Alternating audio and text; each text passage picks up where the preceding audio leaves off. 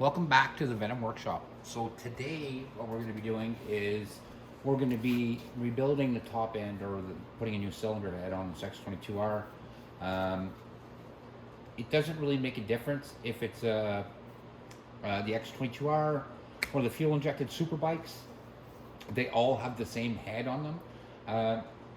So it's going to be pretty easy to do. I don't normally like to do this sort of thing with the motor in the bike, but it's possible. I'm going to show you how. We're going to remove a lot of fairings off of this bike, and we're also going to remove the gas tank, and that'll make it a lot easier to access everything that I need to get to. So we're not going to need any sort of specialty tools, anything like that, but we will need to get a lot of parts off the bike, like I said. So we're going to remove these fairings, this fairing, gas tank. On the other side, it's going to be the same thing, because I want all of right behind here exposed, and with the gas tank off, I can get literally to the top of the engine, no problem, and that's why we're going to take care of that. I know it sounds like it's difficult, and it sounds like there's a whole lot of work involved, but I've been doing this for a long time, and I've been taking these bikes apart for a long time. I've kind of got a system how I take stuff apart, and I'll show you that system, and it'll make it a lot easier on you, where you won't like break fairings, anything like that. But we're gonna get started here. You're gonna need an Allen key and a Phillips screwdriver to start. And then we'll go from there type thing. But the biggest components you're going to need right now, or tools, are the Allen key. And it's going to be a number 4 Allen key on this one. The X22R has a smaller head for its fairing bolts. So let's get started. And like I said, it doesn't matter if this is for the X22R or if it's one of the 250 super bikes with the fuel injected engine, or if it's the X22 Max, the X22R Max. Any of these bikes have the same engines, even if the other ones are fuel injected and have an ECU on them. Doesn't make a difference. The actual engine itself is the exact same. It's made by a different manufacturer, but I can take parts from this bike and put it on the other bikes. So like I said, the head's the same. So first thing we're going to do,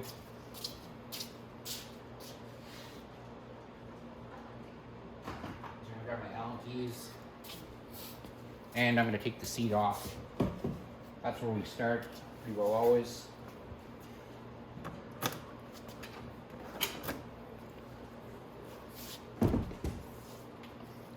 Anytime you have your keys out like that, try to keep them in the ignition. I know some people slip them in their pockets, but a lot of people, you wouldn't believe it or not, they go to work on their bike, they take it off the seat, and then they lose the key.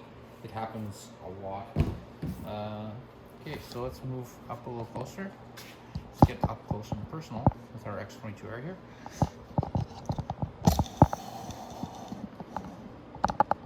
There we go. And we're going to remove this fairing first. For that one, we're going to need your number 4 right here. And for this one here. And then up here and up underneath here are Phillips screws. So I'm going to get my little bolt tray so I can put bolts and nuts and screws in it.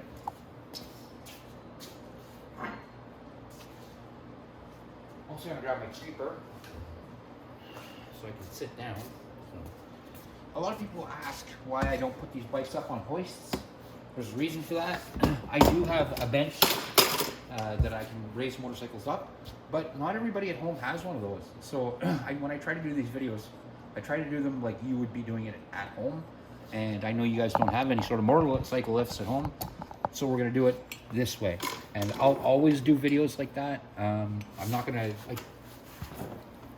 I noticed a lot of videos on YouTube when guys are doing these jobs, they'll reach and grab a tool or a vise or something that nobody has in their garage. Well, that's useless for the person watching. Then they have to run out and buy a tool that they don't have.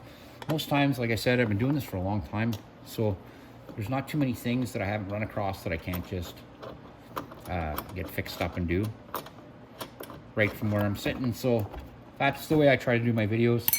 So if you think it's unprofessional or whatever it is, it's not that at all. It's just, why put it up on a hoist when you guys don't have one at home? Or why use a specialty tool for removing things when you guys don't have that specialty tool at home? And that's the way I like to do my videos. So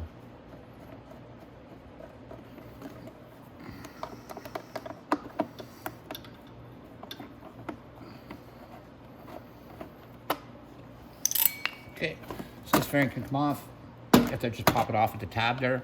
Now, I'm not going to take it right off. I am going to slip the cable back, and I'm just going to let it hang. It's not touching anywhere, and it's not going to hurt or scratch the paint anywhere.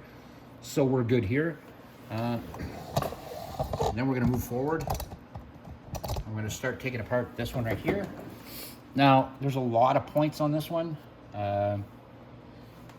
Again, I'm going to start at the bottom. I like to always start at the bottom. Then we don't have fairings up at the top here that are hanging off. I don't like that.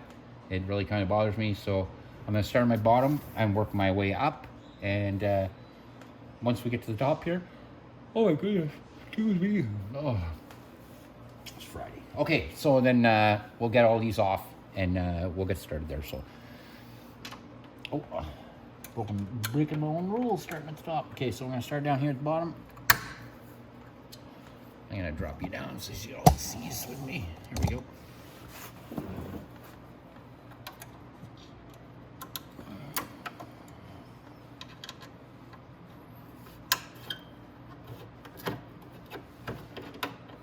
So this one has a nut on the back of it, so just reach underneath and grab it like that.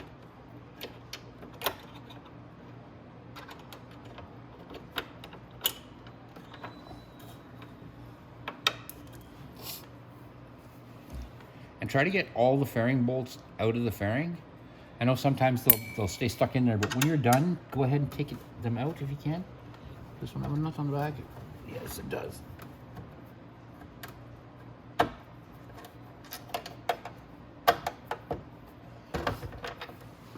That, and then put all your nuts and bolts together like that. Oh, I didn't. Again, I'm going too high. So I gotta go over here. So down here on the bottom, we have a bolt. It joins the two fairings together on each side. And we're gonna wanna take it off.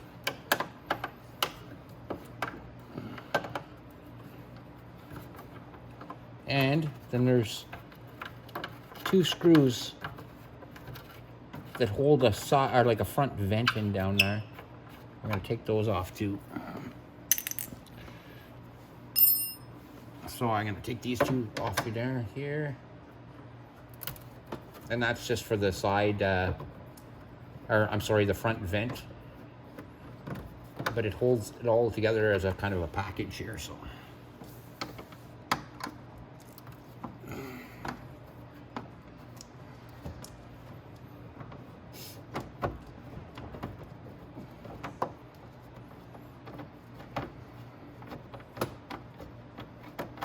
Okay.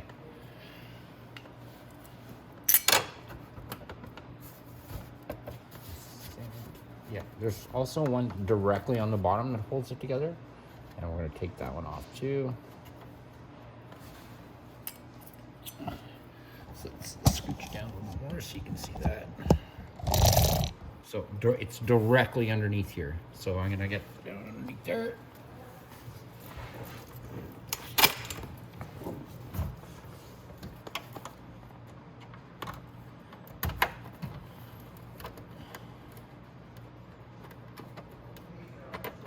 Oops. I slipped out.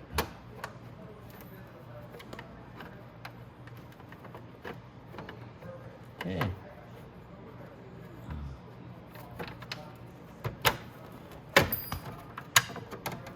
There we go. So I got that one apart.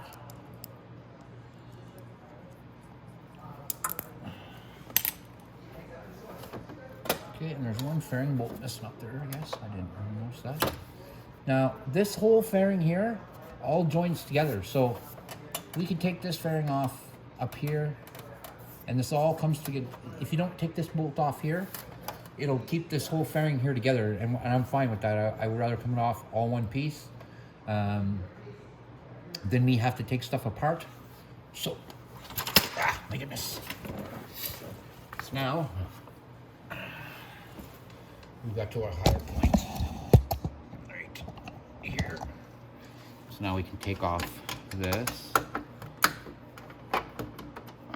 and we can take off this one right back here. I'm gonna set my camera back right here, like that.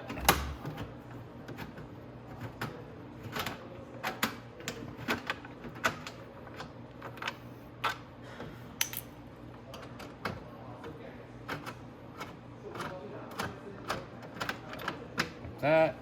Then I'm going to take the one up. Oh my goodness, I want to steer that bike away like that. Then I'm going to take the one.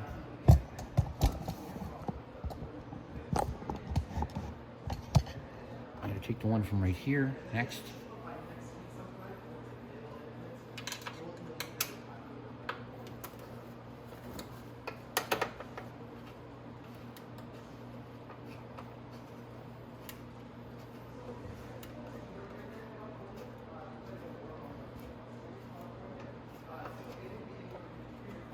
Yeah, just like that. Oh, there was a nut on the bottom of that. I should have known that, but that's all right. The X22R has a nut there, but the X22 doesn't. It has just a tab. Okay, we're gonna take this one off right here.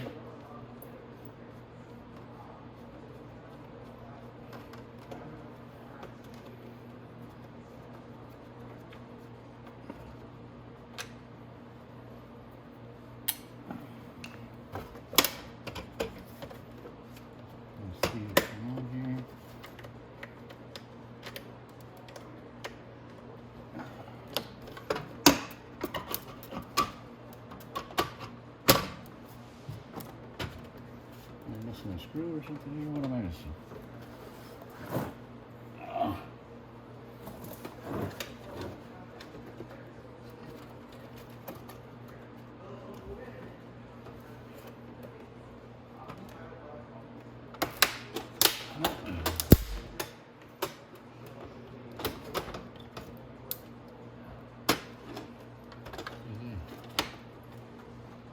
Oh, there's a screw up there that I want to get. Behind here. Yes.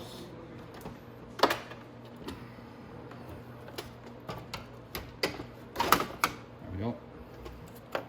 Okay, and then I want to unplug my signal light. And then we'll put that fairing out of the way. Like that. And now we got our engine exposed here. But we're going to go take the fairing off the other side, and I want to take that fairing off because what I want to do is I want to, once that fairing's off, it'll take off the whole side of the other side, and then the engine is completely exposed. So I'm going to bring my camera around, and then we'll get started on that side. Okay, so we're on this side here now. I'm going to go back to the other side, grab my Allen key, and let's take out all these fairings here. I want to just get them off, and the faster we get them off, and the faster we get to it. So, through here, got my stuff. Okay. So, just gonna back that away for a sec so I get the paper in here. Ooh, knock over this camera. All right. So, again. Same process as on the other side. We're going to start at the bottom and work our way up. So we started from the bottom, now we're here. Way to go, thanks Drake. Okay, so let's do this. Put this one off. Again, there's a nut on the bottom of these.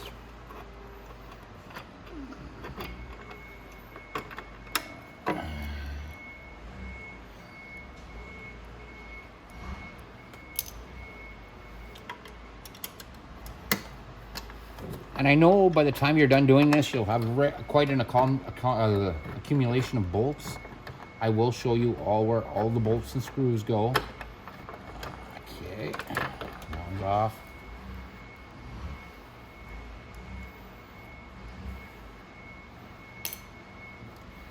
take off our panel here, right here.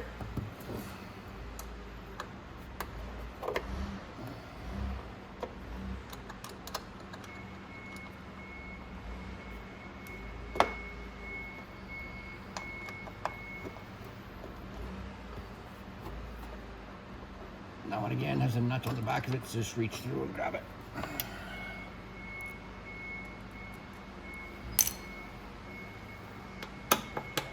And then off here.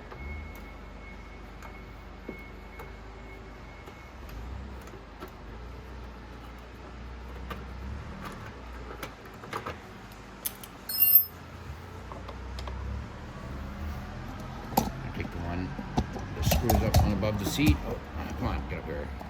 Down here, you. There we go. There we go.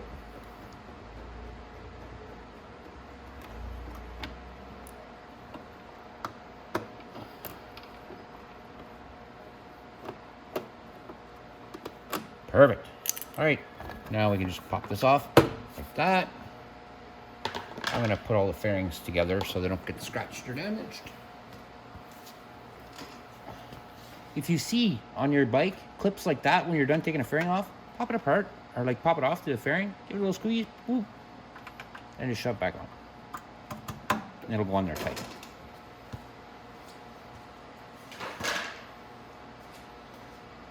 All right. So now, all we really have to do is, on the other side, I don't know if I noticed or showed you, but right here, there's a Phillips screw. You just can reach around underneath and get it out first. And then you can remove this whole panel. Now when I take this apart, this whole piece is gonna just come off, boop, and I'm just gonna bring it to the back, and then everything's exposed, and next we'll take off the gas tank.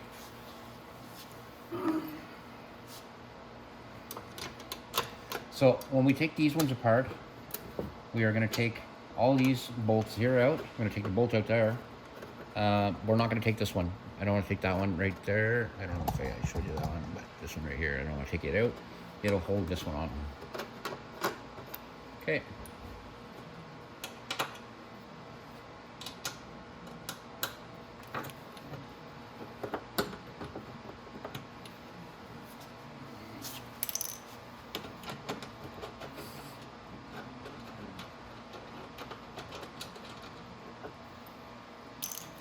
Now this one here has a nut on it.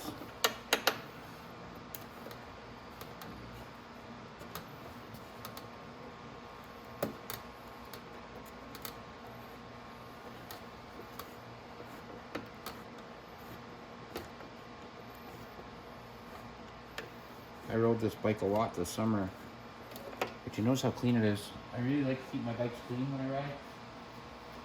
I want to make sure that they stay clean. If you let your bike get dirty and you let a lot of water build up on it, stuff like that, your bike's gonna rust, and it's just not worth it to let it rust. So there's things that I do that other people probably don't do. I give it a wipe when I get back. I give the frame a wipe, because if I drove through any moisture or anything, I do that with all my bikes, not just work bikes.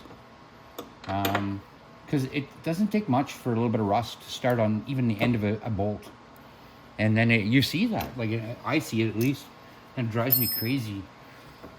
So I know I can't be the only one out there that drives them crazy. It's just a little bit of rust, you see it. So I keep mine, like I said, I wipe it down after every ride. And not just that, I also, like the muffler, when the muffler starts to rust, I'll give it a scuff with some scuff pads, and I'll paint it with some high temp paint. Like, the more you take care of the bike, the more your bike will take care of you. You can't just ride it and ride it and ride it and expect it's just going to keep taking care of itself, because it's literally not going to do that. You are the person in possession of the bike. You got to take care of that stuff, and I know you can. I know we all can. Okay.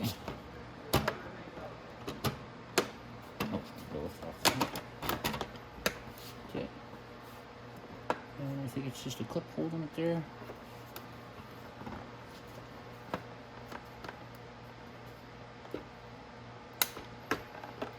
that possible? I'm going to remove this here. Then I actually don't even have to worry about that fairing. There we go. Oh, it was just a clip, so I was taking off something for nothing. All right.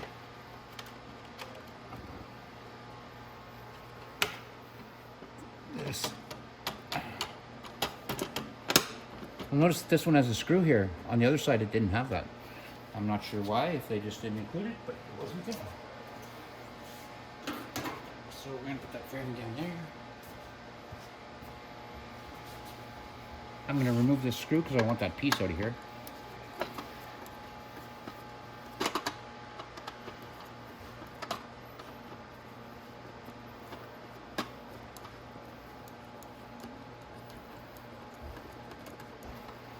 And then we're going to remove our signal light wires. Like that. And there, our fairings are all out of the way. Beauty. Okay, so now what we're going to want to do is we're going to want to remove this gas tank. The gas tank is actually really easy to remove. It doesn't take a pile of tools.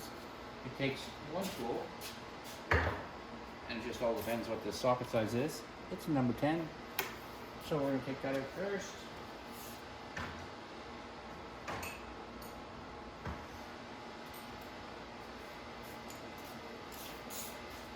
And there's a few things before we remove the gas tank.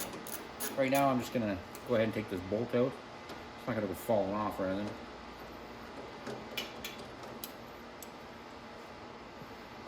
And I put that on my little thing of the bolts. There we go.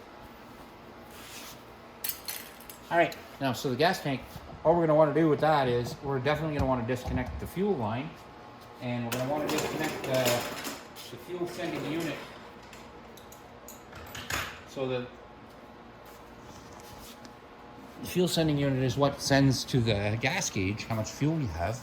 So we're going to come over here. Here's your gas tank. Here's your fuel pep top. We can go ahead and just pop that line right off. There we go. Now, when we lift this tank, we don't need to lift it far. Just lift it like that. Underneath, you'll see a wire here. It'll be green and white, I think. Or yellow and white. Yellow and white. Or yellow and green, I'm sorry. Just pull that off like that. And that's it. That gas tank can come off. I'll show you how to lift it off now.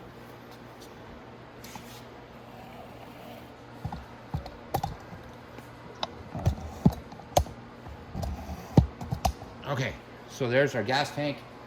Lift it off, come to the front, lift it to the back like that, lift up with the back, and just slowly slide back, and then up and off.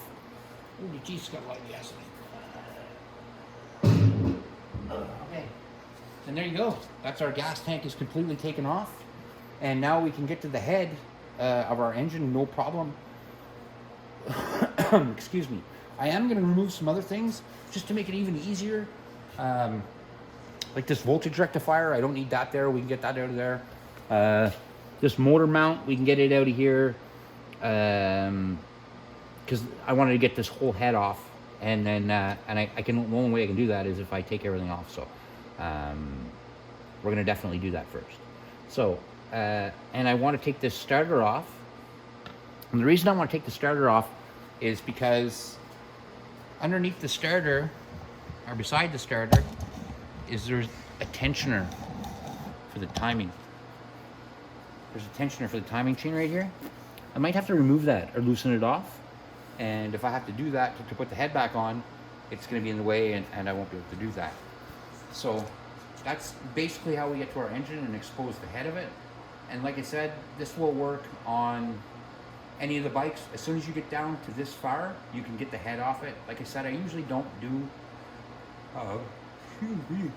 I don't do motor repairs in the motorcycle. I'll take the whole engine out. It usually is a lot better. But because you guys are home, there's other things usually when I take the engine apart too. I'm not usually just doing the head, you know what I mean? I'd be doing a piston ring. Sometimes I'm doing a lower end It just all depends what I'm going to be doing on the motorcycle engine. So sometimes it's just a little bit more convenient to take it out. So I am going to get started with that. I'm going to get some tools, and I will be right back. Okay, so what we need here is we need a 10 mil, and we're going to get that voltage rectifier out of there. I'm also going to remove the carb. I'm going to remove a lot of this. I want the start, like I said, I want the starter out of the way, so it's going to have to move. I'm going to take the coil off on the other side.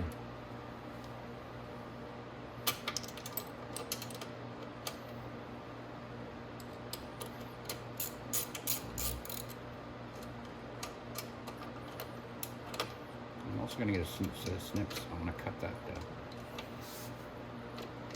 zip tie out of there.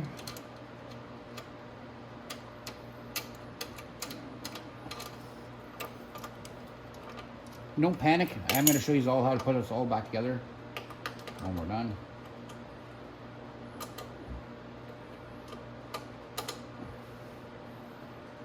Ouch. There's a 10 mil bolt back there apparently, and it doesn't want to move. So.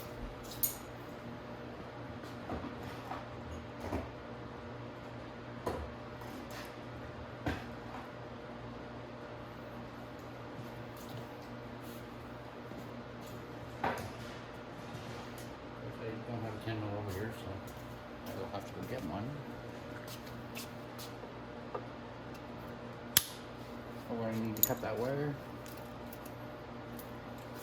I think we're right at the end here. Let's see if we can get it. Nope.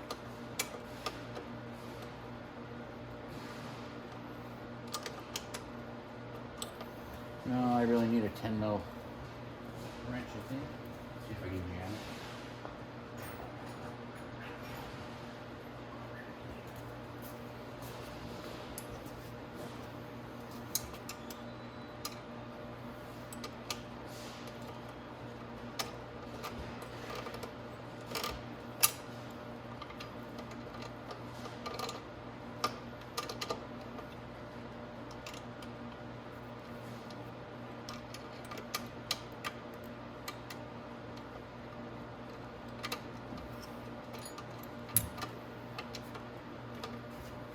All right, well, I'm gonna have to go at 10 mil, but I will be right back. All right, got my 10 mil wrench. So I am gonna have to snip another zip tie to get to it though.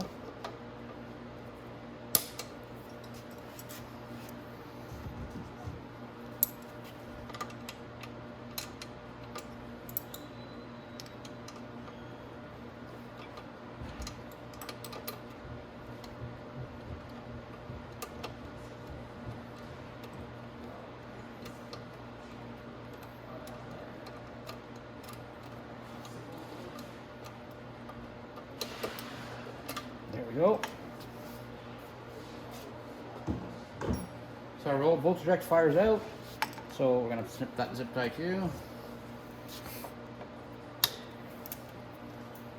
And then we're gonna disconnect this first. That on that side, and we'll put that with the fairings. So now you see we got a lot more room up on top. We're going to remove this charcoal canister and move it kind of up here too. I'm going to take the carb off. So the carb, we'll take it off next. Take the carb off. We'll only need a wrench, probably 8 or 10 mils, 10 I think maybe, and a Phillips screwdriver to take the air breather hose off. And we'll get that out of the way. Like I said, we want to get as much out of the way as we can. We're also going to have to take out the starter. I explained that a little while ago. So I'm going to get an 8-mil socket. Make it go a little bit faster for some of the bolts.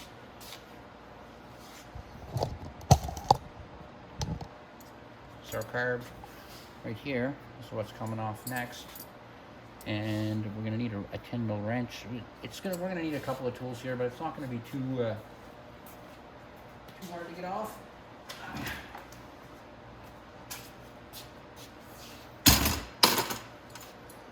pull up a chair with you folks.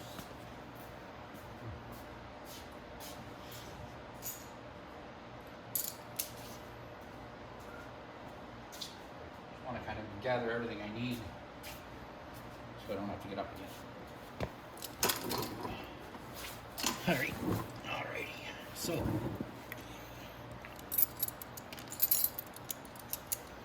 the carb, I'm going to go ahead and remove the air box clamp here. It's up and off. Now to take the carb off, I actually want to take both off. I want to take the intake and the carb off. The top of the carb is easy. Even this cable is pretty easy. I think it's just a 10 mil, yeah. I don't know.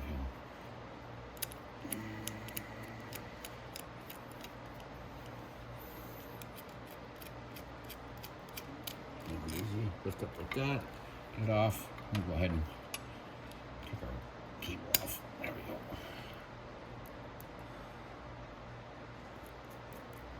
And that cable there, everybody thinks that that's a throttle cable on the side here. It's not.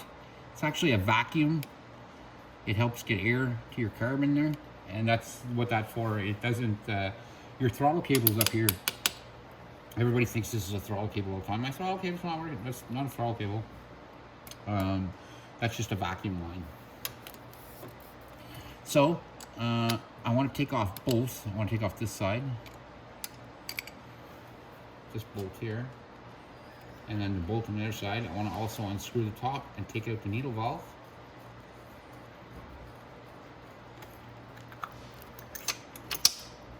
Like that.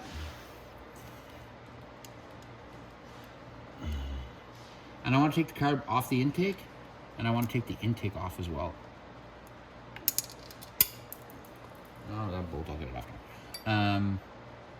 So I have to go down to the other side. But once you have the carb off, it's a lot easier to take off the intake.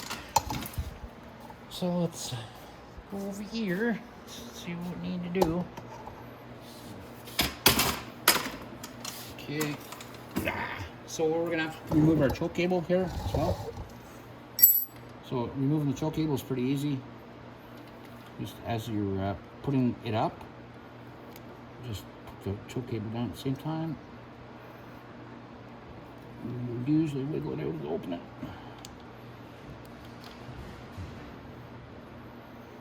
There we go. So that's your choke cable right there. We've got it off. And we're gonna have to loosen it off here. We're gonna need our screwdriver for that. And that's just the mount, where the cable mounts to the side of the carb.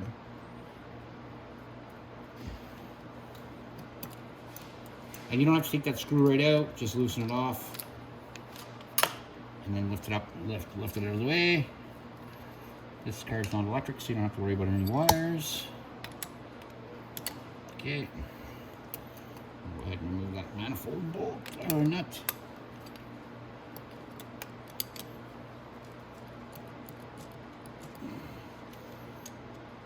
Like that. A little way you want to shake, and your carb will pop off.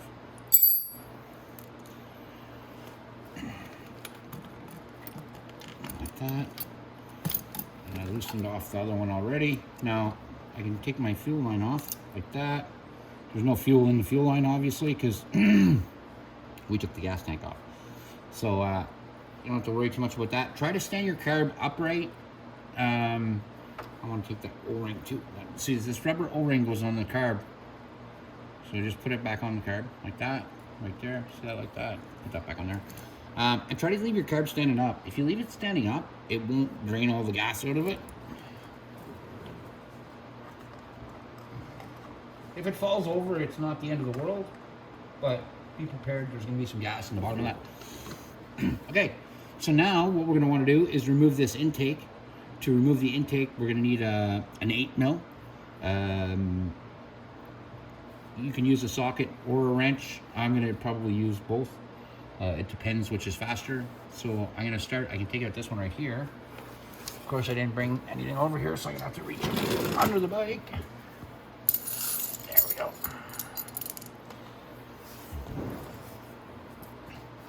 All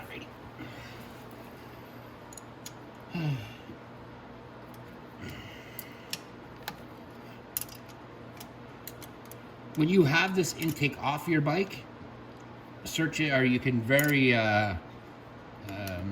inspect it for cracks, things like that.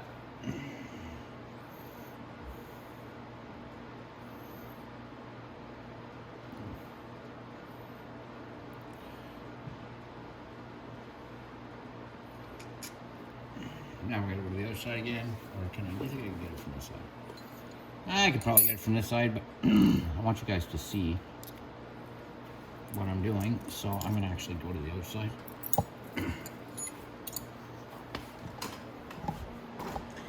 Now, before we even attempt to take the head off of this, we're gonna set the timing. We wanna make sure that it's timed in the right place. It's a lot easier to put a bike back together if you already have the timing set up for the valves in the top.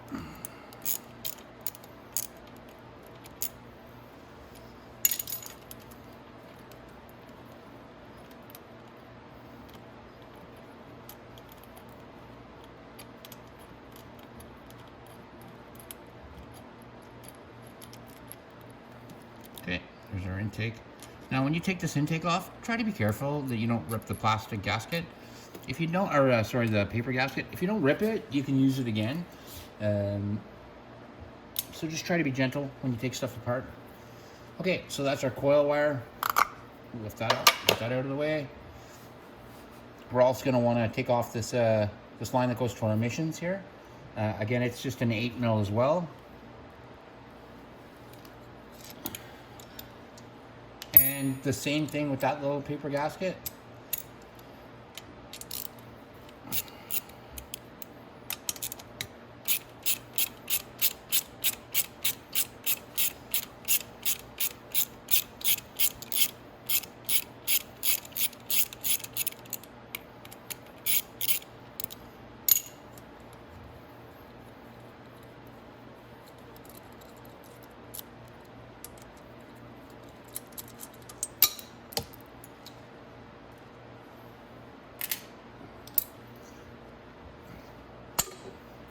Like that. I didn't rip it, so it's good.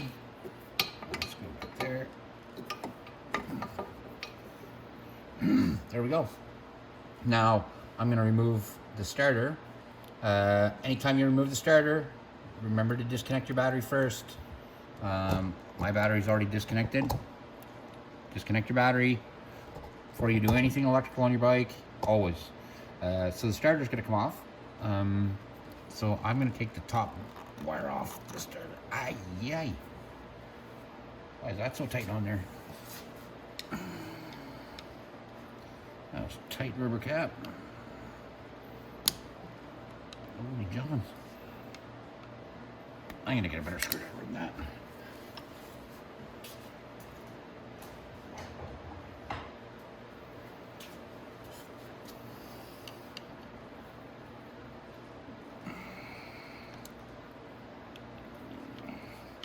That wire did not want to let that off of there.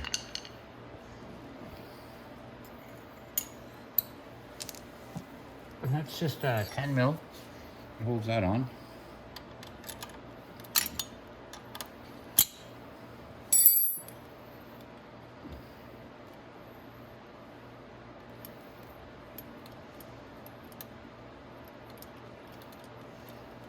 Okay.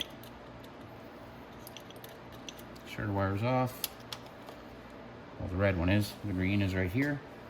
So this green one is your main ground for your whole bike. So you want to make sure and put that back on. And you laugh and you say, who would not put their ground wire on? You'd be surprised. If you do that, if you put this back together and you don't put that ground wire back on, what you do then when you hook up any sort of ground to your bike, you see this little green wire here? What you've done is you're going to take and you're going to ground everything through this little tiny green wire. It'll literally melt the wire right off of it. The wiring harness cannot take that as a ground. It's way too hard on it, and it just melts it to nothing. So there's a little point to look forward to. Is you want to make sure that your ground is on really well, or you'll literally melt the one out of the wiring harness.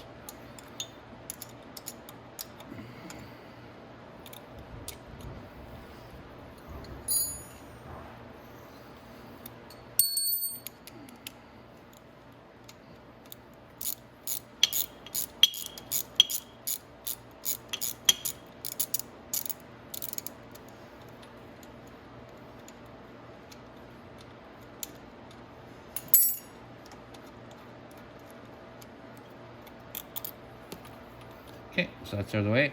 There's some little spacers under the starter right here. We'll get that in a minute when we get the other one loosened. But there's two spacers there that have to go in. They make it. Ooh, jeez. They make it nice and level in there, so.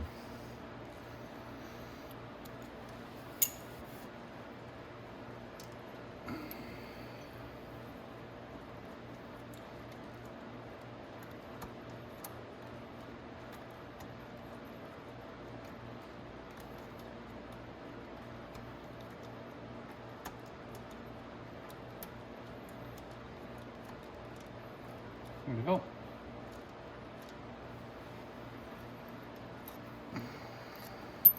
Just like that. Now the starter can come out.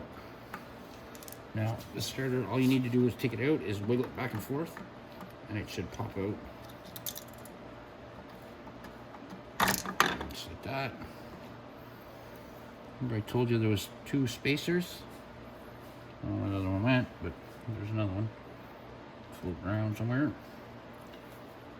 I don't know. It might have fallen on the ground here. But this is the little spacer. There's going to be two of those underneath the starter. Like I said, the other one rolled out somewhere and I can't find it. So, but I will. It's got to be floating around here somewhere. All right, so my starter, I'm going to go and just put it over with my carb, and so I know where they are.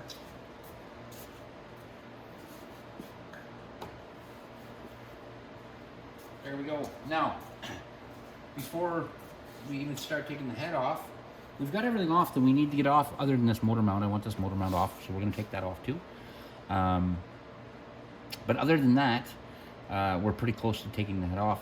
I do want to, like I said, time it first. So first things first, I'm going to go ahead and I'm going to take these motor mounts off, and then we're going to go to the other side of the engine. I'm pretty sure those are 14s, but I'm not. So the motor mount bolts, I'm thinking they're 14 there.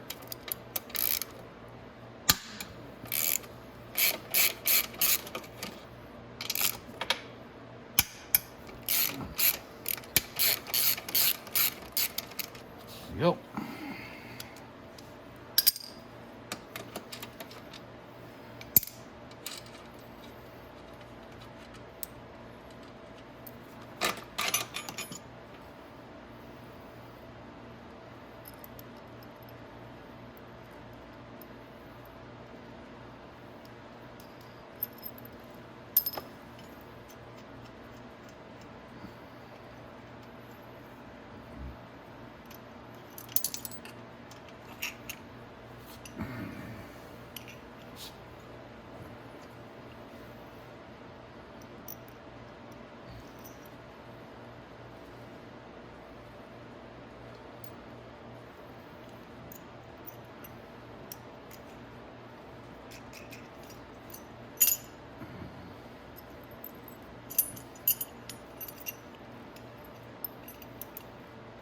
Okay, motor mounts out of the way.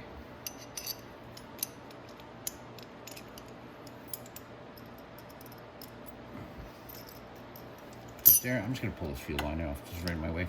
Okay, now we're gonna go to the other side, and we're gonna get this bad girl ready to be timed up.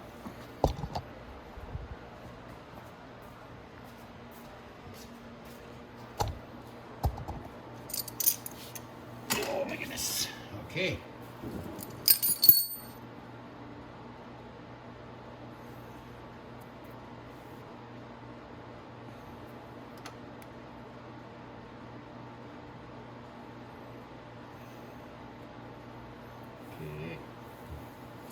So now what I want to do is I want to take off this cap and this cap right here. I want to get this cap off so I can see where my my timing marks are.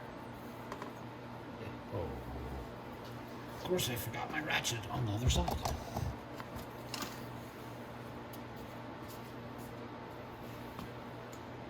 right.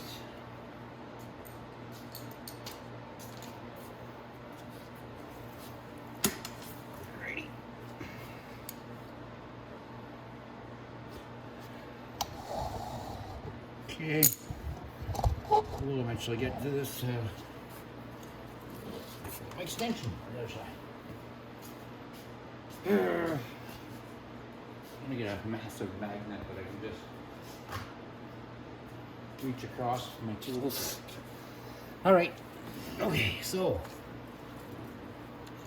we're going to take off. First, we're going to take off this right here. Behind this is the timing chain gear, so we want to see that, and we want to line it up. And then down here where the stator is, we're going to have to take that off too, because the timing mark is right inside the stator cover here, and we have to make sure the timing mark is the same at the top as it is at the bottom.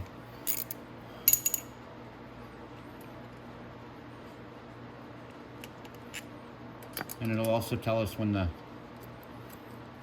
piston is at the top of the cylinder, which is where we want it.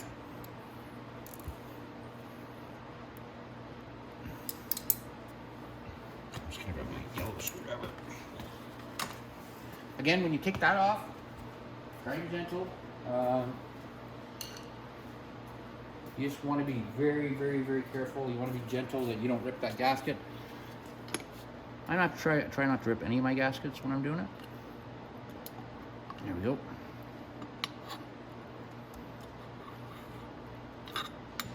There we go. And there's our timing marks. Oh, goodness. Okay, so the timing marks on this are right here and right here. Now, so what we're gonna have to do is we're gonna have to take off this cover here and this cover here. I'll drop down so yeah, I know what I'm talking about. So these two covers, and I'm not saying that they're always easy. Sometimes they're very hard to get off, but you can't, if you strip it, it's even worse. There we go. There we go.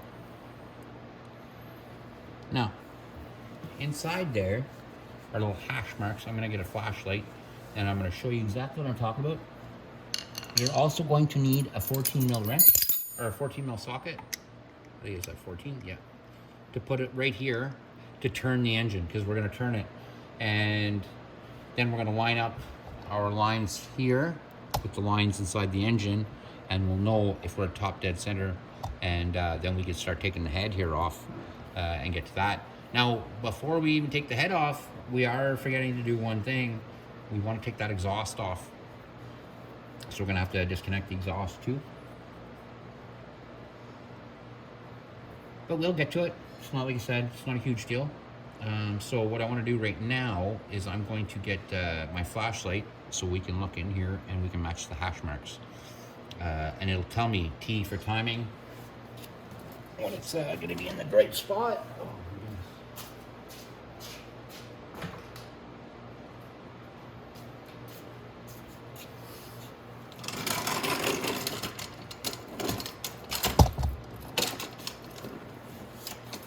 Alrighty.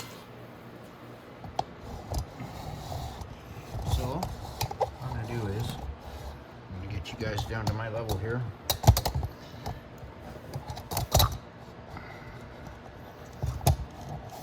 So much just to see exactly what I'm talking about. That's pretty good, eh? Now, if you see in, now we can see inside here, and now all I have to do is rotate the engine.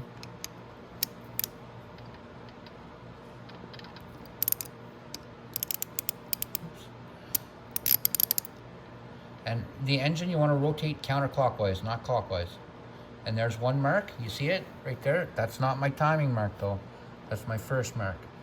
So I want to keep going, and then you'll see a T. See the T? And the T is pretty well lined up right there, I think. I'm sorry, it's very hard for me to see with the camera in the way.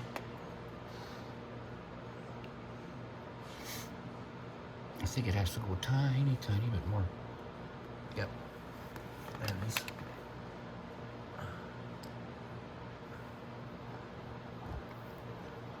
Oops.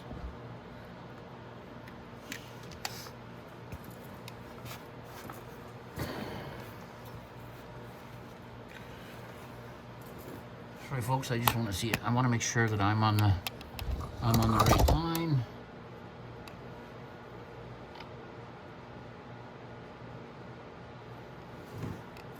I just want to make sure that's it. The T timer line, and it's right there.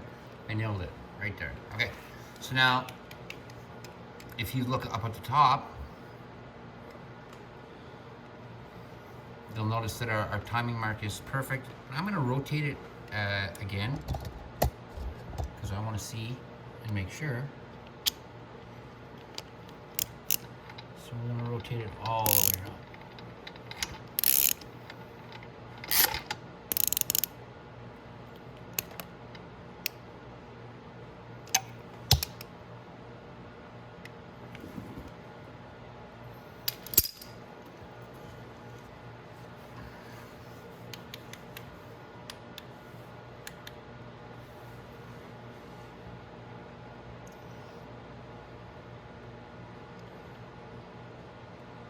Yeah, that's it. So that should be right at the top of our cylinder. Now, there is a way we can look. We're going to go around and we'll pop out that spark plug. And all we have to do is shine a light down in there and we should see the top of that piston. So I want to make sure we're at the top of the stroke and not the bottom. I'm pretty sure we're at the top from where the timing mark is here. It's right on the nose. It's exactly where it's supposed to be. So if I look in there, if you see, there's a timing mark there, and we're right on it. Oops. Okay, so now, if you go up here, see these two lines? See how they line up right here? So we know that that's perfect and where it's supposed to be. And we do that on purpose because we want to make sure our valves are in the right place when we take everything apart there and then get the top off. So I'm going to go around, I'm going to take the top of the spark plug off. Once down inside there and make sure that the spark plug is at the top. Oh, my goodness.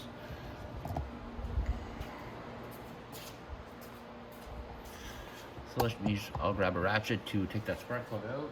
I think it's probably a 7.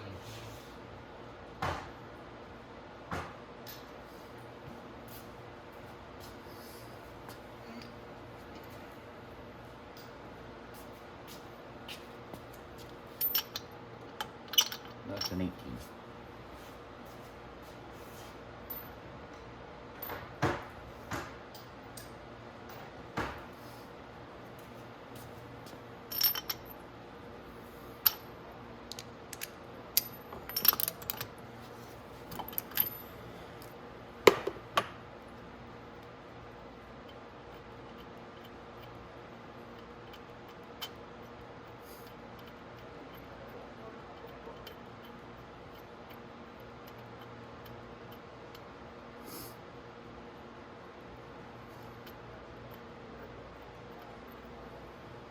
Alrighty.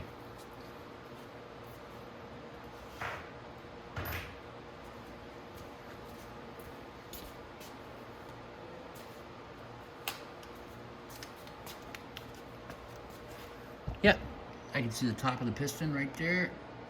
Yep, so it's right at the top like it's supposed to be. So now we can start taking off that head. So just give me a couple minutes, I'll get the tools together that I need, and we're gonna get started. So basically now we're ready to remove the head.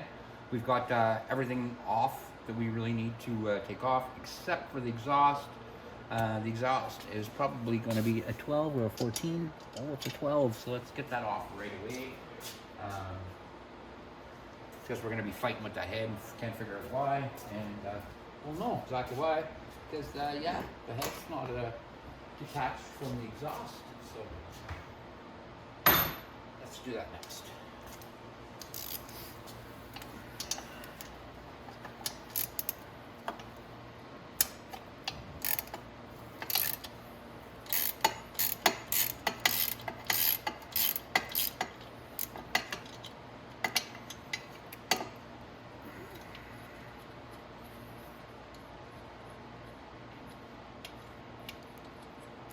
Now the exhaust is not going to fall off of here. It's We're gonna go to the other side. It is pretty rigid, mounted on the bike, so we're gonna have to. Oh my goodness! Oh, I might need a shorter socket on that. Yeah, I'll have to get a shorter 12 for that side.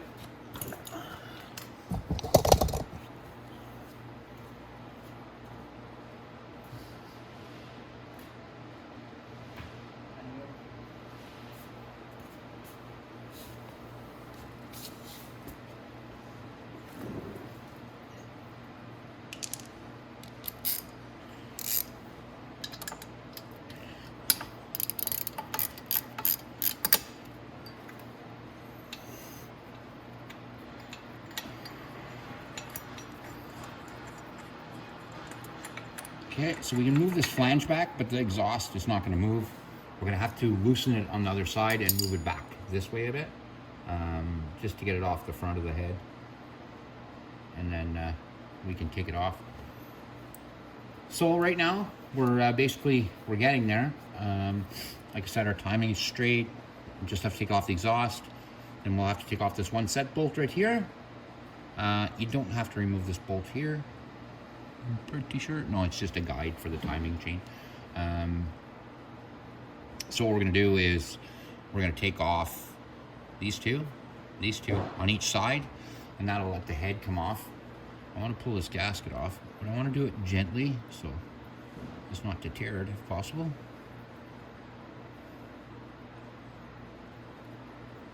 If I do tear it, I can replace it, but if I don't have to, I'm not gonna. There we go. So there. And if this engine was old, then I would say yes, change all the gaskets. But this literally thing, I think the engine has maybe 20 miles on it. Like, it's got no miles on it at all. And those 20 miles was me driving it around. So, yeah. So now we're gonna go to the other side. We're gonna loosen off the muffler where it clamps to the side of the engine, because we just want to move it back and forth a little bit. Or I'm sorry, clamps to the frame. There's two places we're gonna have to loosen it off, but that's not a big deal.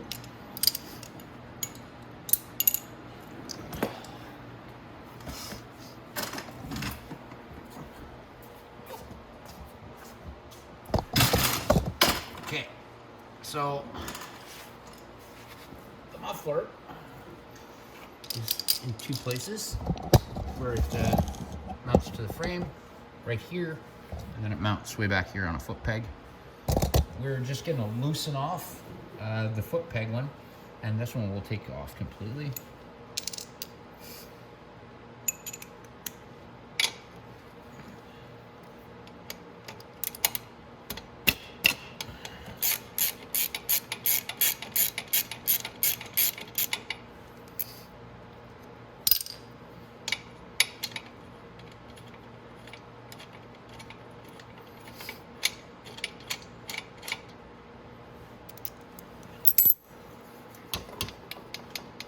Okay, so that's loose.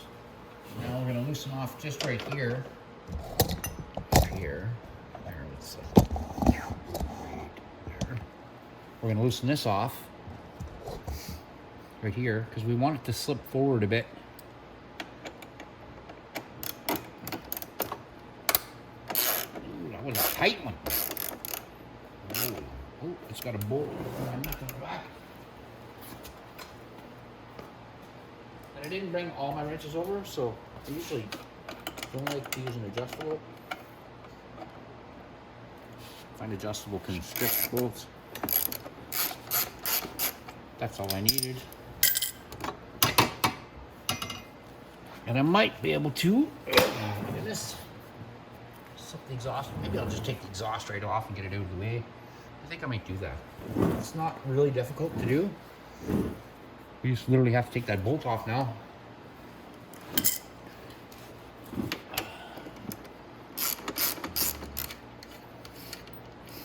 And as soon as I take this off, this whole exhaust is going to slip right off.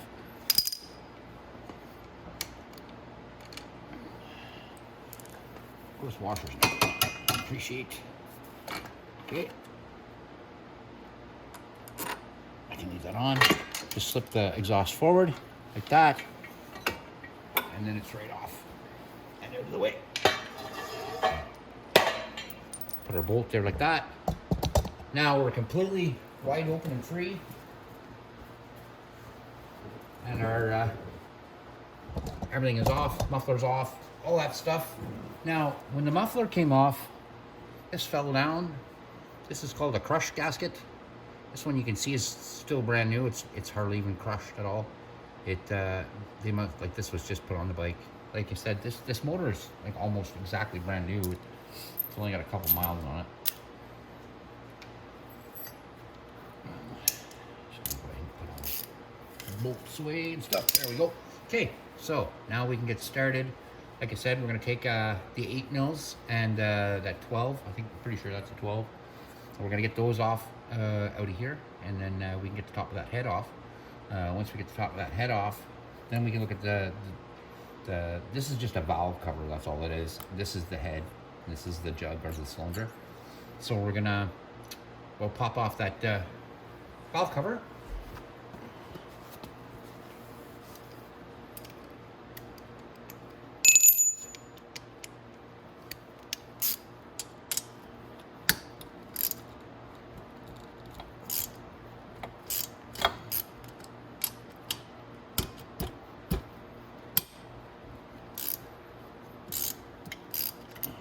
Nice. I'm gonna get my 8 mil on the other side.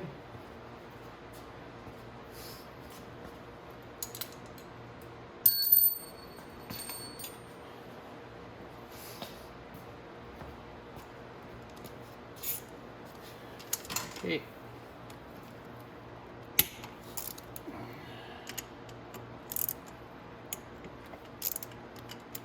Okay, those are finger loose. We can take those off with our fingers. So I'm going to go to the other side. We'll loosen those off. And then we can pop the head.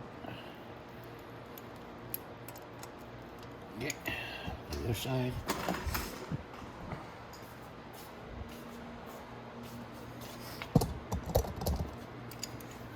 Do the exact same here.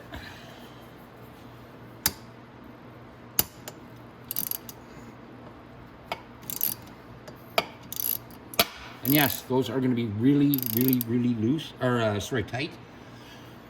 So don't be wondering, like, holy jumps. Or yes, the top of a valve cover on these bikes and the head, it really going to be torqued down. That's pretty normal.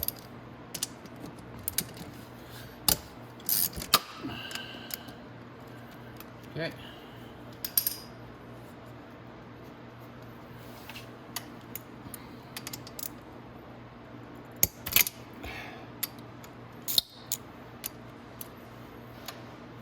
And again, if I was doing this on like my bench, when I was tearing all this bike apart, I would be using an impact gun. This would be just going so much faster. But not everybody has an impact gun. So, like I said, I like to do it like you guys have to do it at home. And that's why I do this like this.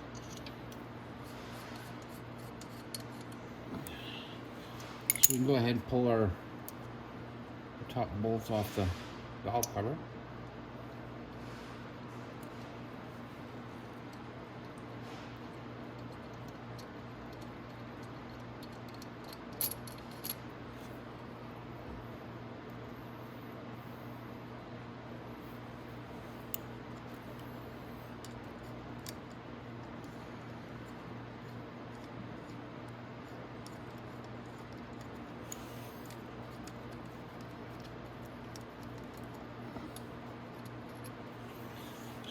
Right there for now.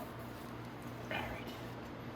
Now, let's go to our other side.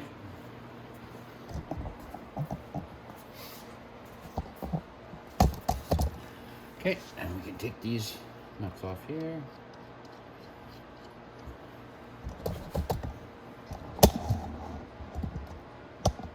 Oops. Sorry about that. Take those off.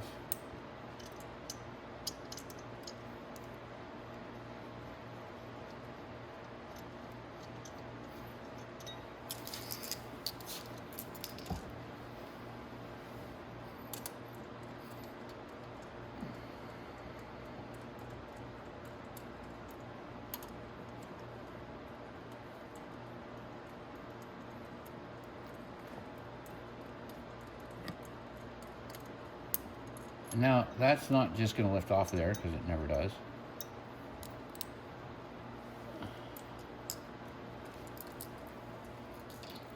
Put that over there like that. I'm also going to take my 4 bolts out.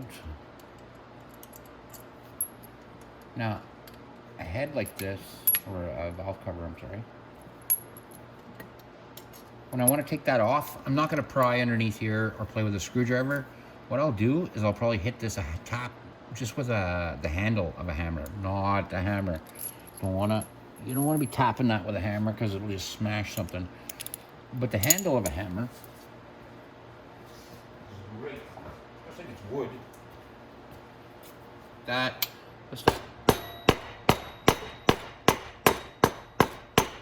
Now I'm going to go to the other side, do the same thing. Put my hammer here and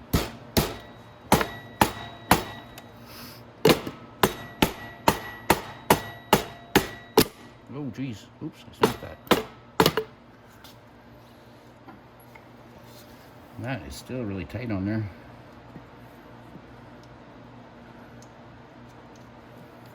My charcoal filter out of the way. Let's figure out why it's, oh, I get it. This has got a gasket on it, so I'm going to hit it a tap good with my hammer with a chunk of wood.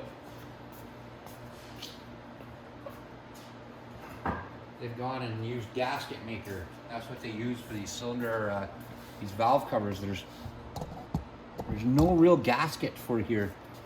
So what they do is they'll use gasket glue. There we go.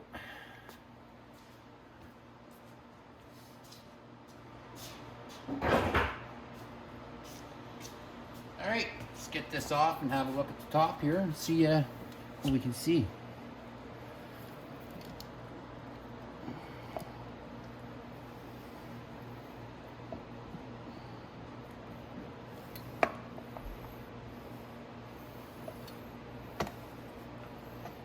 There we go, just like that.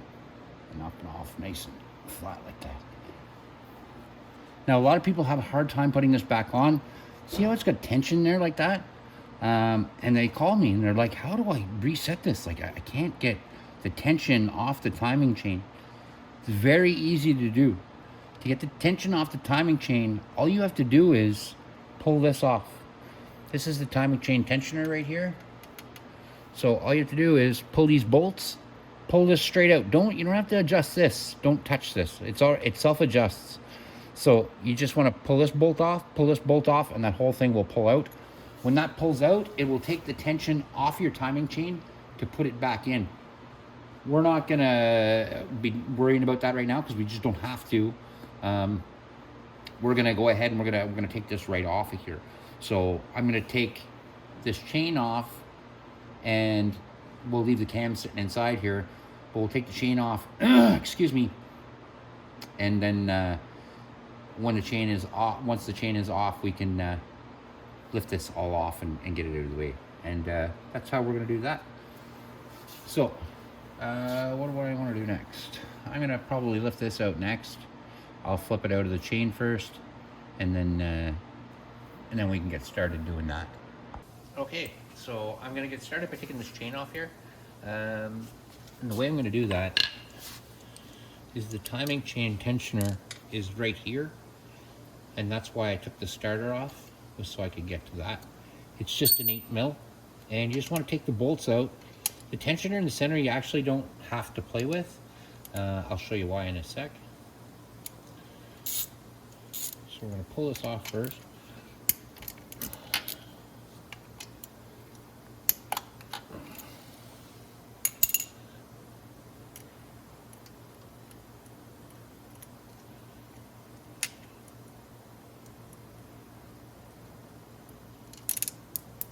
I dropped that one.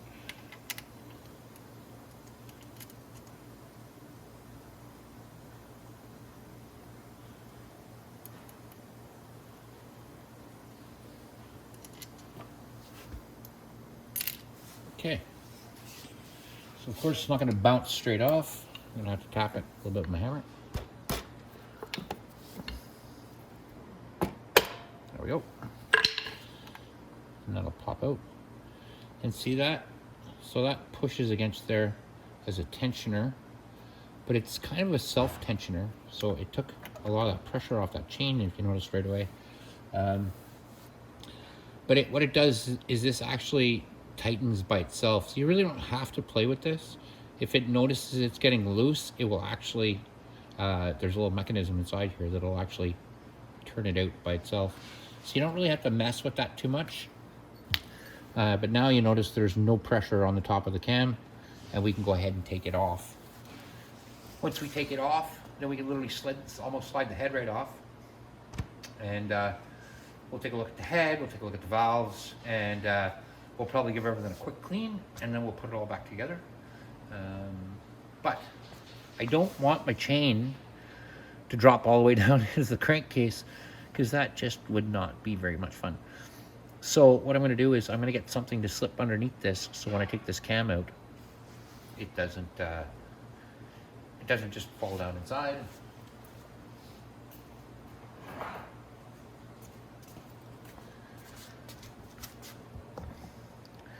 Somebody told me a long time ago you can't buy experience, and this is something I've actually experienced, and I've dropped the chain a few times.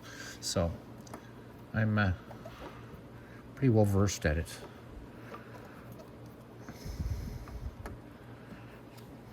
First we have to get the cam off it.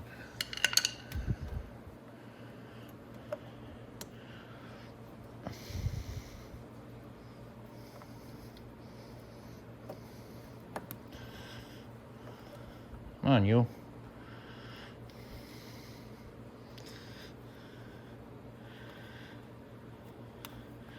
This is a very fine-tooth cam chain, so it's a real pain in the butt sometimes to get it off.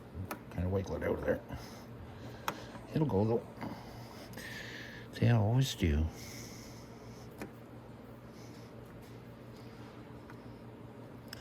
See if we can get it off the backside instead. Yeah. There we go. Now I'm going to pull that cam through there. I'll leave a screwdriver in there. Something to hold the chain. Like I said, you don't want that chain to fall off inside there. Now we're going to take off this number 8mm right here. You don't have to touch that. That is for the timing chain guide. Don't take that bolt out. When you lift this up, the guide's going to come up with it. And then the other one's kind of be floating around back down here. And when we put our head back down on side, or on top of that, we'll, I really hope that head lifts up off of there.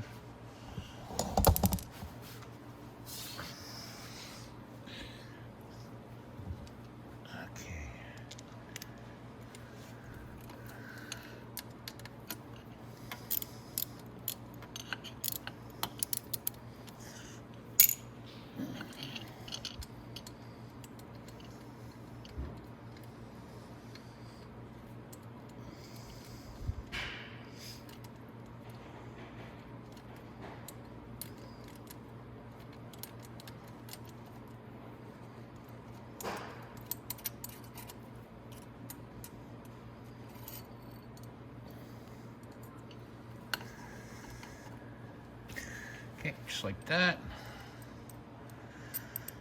And then we'll try to lift the head off. Just give me one more. Okay, perfect. So what I'm going to do now is I'm going to try to get this head to lift off here. Now, when I have enough height to take it off.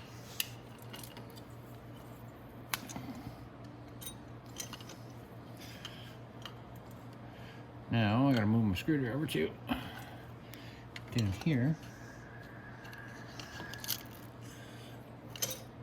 So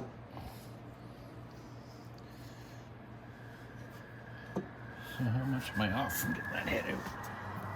Oh, quite a bit. So what I'm gonna have to do, unfortunately, is we're gonna have to take the chain off, and we are gonna have to shift the motor over to do this. It's not going to let me lift past the frame, so we're going to have to move the motor outside a bit. So we're going to have to remove another couple of motor mounts. We're going to have to take the chain off, And like, remember I was telling you I hate working on a motorcycle. This is the reason. You'll run into issues like this, and if you have to change the head, this is one of the issues you're going to run into. So we're going to leave our timing chain like that, like that. Everything's good. So now what we're going to do first, might as well get right to it, is we're going to remove the chain cover right here.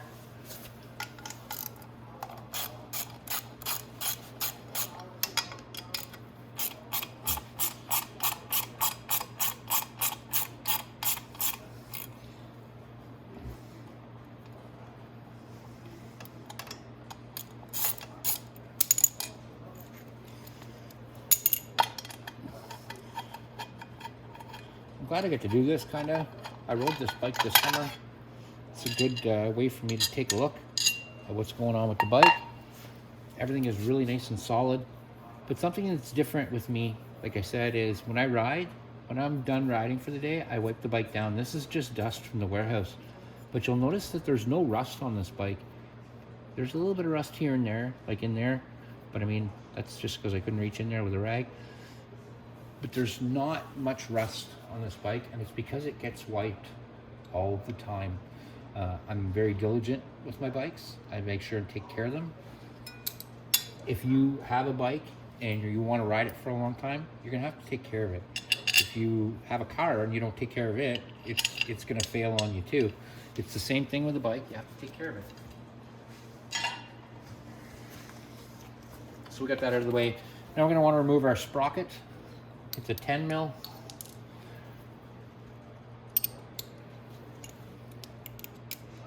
If this bike's in neutral, it's gonna just spin. Oh no, it must be. There we go. There we go.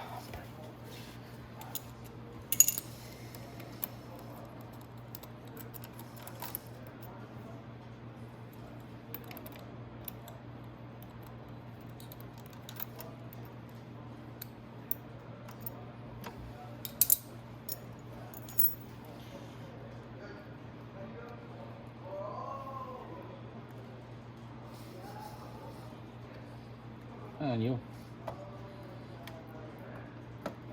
There we go. So that gets the chain off. Also gives us let's look at our gear seal here, our oil seal here. It's nice, tight. Again, you don't see any rust in here, anywhere at all.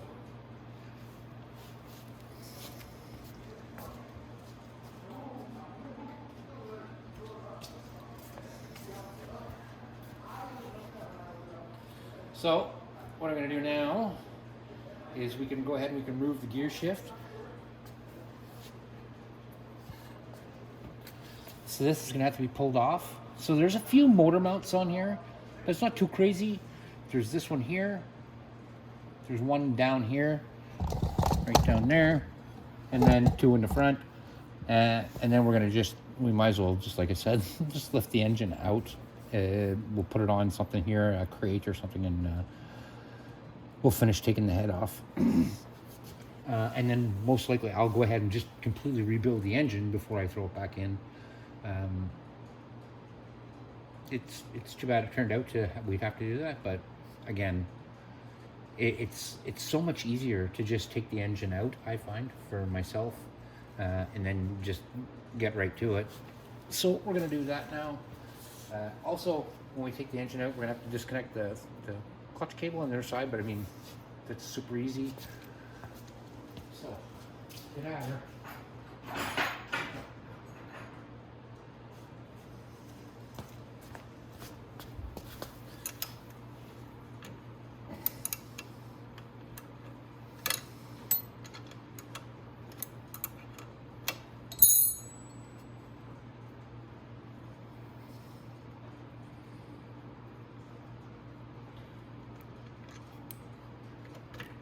There we go. Now, whoop, with your shift linkage, just put the bolt back in. Again, I'm not going to leave anybody hanging and say, oh, the video's done, you know, I'm going to help you put this thing back together. so you have nothing to worry about.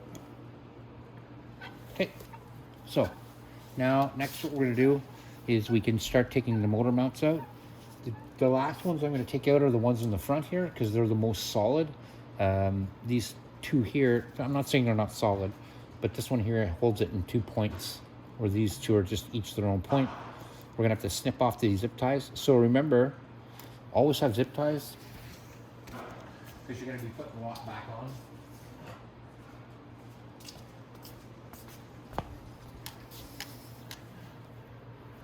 So we're going to cut this one.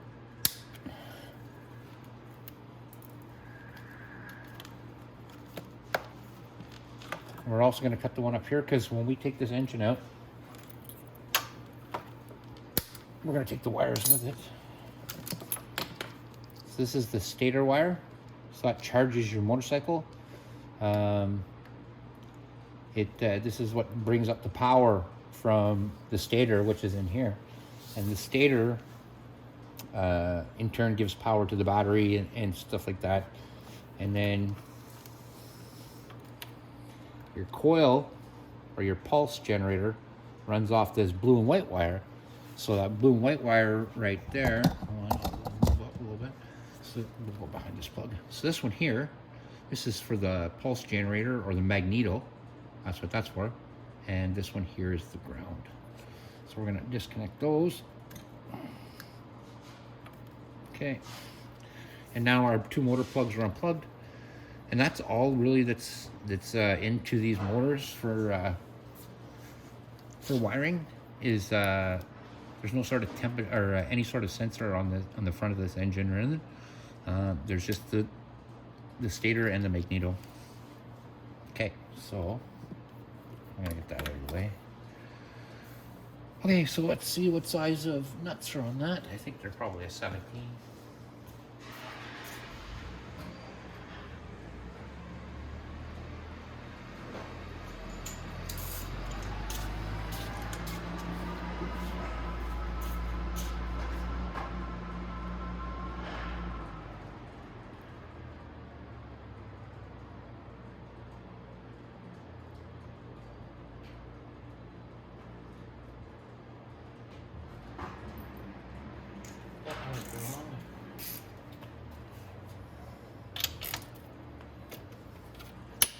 Oh yeah, great.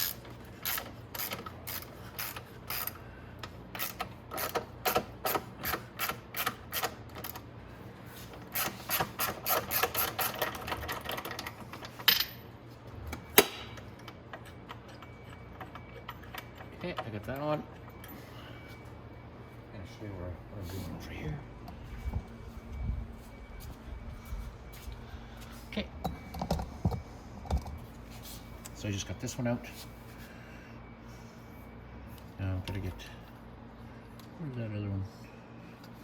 All the way down here. So I'm gonna, and then down we go.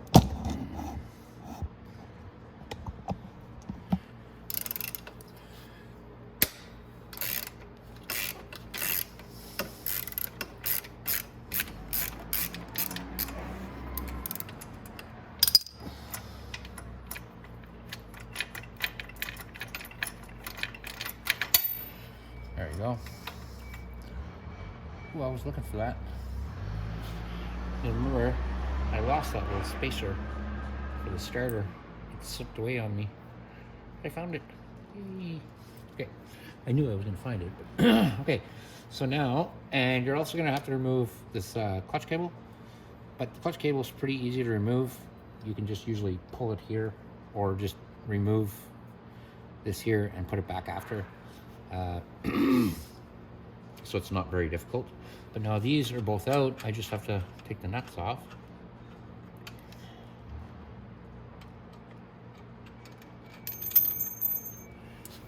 There's two washers with that. And the bottom one's the same.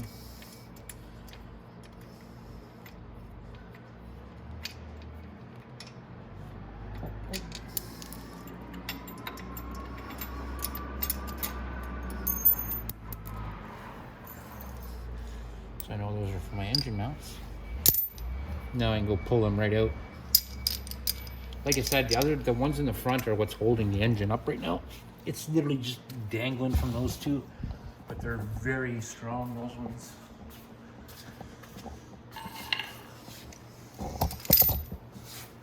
So, sit down. And I can pull the motor mount out from down here. There we go. Put it on the floor. And we can pull the motor mount out from up here. Now, all we really need to do is disconnect our choke cable.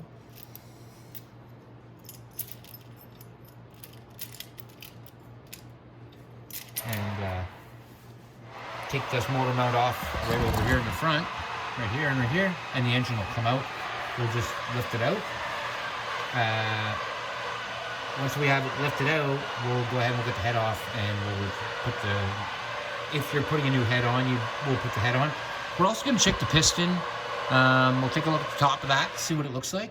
We could also pull off the jug here and put it all back together then after, because I like to make sure that it all goes together good. Sorry about the noise. This is kind of the warehouse here. So next, what we're going to do is going to go across to the other side. We're going to pull across. We're going to pull that. We're going to pull that clutch cable off.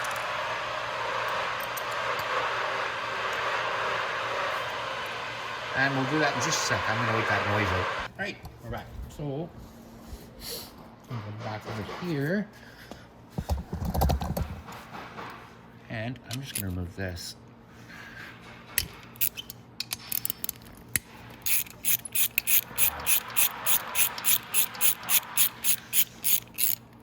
And I'll show you after why I chose to remove the mount.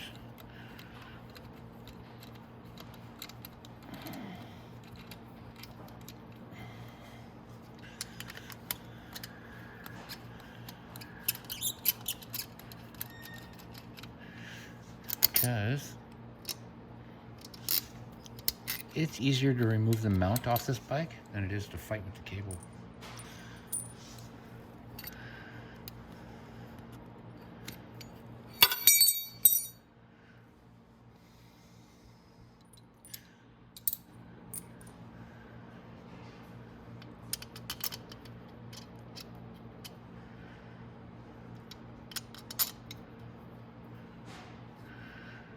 We're going to put them in, but we don't have to put them in tight. That cover is never going to start leaking up there.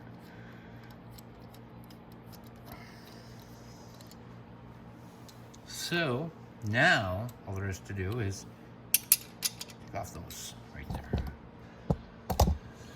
So there's two ways I could do it. I could take off these two right here, or I could take off these two. Myself, I like to take off these two instead, because I find that it's got a harder hold back here. There's a lot more steel back here. So I'm going to do that. And those should be probably not, they're not going to be the same size. They're going to be 16 probably. Maybe 15.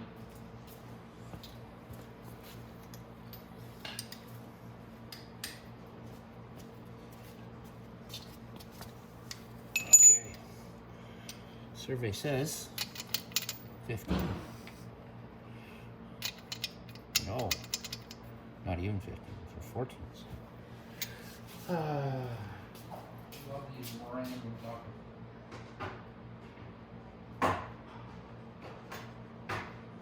oh, beautiful. There we go. Got the 14.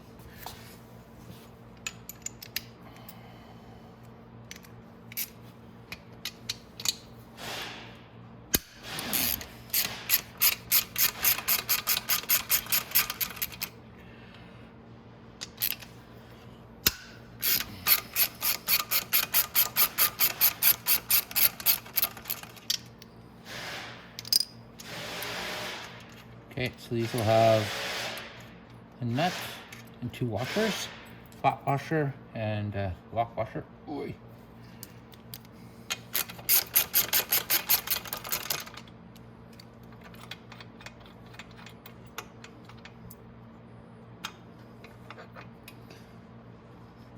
moving that one back and forth. All right. So now all I have to do is, once I take that off, this engine's gonna want to go down. So what I'm gonna do is I'm gonna go to the other side. I'm gonna pull out this top pin, and then I'm gonna pull out that bottom one. But as I'm pulling it out, I'm gonna hold up the weight of that engine because I don't want it to come crashing down. Another thing you could do if you had some sort of a box or something, you shove it underneath there so your bike engine just doesn't go crashing down. I do have a lift that I could stick underneath there, but I want to just try to do it with my hands so you guys can see the same. I want you to do kind of the same. Again, a lot of guys don't have like a little tiny lift like that in the shop. So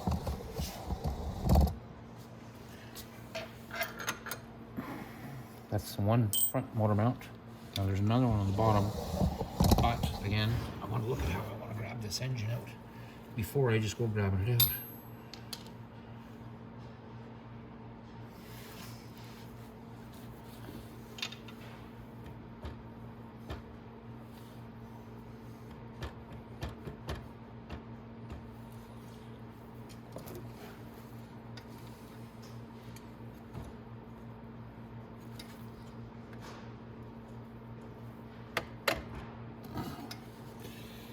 Now I can pull this motor mount out right here. I've got it now where I can pull it out. I think I'm gonna grab some gloves because I don't want to damage my hands. Yeah, so I'm gonna grab some gloves. Yeah, that's disconnected. I just want to make sure everything's disconnected, so I don't want to try to pull it out. Like again, usually I would have all this together, but it's apart right now, so I can't even grab at this right now because everything will come flying apart. So this is going to be interesting. So let's see what we have to do. Okay, so I've changed my angle here. So what I'm going to do is I'm going to lift up on the engine a bit with the one hand, and then I'm going to pull out the bolt, and then I'm going to lift up the engine and move it kind of sideways out of the motor mounts. Well, I'm going to try. It's just the way it's sitting there. Is kind of a pain in the butt. There is things I could do if I was at home, like I might slide a board underneath it or something, or a chunk of wood. But I'm going to try to turn it out of there. I'm going to just lift the back end up and then turn it out and see if it works like that. It might not. Let's see what's going to happen. So I'm actually going to straddle the bike to do this.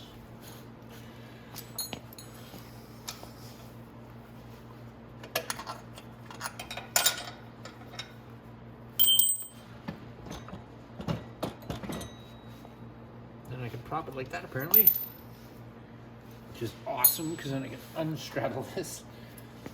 Now, so what I'm going to do is I'm going to lift it up, then I'm going to put it on this milk crate. So it's just going to grab and lift. My handlebars out of the way a bit.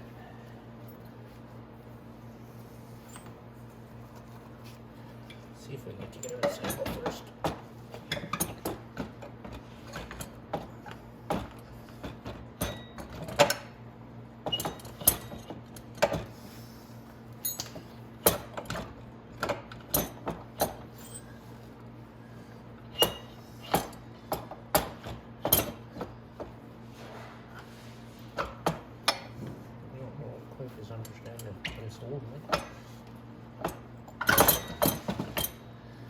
But I think I'm going to go to the other side because I want to look at something. There's a way to slip out of the frame there on this side. So I wonder why it's getting hung up.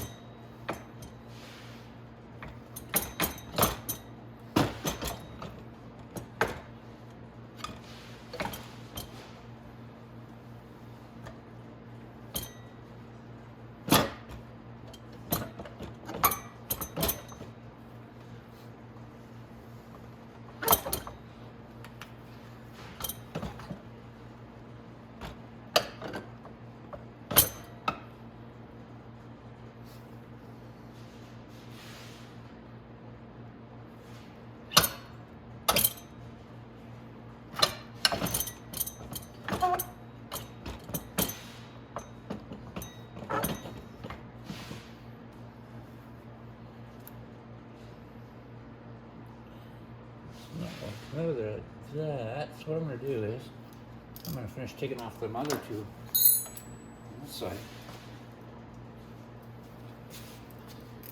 There's one little tab that holds me on this motor mount here.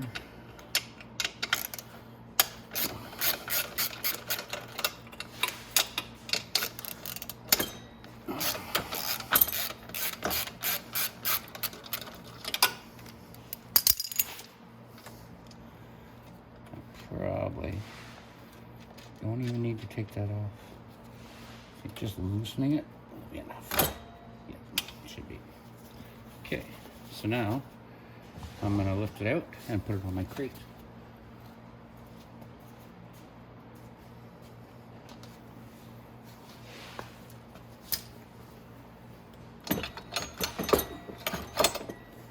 Just like that. Hold the weight with that hand. Lift it right out.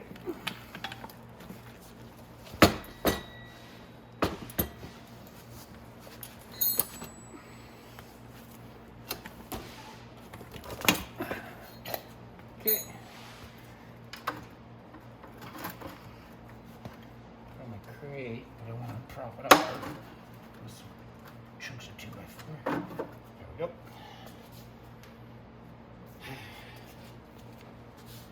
Right.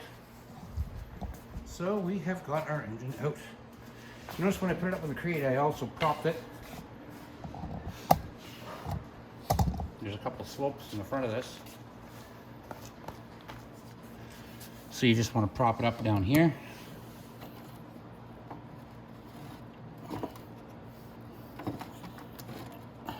Oops.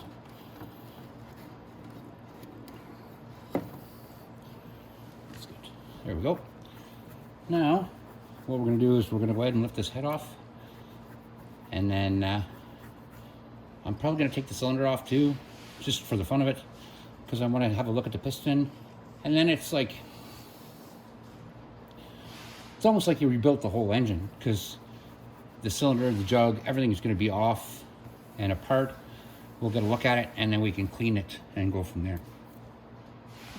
Okay, so we're going to go ahead and we're going to pull the head off of this now. Now we can. Ooh, cider screwdriver.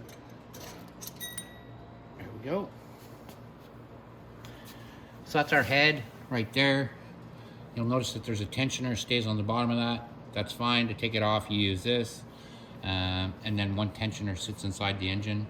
I'll show you how to take that one out. So I'm just gonna set the head aside. We'll look at the valves of that in a moment. There we go. So now, I wanna watch my timing chain. Now, I'm gonna go ahead and lift this off. I don't usually have to, especially when I'm just doing a change of the head, but I wanna get a look on the inside of that. Gives us a good opportunity to see if there's any scoring on the piston, anything like that. So this just lifts out. You have to take the gasket off first. And then that tensioner there, or guide, I'm sorry, just lifts off. Still don't want to drop that directly down into the engine, so I'm going to hook it through there.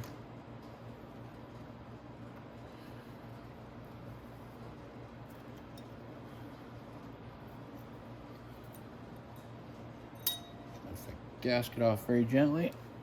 Put it off to the side. Now you can lift off this. Move it out of the way.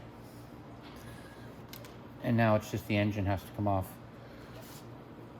But with me pulling the engine off, I don't want to lose sight of this timing chain.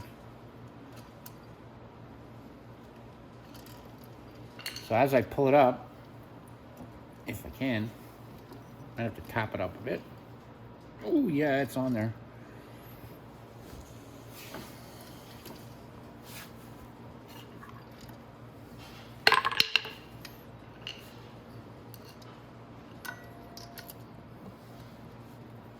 So we just have to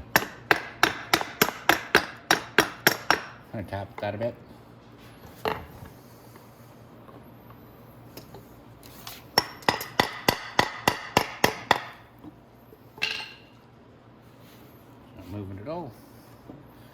Usually they're not that difficult for me.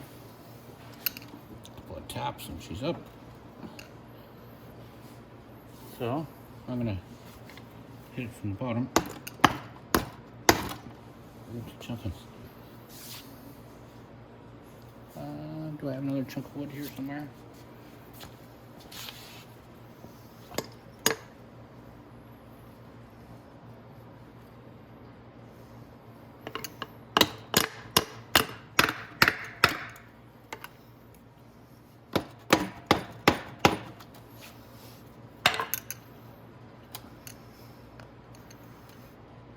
Oh, she doesn't want to come.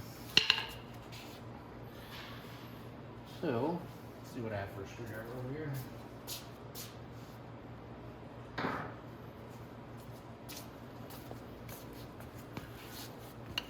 I will replace that.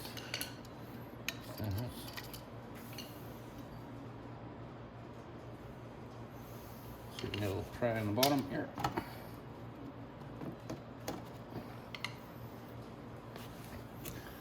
There's a bolt holding it in there. There we go. Just a little.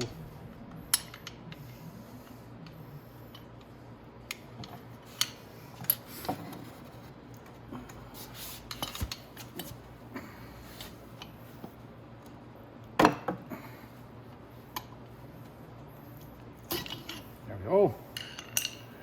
Okay, so now we can lift up. Our gasket ripped on the bottom there, so we're gonna have to put a new gasket in there. But like I said, when we go up with this, I want to grab that timing chain.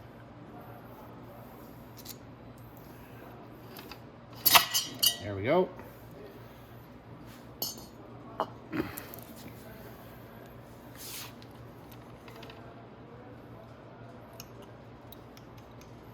Okay. So now, again, I want to leave that chain down.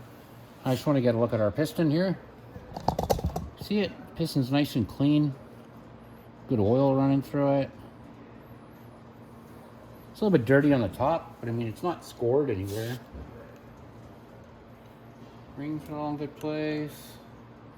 Yeah, nice. Very nice. So now, what we'll do is we're going to take a look at the cylinder. So yeah, you'll notice we ripped our gasket on the bottom there.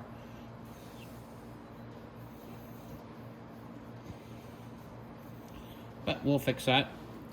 Now, here's the bottom of our gasket.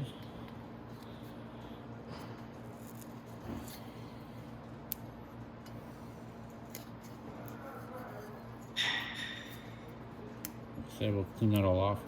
Now, if you look inside there, it's nice and clean. There's no score marks anywhere. This thing was running very nice. Very, very nice. So like I said, we're gonna have to clean this up. So I'm gonna go ahead and I'm gonna get all this gasket off, and I'll get a gasket put on there. I'll clean it all off with a knife. I like to make sure this is all really nicely cleaned before I put a new gasket on. So we're gonna do that. I'll get ready and we'll get our, and I'll show you how to put the cylinder back on, then we'll put the head back on. Once the engine is completely rebuilt, we'll put it back in the bike. And like, I'm literally not gonna leave you guys with this video until the bike is started and actually running. So yeah, so just give me a few minutes. We'll get a gasket, we'll get this all cleaned up, and let's get everything back together. Okay, so I'm back again.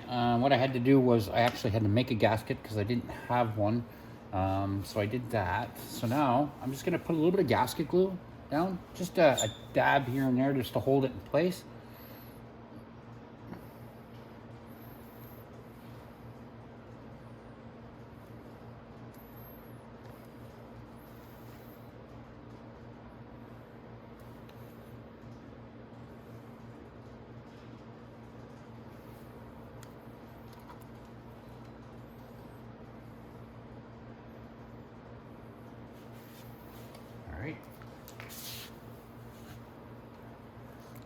So now,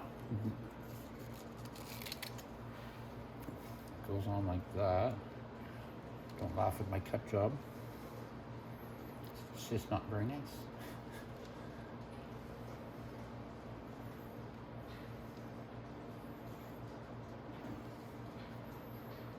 This should be on the back. That.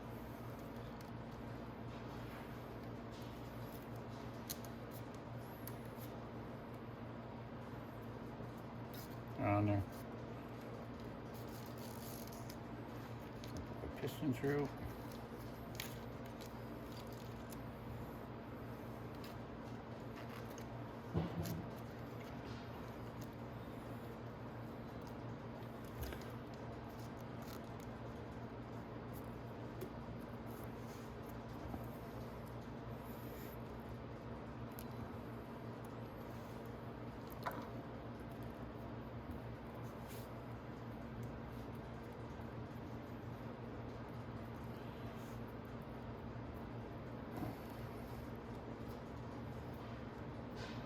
There we go. Just like that. Put a dab on the inside here. There we go. Okay, so now I'm just going to finish cleaning off. I cleaned all the gasket off here. You guys didn't see that, but I'd already cleaned it. Okay. But there's a little bit more, oops, on the inside of the jug. You'll see right here. So I'm going to clean that off just with an X-Acto knife.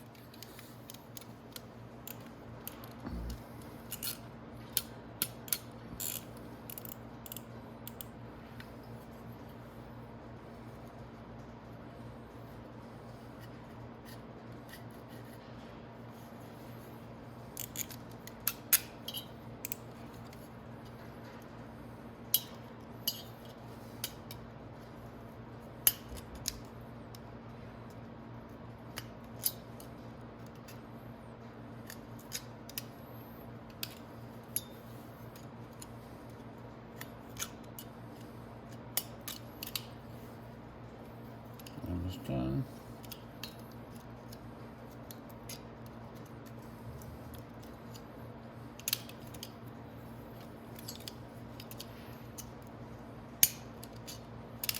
Okay.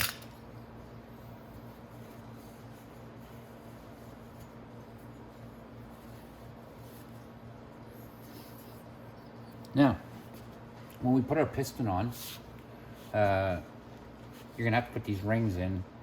Usually I start at the bottom, kind of compress them like this, and then I pop the cylinder in. You want the piston right at the top of the stroke when you're doing this, and you can use your thumb or the bottom of your fingers usually. I think I'm gonna put you on the side here so you can get a side view of how I do it. And then once I start again, I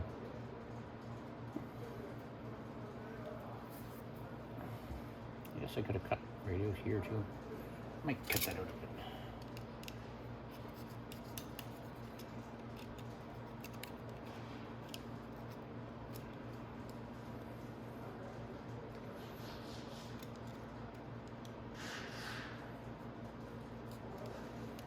There we go. Okay.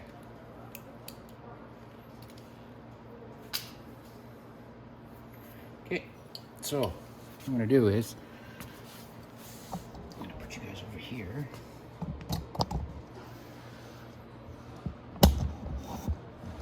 Okay. So I'm gonna go ahead and put my cylinder on here, start sliding it down. I'm gonna bring out my piston. Like I said, I like starting at the back. Making sure my rings start in. And then I push them in and push down on the cylinder at the same time.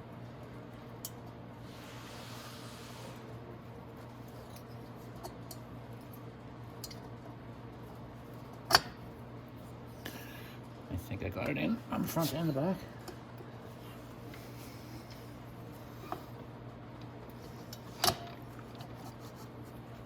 Ouch. But I got my piston in. So it's sliding in there nicely.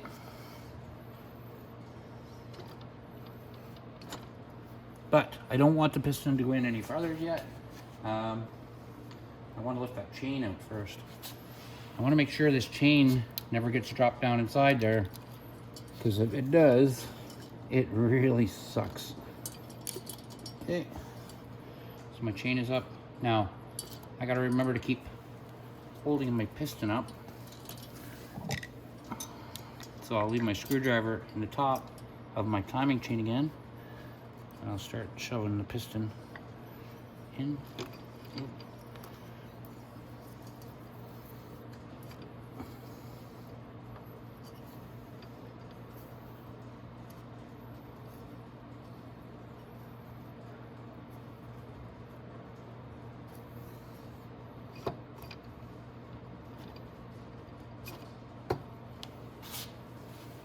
Okay.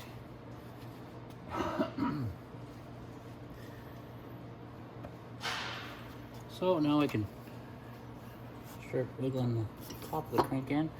Now, even if the piston falls down on me now, it's not a big deal. Now I've got my base all the way down to the bottom like it should be. The piston I can always move up when if I turn my crank right here, right? So my 14 mil wrench, or ratchet, I'm sorry, will bring it back up to where it's supposed to be right here.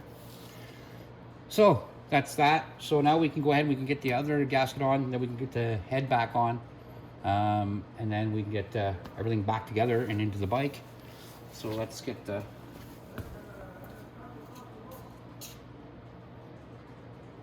number 14. Apparently I already have it over here, yeah. Okay. So what we want to do is crank our engine up till our piston is flush at the top, just like that. Our chain is good. Right here, you can always look down at your chain too. Just look straight down, make sure it's not hung up anywhere. It's sitting on the gears right. It's perfect, just like that.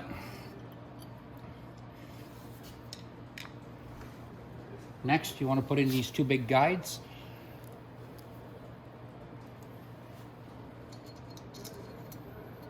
One there. Doesn't go there yet.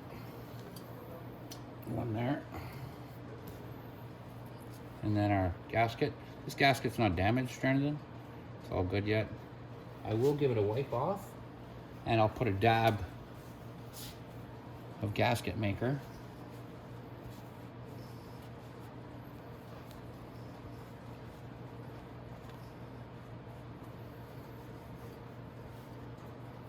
Man, that piston's clean.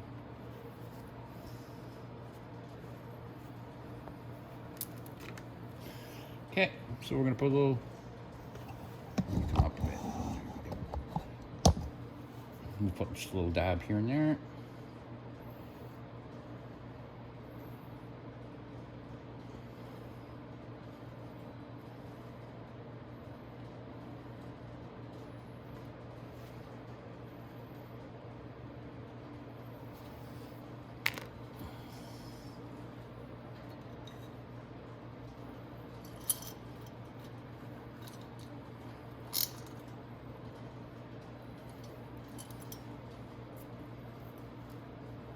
That's it.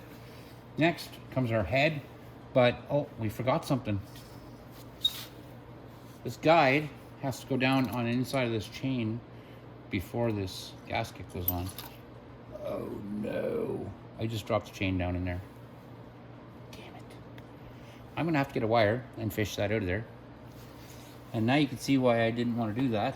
But I'm gonna do that. So I'm gonna show you actually, this is a great opportunity, unfortunately, but I'm going to show you what you have to do to get that chain out of there, and I'll be right back. So I'm back. I got my wire here, and I'm just kind of fishing around down there. So all you have to do is go down, make a hook on the end of your wire, run down there, and hook the chain. Oh, I almost got it.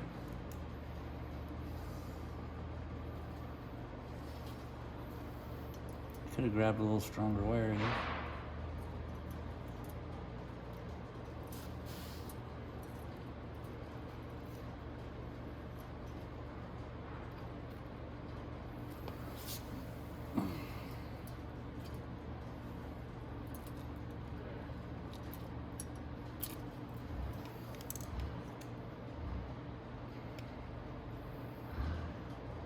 guess I could pound out some welder wire and use that.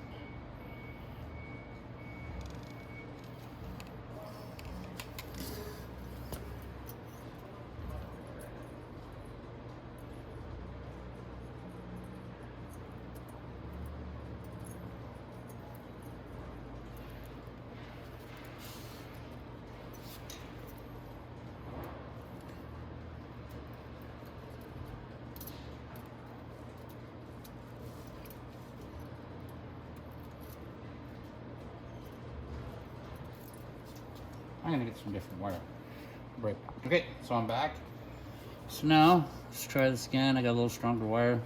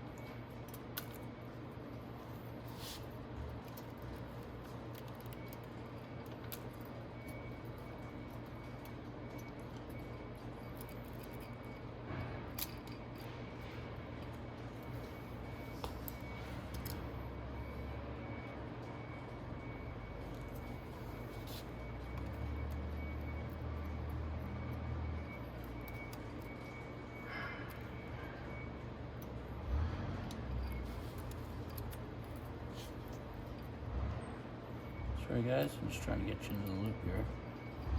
To one of the wires. Oh, see, I got it. Now if we can just hold it there.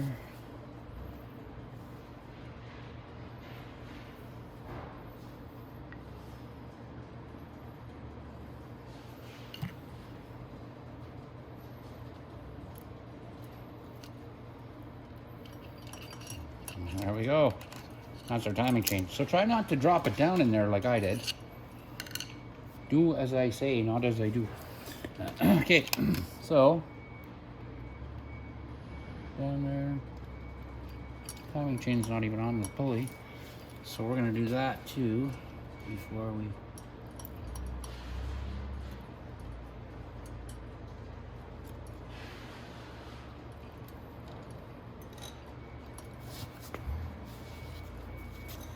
So you want to make sure down at the bottom that your timing chain is in place too. So I'm going to angle up this motor a bit. Like that. So, and I dropped it down in there again. Slipped right out of my fingers. And now I don't know what I do with my wire. There it is.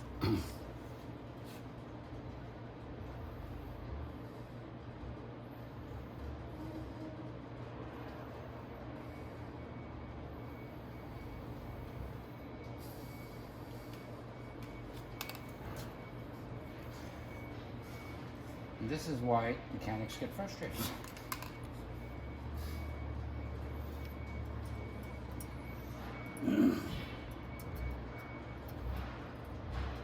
If you find you're working on your bike, you're getting a little frustrated, stuff like this happens, and you start to get angry, just walk away for a little while.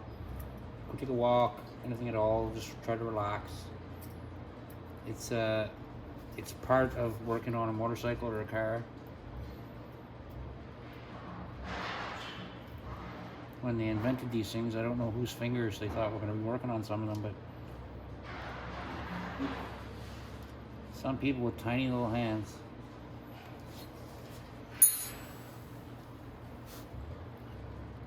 Alright, second time's a charm.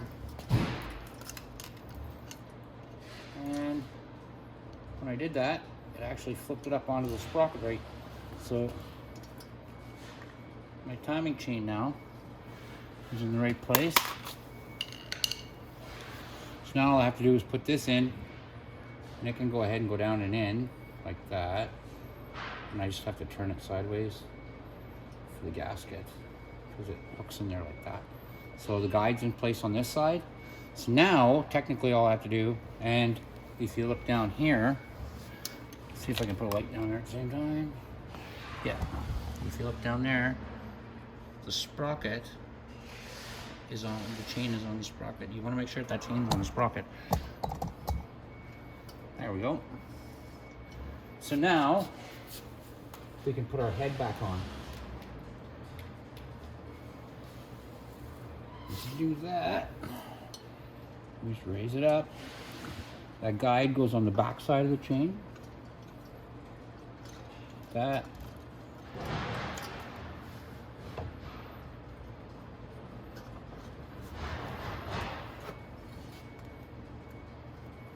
There we go.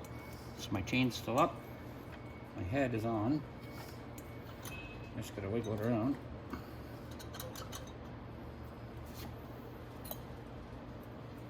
Oh, like maybe my guide is holding me off. Yep, there it is. Just like that. And the head drops into place. And that's where it's supposed to be, like that. Now I want to put my screwdriver back in there.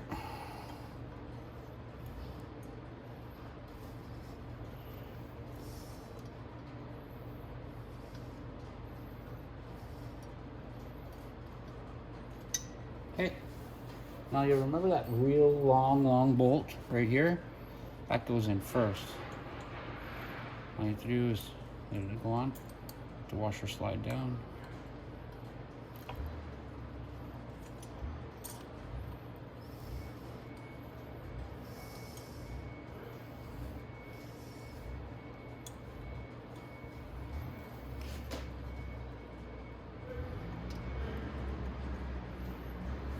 My 8mm ratchet where I put it on the other side of the bike. Okay.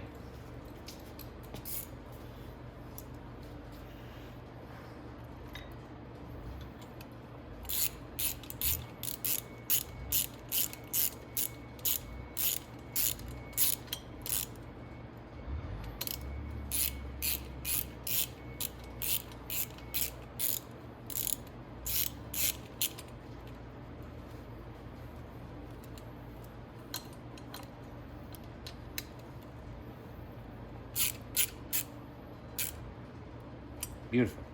So now the engine's actually together now, and it can't come apart, so the head can't come off. So now what we're going to do is we're going to take our cam, we're going to put a cam in,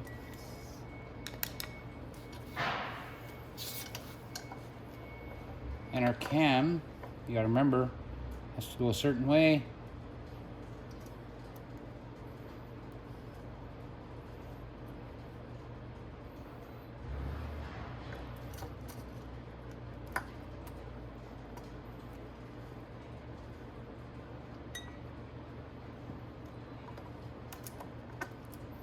Pretty sure we put the chain on from the back side, so that's how we're gonna, or how we took it off. So that's how we're gonna put it back on, and we want to make sure it's lined up like that, just to keep our timing in.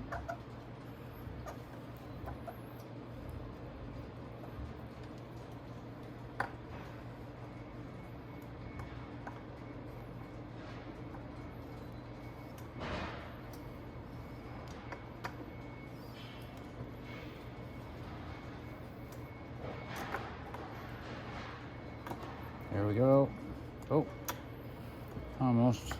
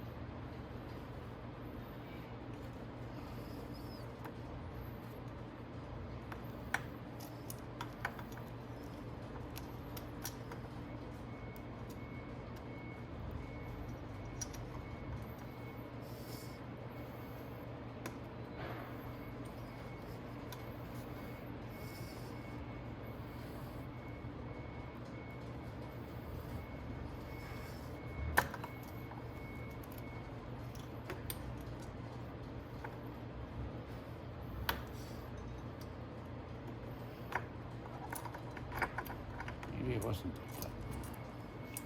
Maybe we put it on like this. Can't remember.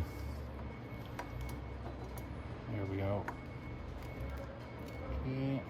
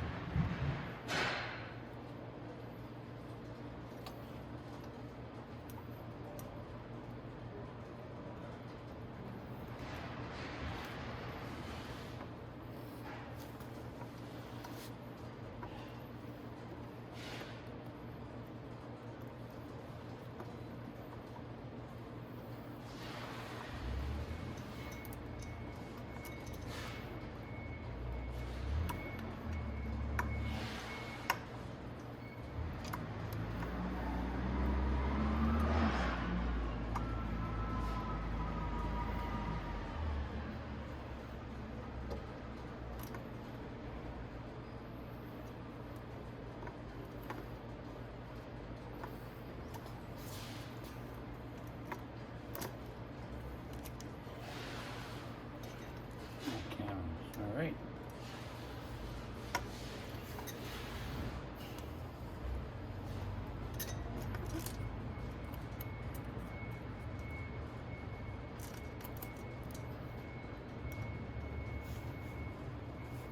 I just need a flashlight. I just want to make sure I'm on the sprocket down there, and that's why it's.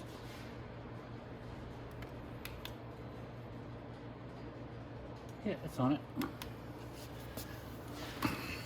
So, just have to keep fighting with it a bit.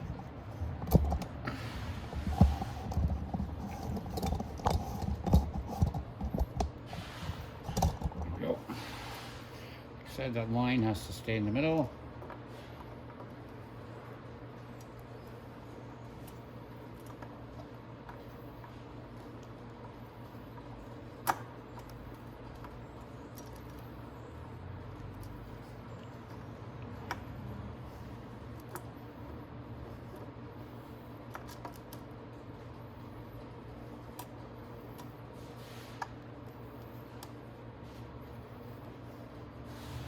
This number usually gives me this hard a time.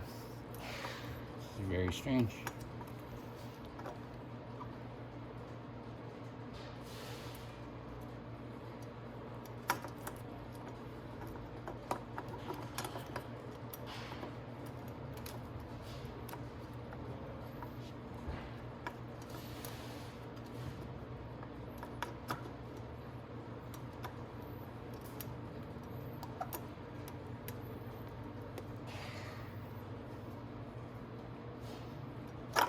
There we go. Now, I'm gonna move it forward one. There we go. So just like that. Now we got our timing chain on. That's the way that's supposed to be. Yeah, we're pretty well around right there. Perfect. Okay. So now what I'm gonna do is we're gonna go ahead and put our head back on. For the head, I don't know if you noticed, but when the head goes on, it's they didn't have any sort of gasket here. You have to make your own, so you have to use gasket glue for that.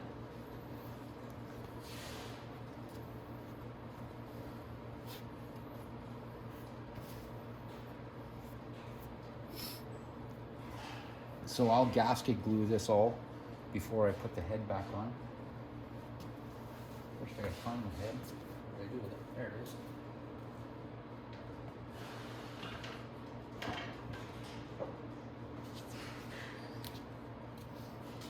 So you notice right from factory, they just put gasket on it. So that's what I'm gonna do too. I'm just gonna gasket all around it. And then we'll go ahead and we'll put it back on. And we'll see what happens. So I'm gonna clean off the one on the bike first, or on the engine.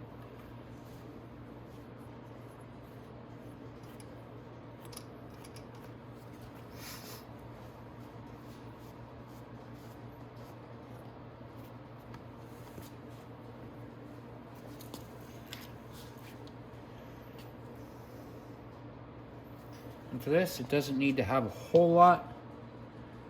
It's just like a valve cover.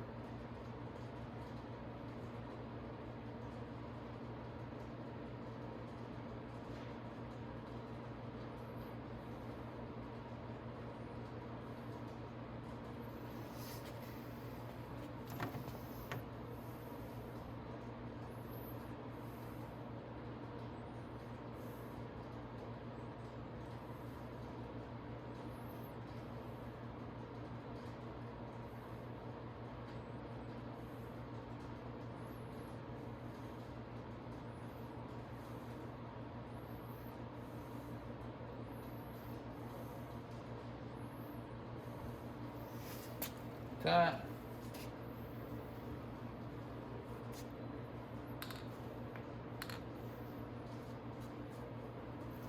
And our valve cover can just go right on.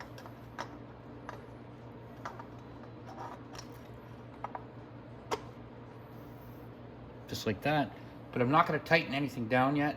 I want that stuff to dry first. So usually you let it dry for 24 hours before you tighten it down. So that's what I'm going to do. I'm going to let it set.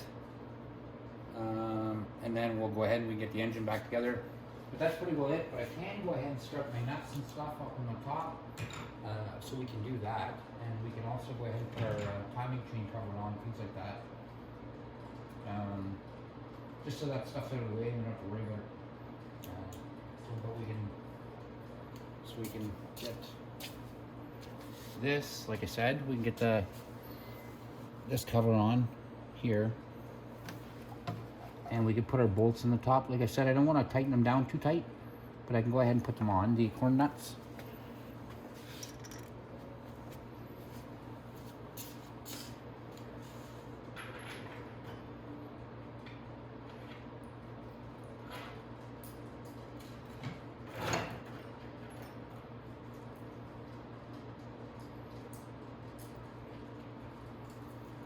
And every acorn nut should have a washer. The one that's the front right of the engine, oh sorry, front left on this engine is a copper one.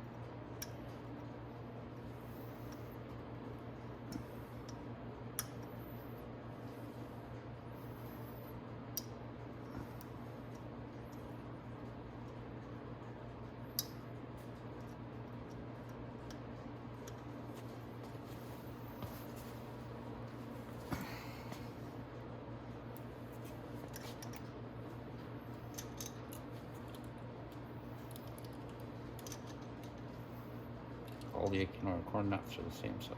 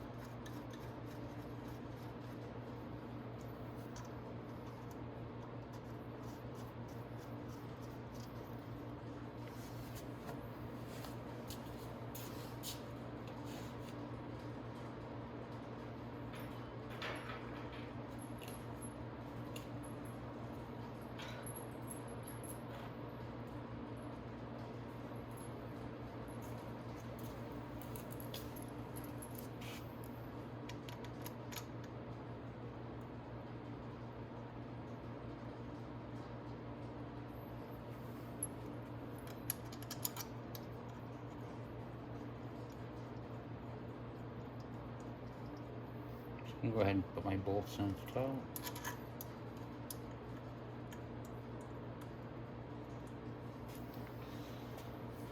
And I should have another one over here. This.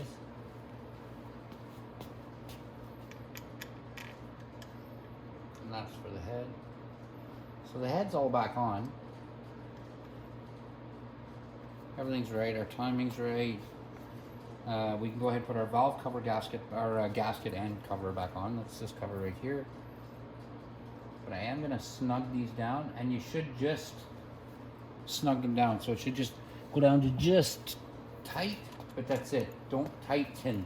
Just when you start to feel it get just snug in your hands, like the bolt is getting fairly, not, like I said, not tight, but just where you feel pressure.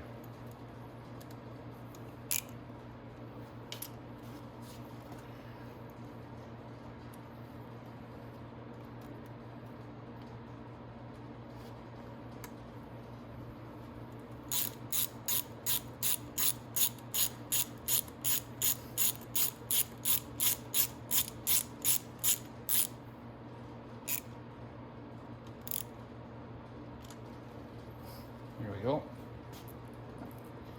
And the reason I did that, if you notice, it just gave the tiniest of little squirts at the side there, and that's all I want to come out. I didn't want it to come out much. I want that to be able to seal on there, and that's perfectly sealed now. So I'm gonna put this cover on right here. We can go ahead and put our tensioning chain back on, or our tensioner back on.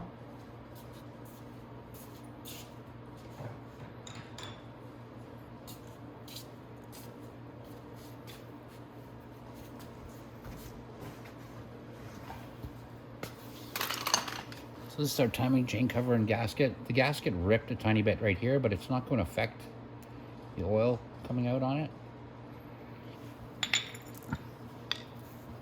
What I'm going to do is I'm going to put a touch of gasket maker on it just to hold it in place.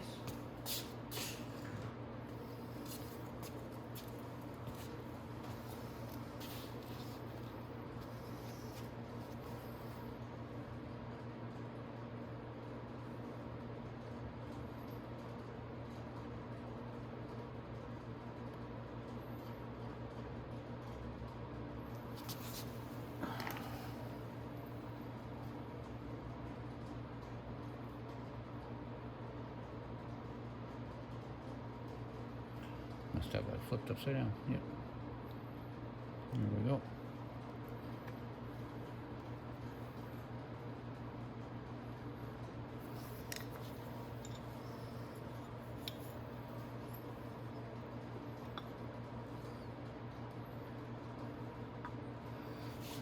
What I'll do is, I think I'll actually go ahead and put this on here.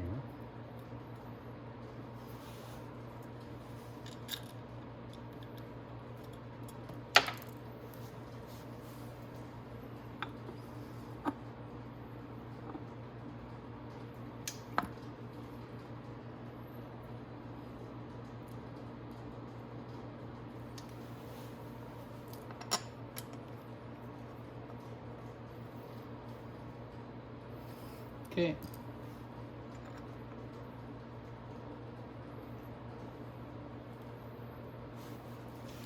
Now I just need my little 8mm. Here.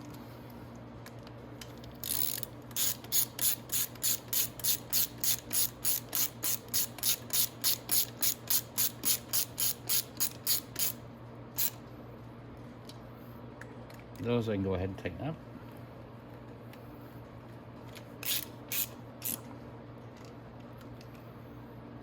There we go. So now, when I come back tomorrow, all I'm going to have to do is tighten up these two, and these two, and then we'll go ahead and slot the motor back in. Then it's just to get everything back together. Now your engine is perfect. It's exactly set the way it's supposed to be set. The timing's the way it's supposed to be timed. All that is just perfect. So we're going to go ahead and we're going to just wait. Like I said, we have to give it some time to button down for this to dry out. And it's just the way it's made. Usually I wouldn't have to do this because it'd be a paper gasket up at the top, but this one needs a liquid gasket up at the top, so I gotta let the gasket dry. So like I said, I will be back and we will get this motor slapped back in tomorrow, and let's get out for a rip. All right, that's it.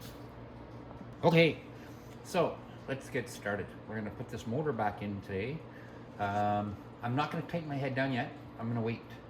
That's going to be one of the last things I do before I put my gas tank on.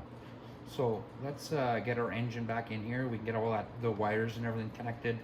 We can get all that stuff put on. We might as well put our tensioner back on. We can actually do that right now. We don't need to. Alrighty. So our tensioner, all we have to do is use our 8mm. Where would I think I put that down?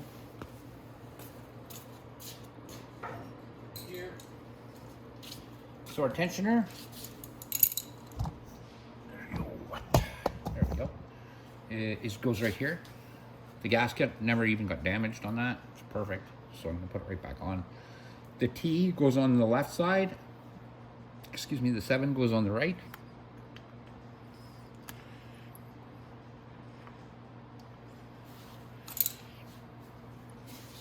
And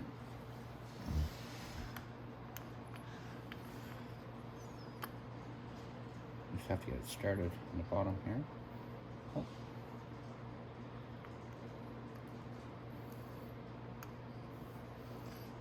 If you remember, this puts tension on the timing chain, so we can go ahead and start our bolts here.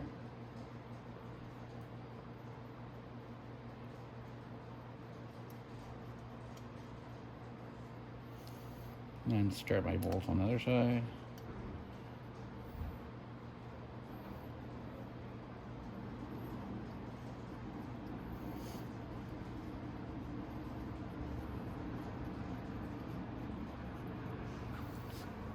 And we'll turn it in slow. So a little bit at the bottom, a little bit at the top, a little bit at the bottom, a little bit at the top. And that's how it's gonna go in.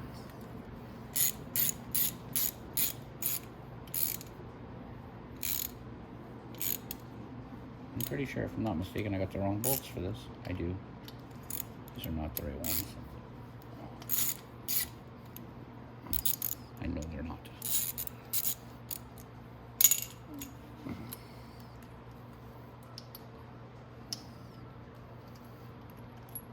I put the wrong bolts in. It's very weird. I don't do that.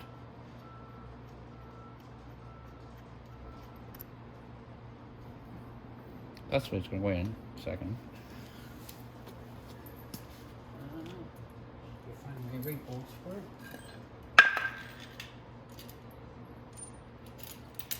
There.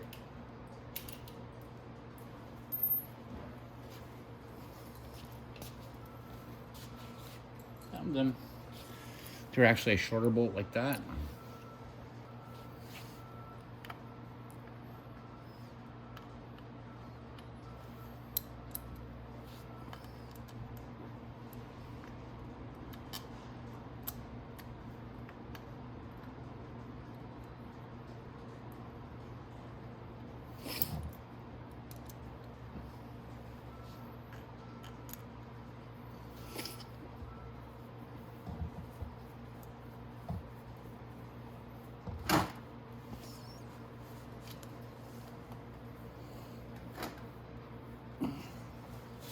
Where's my ratchet? There it is.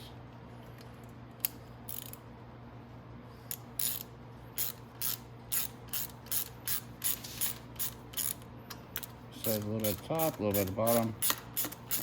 We're just going to keep doing that until we get our tension chain all the way in.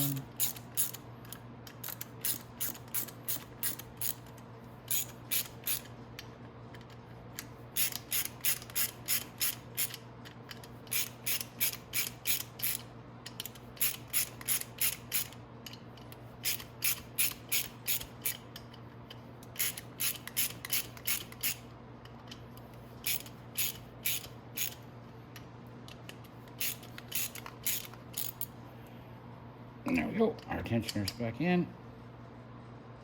So if we wanted now too, we could go ahead and put our starter on, just because it's all open and it's a lot easier to get to everything to put our starter on. So we could definitely do that if we wanted to. We can find the starter right now. It is. And we need spacers for the starter.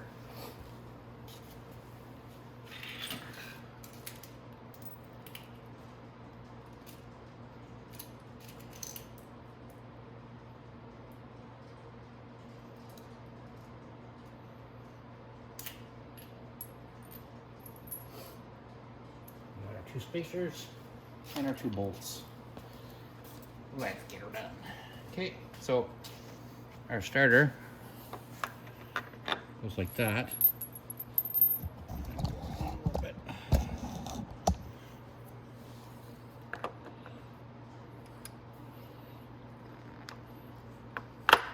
And locks in like that. We'll slip our space underneath there. Our spacer on the other side.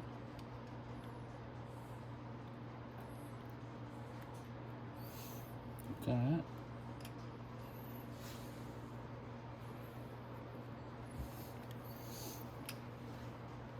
Okay. Put our bolts in.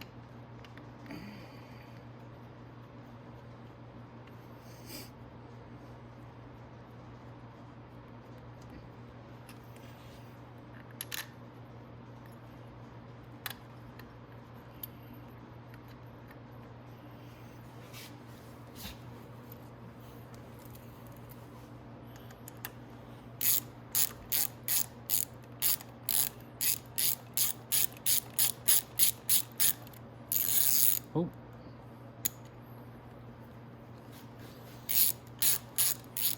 Like putting the starter on things like that, I would rather do this all out of the engine or out of the bike than on the bike.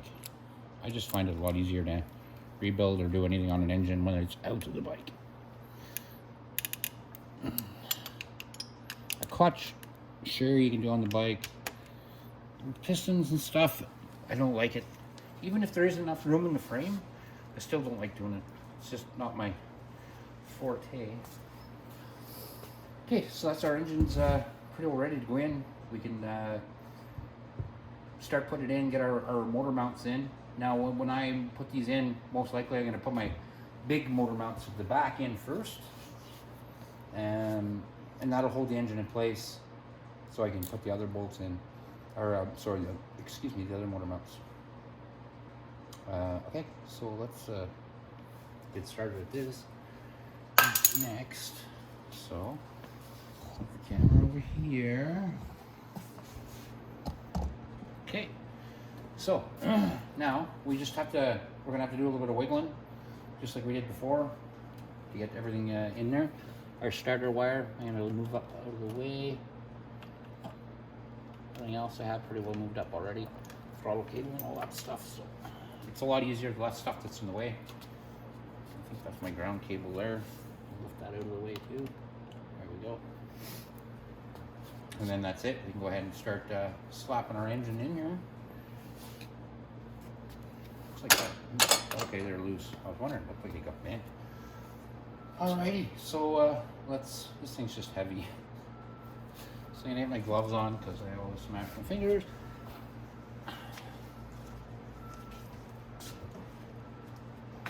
Just gonna straighten everything up first, then I'll start. Alright, let's get started. We're gonna just get it, we're gonna kind of spin it into position here.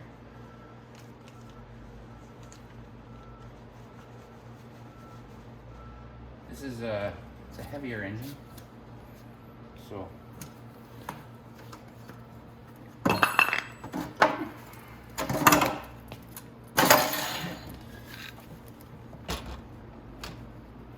get it in a little bit first.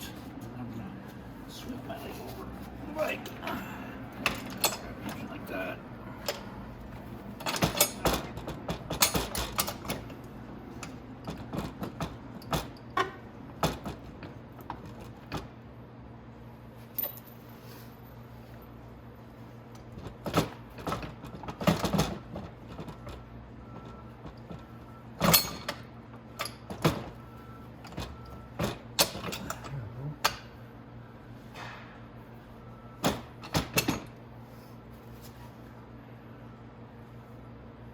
Okay, so right at my back one at the top here, I've already got it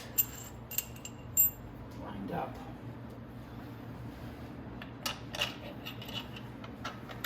So I'm gonna go ahead and just put that on like that, so I can put a nut and a bolt on it. Or sorry, a nut in the washers.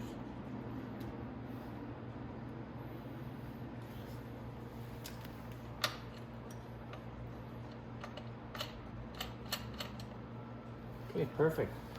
So now, one at the bottom, I just have to move it in. And the front is holding it, which is not a bad thing. It's stopping that engine from flipping.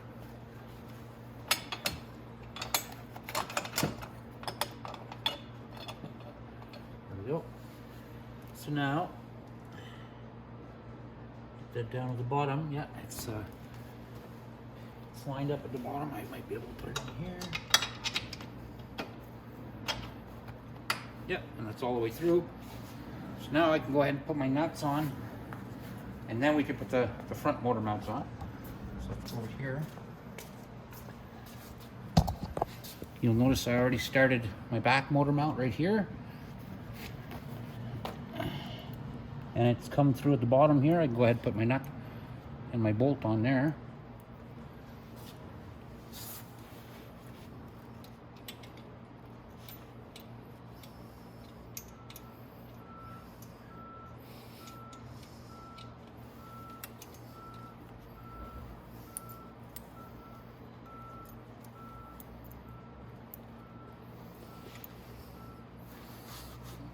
And here, I'll drop you down.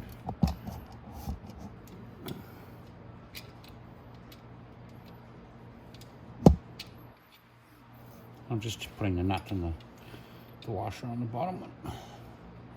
Yeah, I'm not going to tighten it yet. I'm going to tighten everything all at the same time.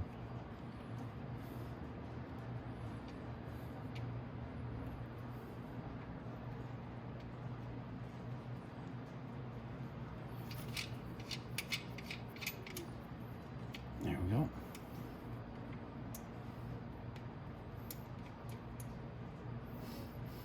Now I'll straighten up the front end right here, and we'll go ahead and we'll put all our stuff on there. Once we get all of this stuff together, then we'll tighten everything up, and everything will be in place to where it is. The engine's in right, and we'll get her done. So I'm gonna go ahead and I'm gonna put my bolts through on the other side.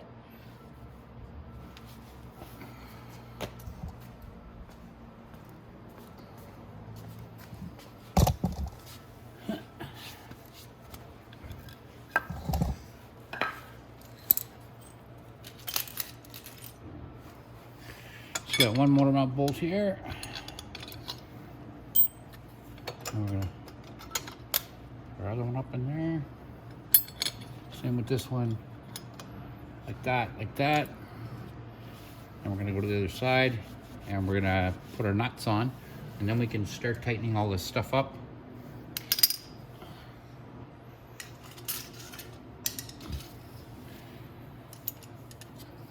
Okay.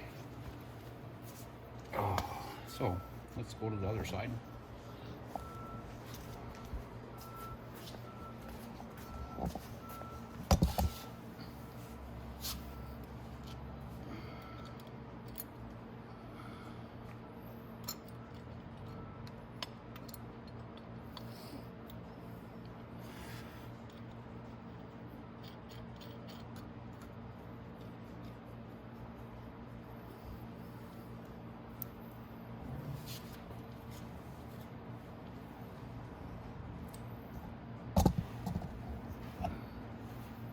Looking for a washer. Okay. Oops.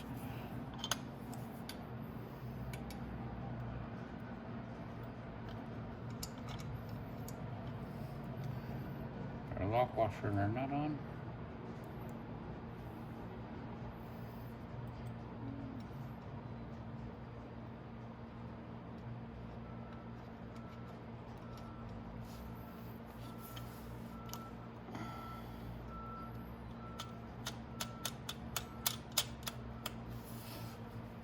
There we go.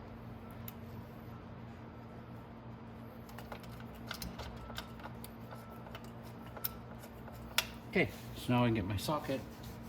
Now you might need an adjustable wrench. You can actually get the right wrench if you want,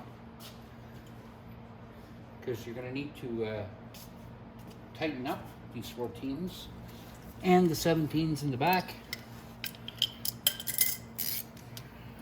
But I find if I use my socket fast enough, I don't need to have one on the other side.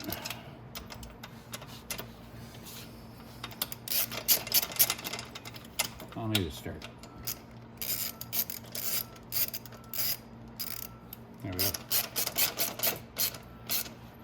Like that. Okay.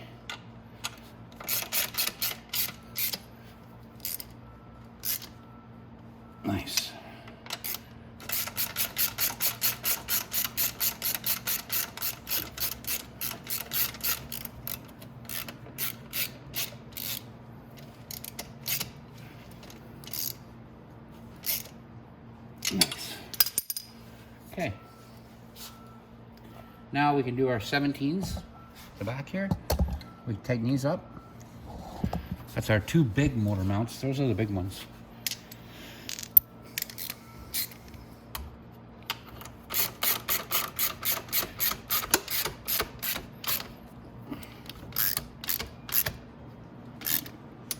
There we go. And here, get that one.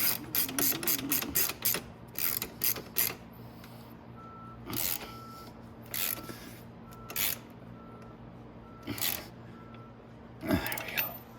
Beautiful.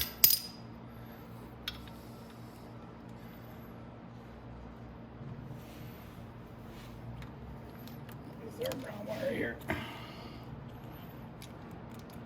have to put our ground wire on right here. It's just a ground, so we can put that on after. The ground can go anywhere, actually. It can go on your engine block, on your starter. It doesn't really matter. Okay, but we got our engine in. So, next is, we're gonna bring our 8mm.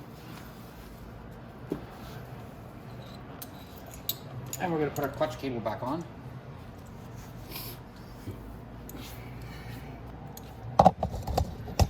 Let's do that next. Here's our clutch cable. Goes on like this, remember? And it goes through like back on there. Stick our little rubber. Like that. It goes like that, and then we just have to pull down and put our bolts.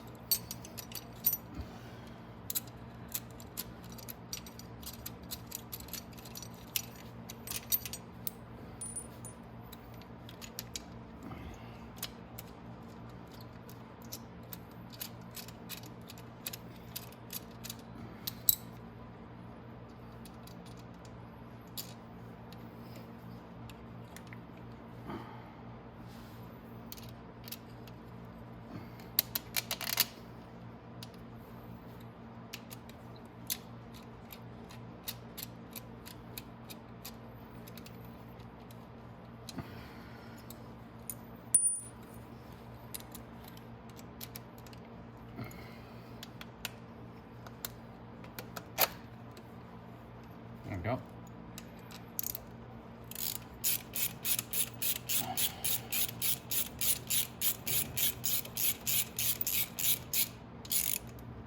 Okay. Now our clutch cable is back on. That's perfect. Our engine's completely in. Motor mounts are all tightened. Now we can go back around, put our sprocket back on, things like that. Get our sprocket cover, it can go back on. Let's just keep buttoning her up until she's all finished. And then, like I said, I can't wait. We're gonna get it started. So, let's get around to the other side.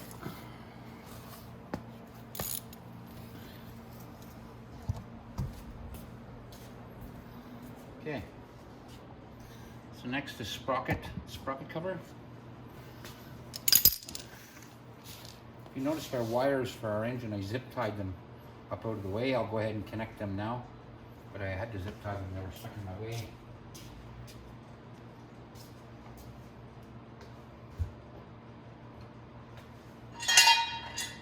Okay, got my sprocket cover. Okay. So, next is sprocket. So our sprocket goes on, there we go, right here. So we want to get our sprocket on our chain first.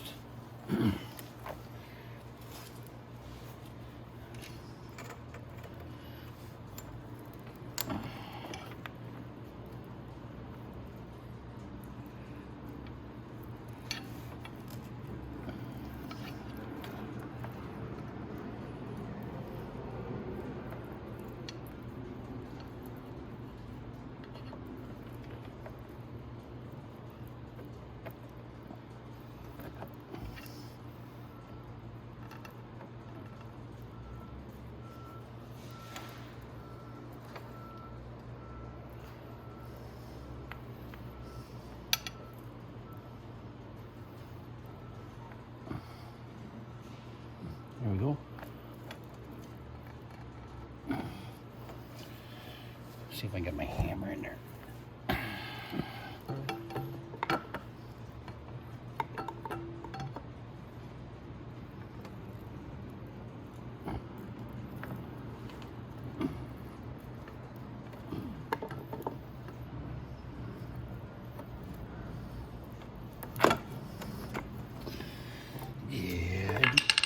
I'll put this sprocket on a different way. So what I'm going to do is I'm going to put the sprocket on, then I'm going to put the chain on in the back, just so it pops on after. So what I'm going to do is I'm going to come to the back, I'm going to lift the chain off, like that. I'll go ahead now, back over here, we'll put the sprocket on.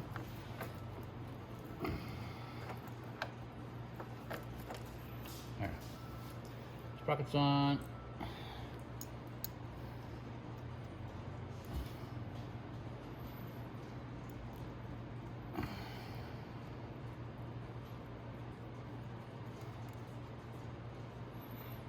Okay.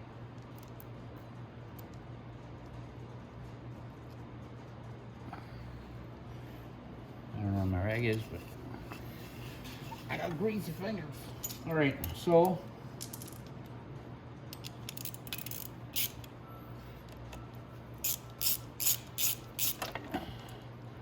we don't have to tighten that super tight right now. Because next we're gonna put the chain on. I'm gonna show you how to do that. That's good for now. Now, before we get too far, let's put the chain back on. And putting the chain back on is gonna remind you a lot of when you were a little kid. So, what we're gonna do is down here, I'm gonna go ahead and start the chain on the bottom. You know what? I might start it on the top and just roll it backwards. Might be easier. There. Now technically I just have to roll the bike back. Give it a good pung. There, chain's back on. So our chain's on. Just like that. And we're back to it over here. Okay, so next we're gonna take our gear shift and put our gear shift back on. That was the last thing we got off Sue. It goes up with that.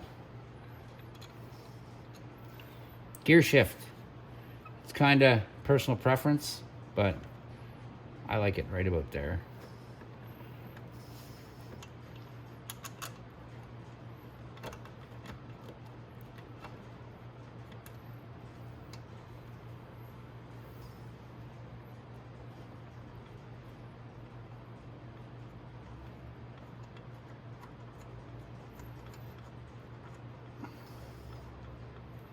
There we go. And I do not know what that. There's my wrench right there.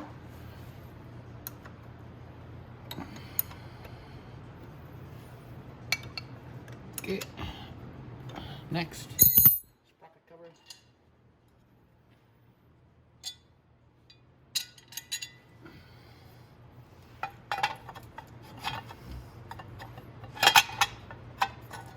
There we go.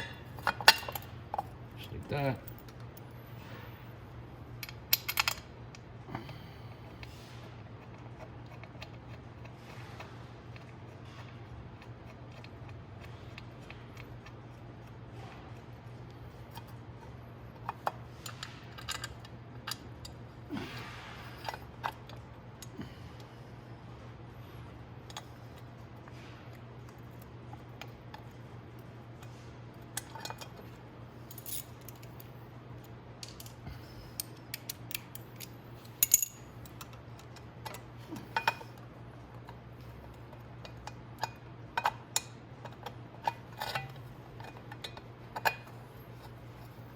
Okay.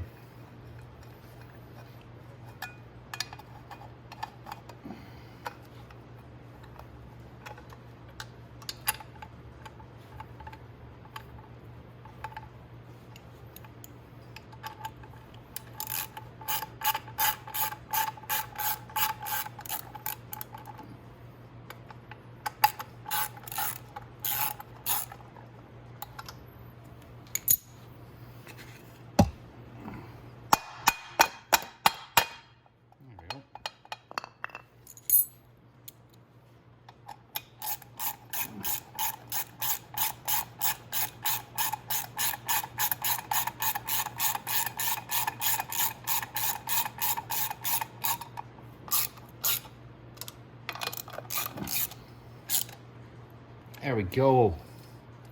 So now we can take our snips here. I'm gonna cut my zip tie out of here. Okay. So this goes to here. That's for the gear shift. So that tells you what gear you're in when you're flying down the highway. Okay, and then we're gonna take this one. So this is for our stator, and these two are for our coil or magneto and our ground. So we'll plug those in. Green to green, and blue to, I think, black on that side of it. Yeah, blue to black and white. There we go. Perfect. And now I just have to get the stator plug, which is further up. Here it is.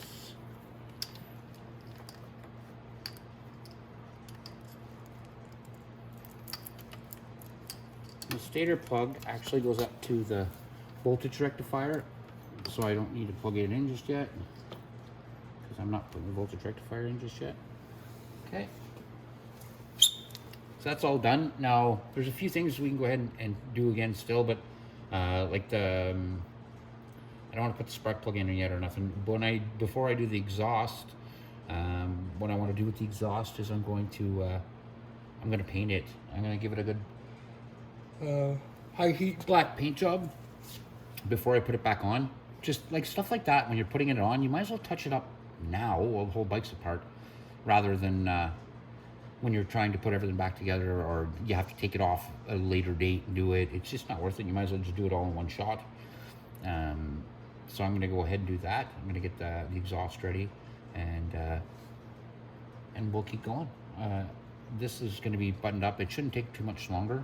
Putting the fairings and stuff back on is very easy stuff. So I'm going to go ahead and do that. So I'm going to get my muffler prepped and everything, and then I'll be right back. All right. So you remember when I took this off, it did not look like this. It was rusted, and it didn't take much. You know, you can go to Walmart and get some high heat barbecue paint. I think it's probably about $6. And just, it's worth it to just clean your bike up so you get that rust off the muffler, and see that the whole exhaust system's back to black. And if you see anything on the bike while you're working on it, give it a wipe, give it a paint, do what you got to do to keep your bike maintained and in good condition. Because you'll want to watch out for rust spots. Like, it'll gather up on the frame here, places like that, you know. And if it gathers up on the frame on the bottom, it'll start eating it that quick. So you want to nip that on the bud right as soon as you can. If you see any sort of rust, like I said, clean it up. Like I said, I drove this bike all summer, and you never know looking at it. This is an old bike. This is 2020. So it's been around for a long time, but it's well maintained. We take good care of it, and because of that, it lasts. It'll last forever. So now what we're going to do is we can go ahead and start putting basically everything back on. Carb can go back on. We can start putting the coil, all that stuff. The voltage rectifier can go back on now. All that stuff can, like I said, can start being popped back on, and we'll just start taking care of everything, getting it done. Okay, so let's, where do you want to start? So I'm going to let my exhaust dry out for a few minutes, just because I just literally just spray painted it. So why don't we go ahead and put the carb back on, get that on, get it all wired and bound up in place. I am going to have to change the charcoal filter on this, because I made a big boo-boo and I snapped the tip off it, so I'll have to fix that. There's one charcoal filter that can go back on the airbox right here. I mean, it's not really doing anything bad, but there it is. But the one that mounts to here, I snapped off the tip of it. This is my bad. Right there, yeah, I broke that. So I'll put a new one on. Like I said, that goes up to the voltage rectifier. All these wires and stuff, I'll start to zip tie up before I put the gas tank back on. So yeah, so let's get started. Let's first off, I'm gonna put the carb back on, so I'm gonna go to the other side.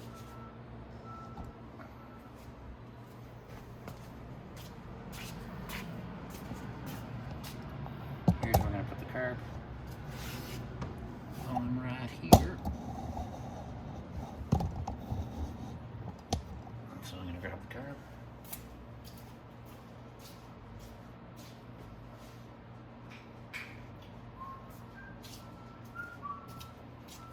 Okay.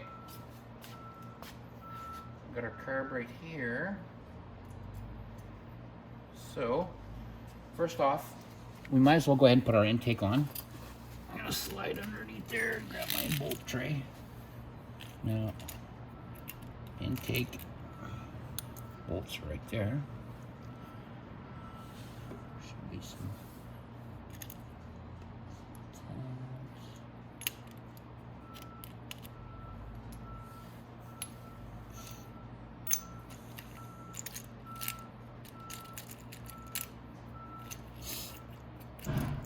okay. So let's get our intake back on. Now my intake gasket didn't rip, thank the Lord. So let's pull this up. So this can go back on. It goes on like this. Now, I don't know if you remember, but our coil wire, it actually mounts there too. So we're gonna put the bolt through there.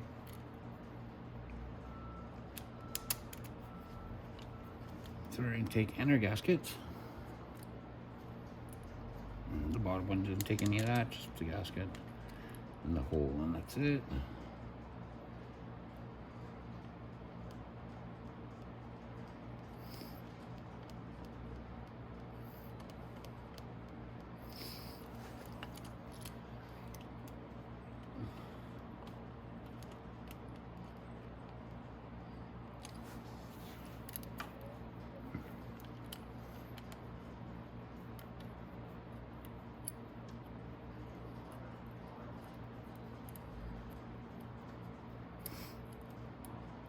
Okay.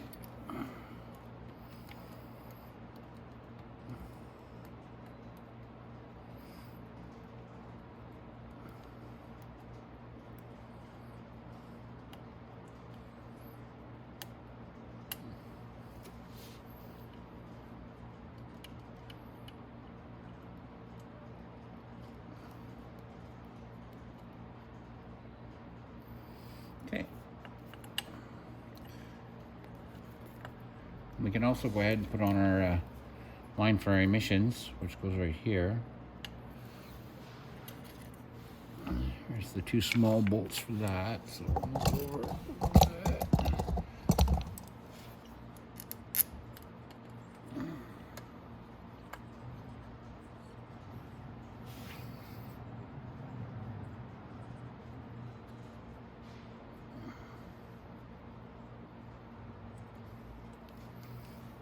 I love taking bikes apart, but man, I love putting them back together.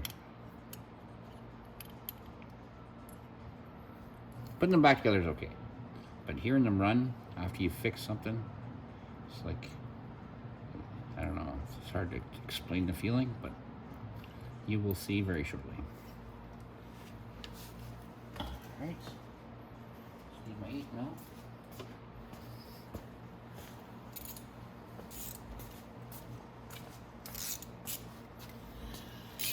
So we'll tighten stuff up.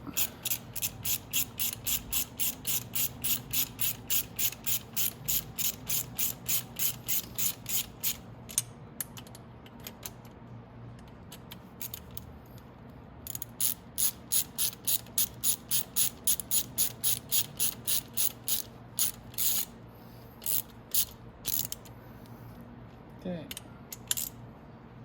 Goodness. Okay. So now we need to tighten up our intake.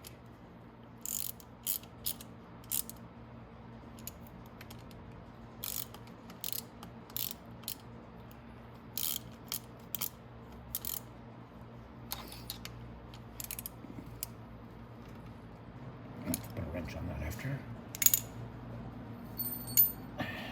Put a carb on.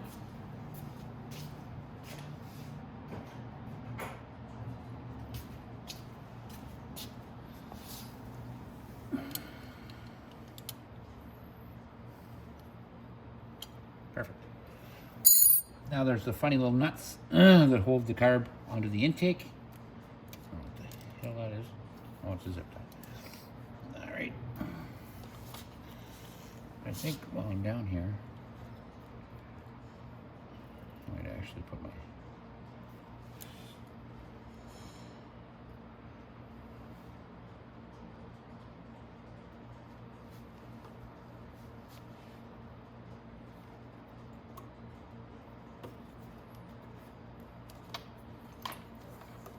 And before I could put my carb on, something I could do too is put on my my starter wire. Did I leave the nuts for that in here? I did, right there. There it is.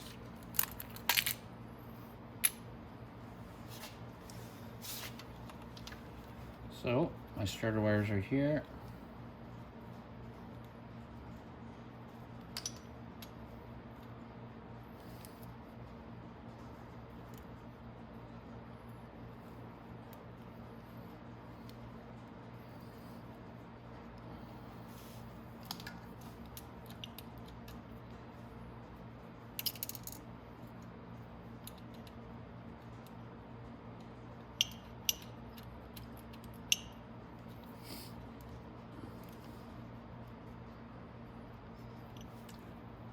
Okay, I want to tighten that up with my 10 mil, wherever that is.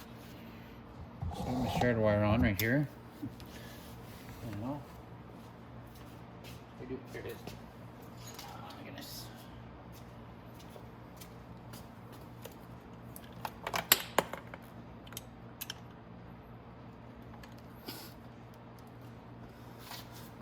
And now, as I'm looking at this, I'd like to go ahead and button this stuff up as I see it. And then I know it's done. So the starter wire is done. Now I'm going to put my ground cable on. My ground cable goes here.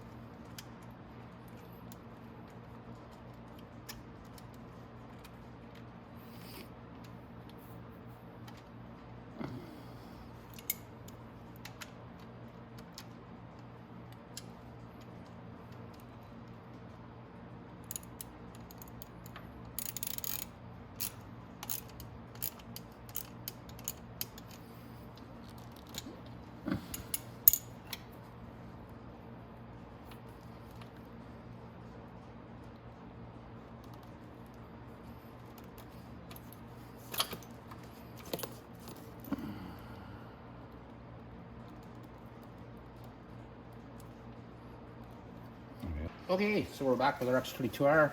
The only thing I've done is just screwed in the spark plug. But today, what we're going to do is we're going to be tightening down these head bolts. Now we can tighten them down. Our gasket here is all dry now.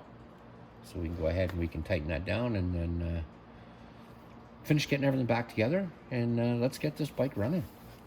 So, yesterday, where I did leave off was there's a ground cable. I couldn't figure out why in the hell I couldn't get it back down to where the starter is and where it's supposed to be, like right here. And then I figured it out. I had it flipped around backwards because I'm an idiot. So I flipped it around the right way. So the short part goes up to your battery and then the long part goes down to the starter. So we're going to put that back on the starter.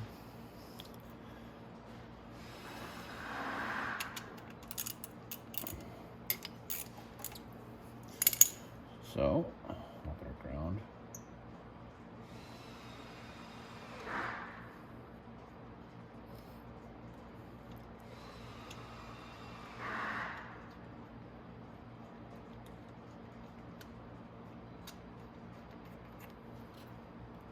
Okay, there we go.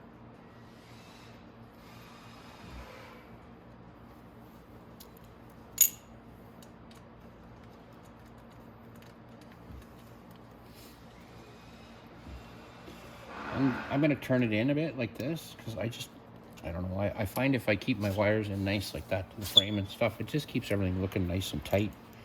I like everything looking nice on my bikes.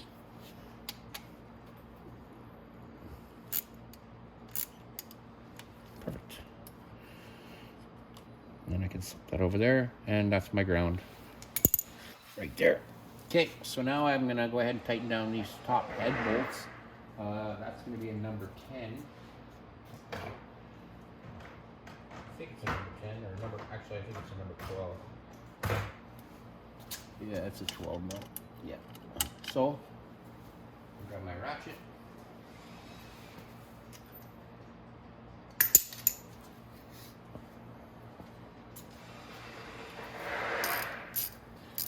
And I'm going to torque down the head.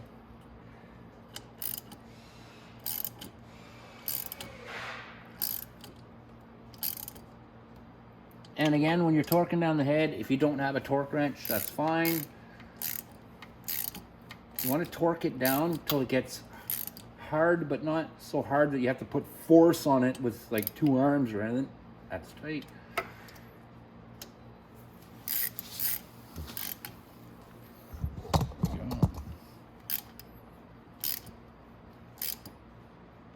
It's tight.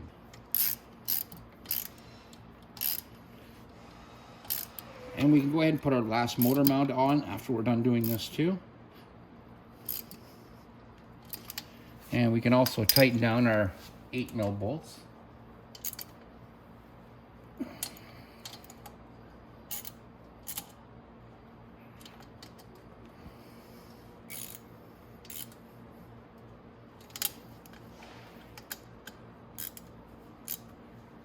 Perfect.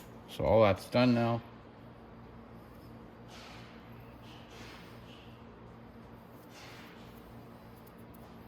There. So we've got our head tightened down. Now we have our top motor mount right here. We can go ahead and put back on.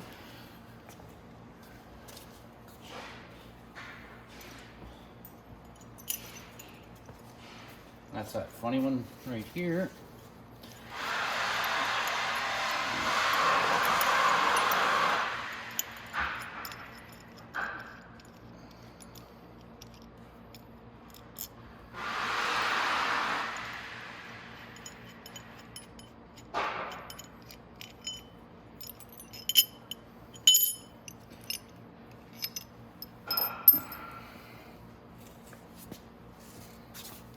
And now this goes on just like that.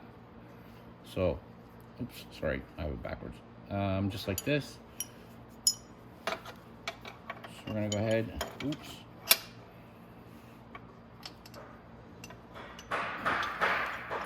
That goes like that, and that goes like that. Now I'm gonna go ahead and I'm gonna put my bolt in.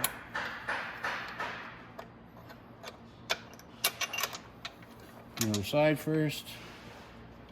Then I can put my bolt in from the bottom.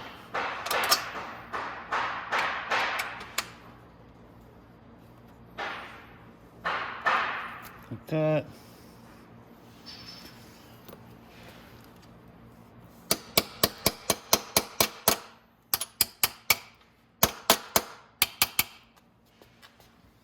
There we go.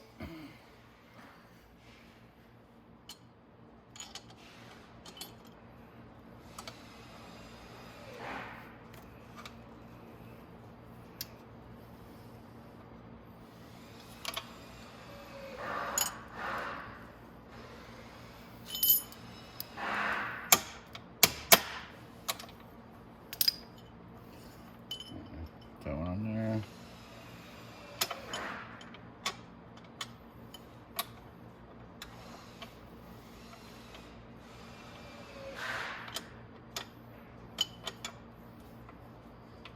I want to get this top one on first.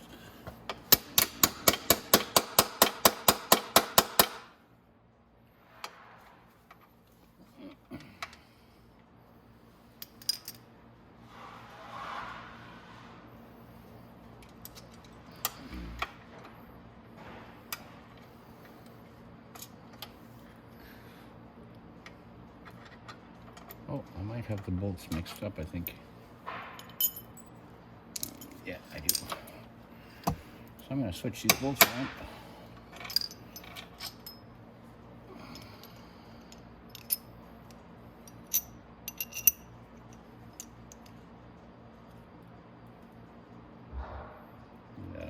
a bit longer.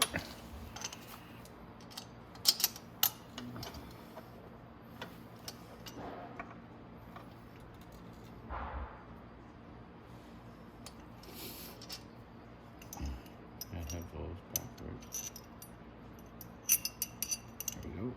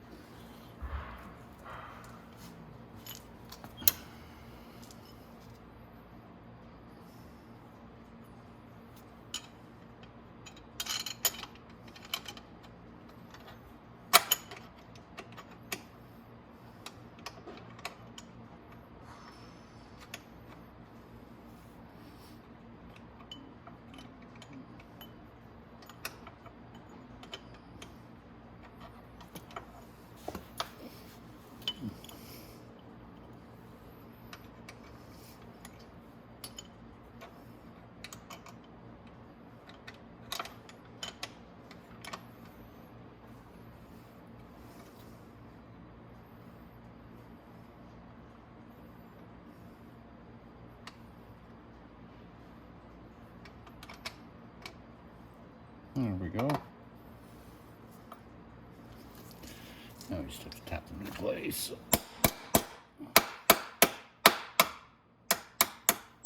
Oh. Let's tap them into place. I'll tap the bolt through.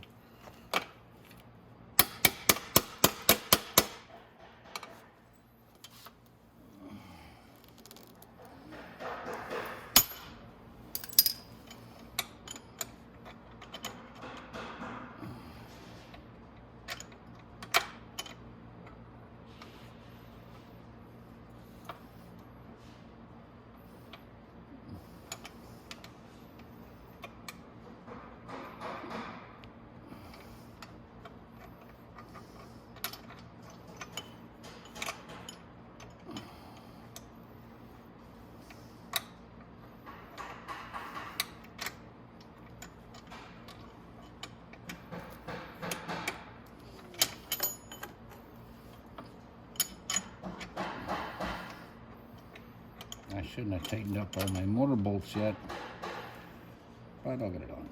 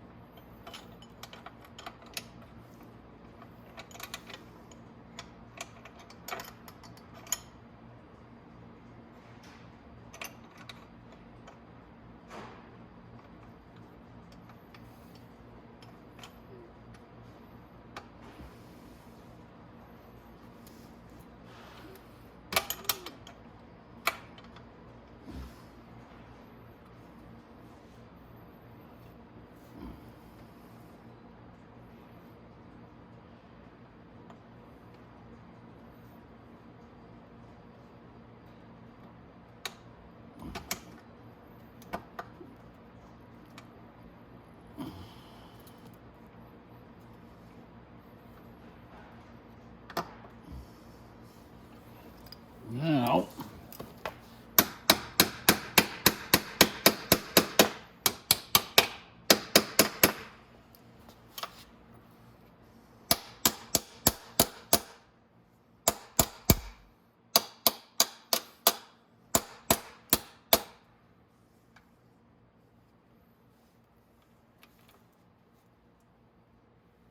tap that over with my hammer because I don't want to keep tapping it with my ratchet.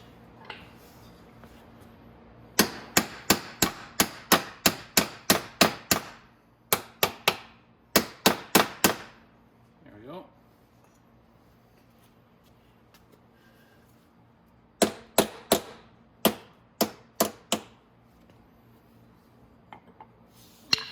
Beautiful.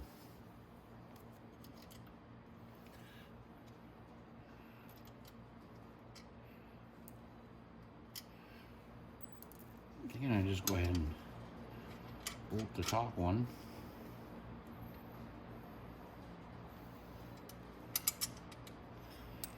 bottom one, I can put the washers on it right away, I think. Maybe not. Nope.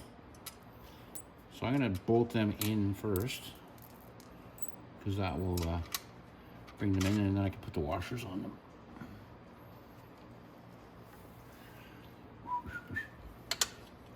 Oh, I left that socket on the other side. Okay.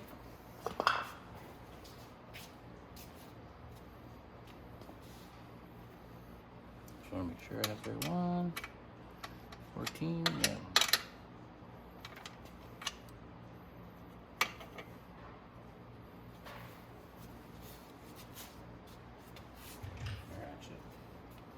I think I'm gonna get my extension too. Here it is. Right.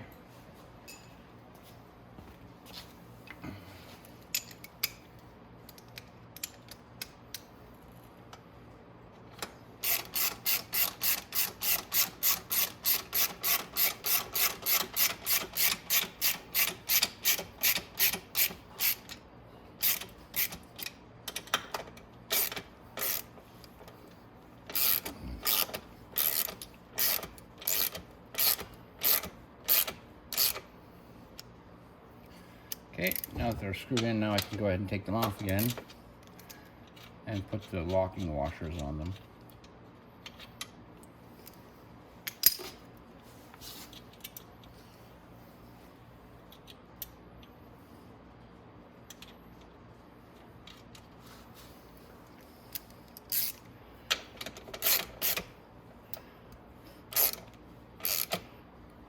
Okay.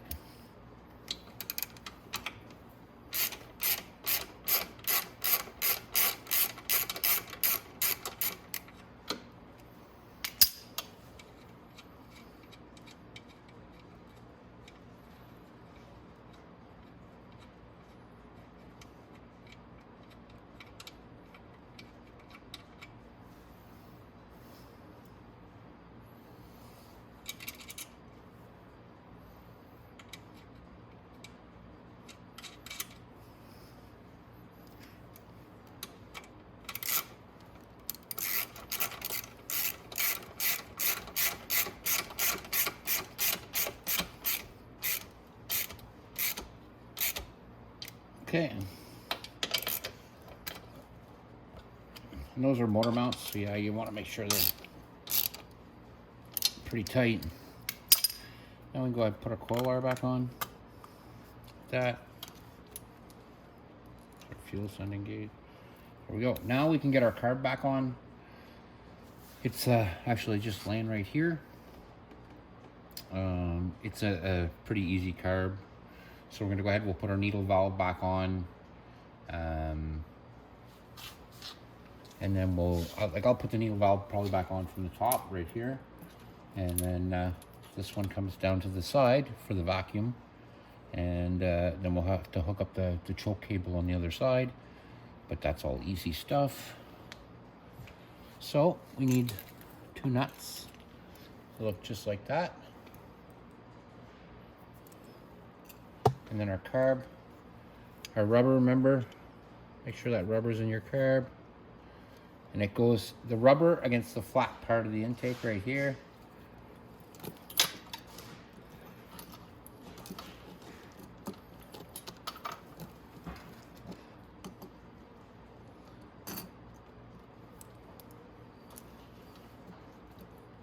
We can go ahead and slip our air hose on in the back here. There we go. Put our nuts on right here.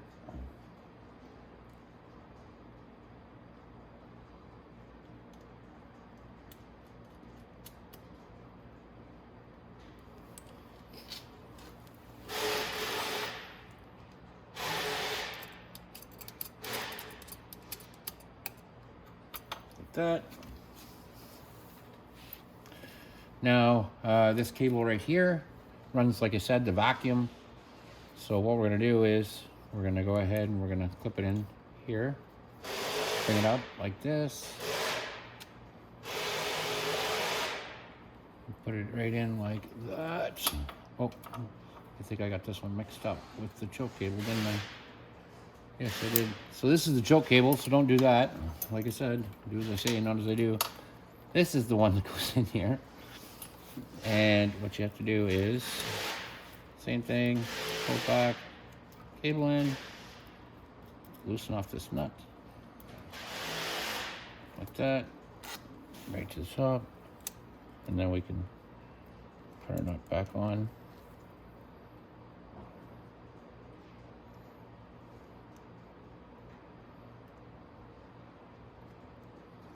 And I'll show you how to adjust this. So we start our nut, okay. See, you'll notice that there's no tension on there. You just want that cable loose, like just the way it is. So this is pretty well right where it's supposed to be. It's not supposed to pull until you pull the throttle.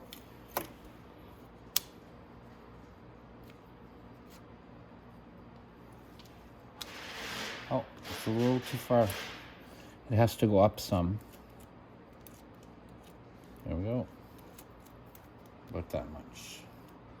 And the reason it has to go up that much is so it doesn't rub on here when I turn the accelerator. Like that. Then we have like the top of our carb right here. This runs down the side of the tank like this. Just like that. Now when you put the needle valve in the carb, you want to line this little notch up here with the idle screw right here. You don't want to have this line on this side because this will stay at the top of the carb then, and then when you start the bike, it's going to be revving wide open.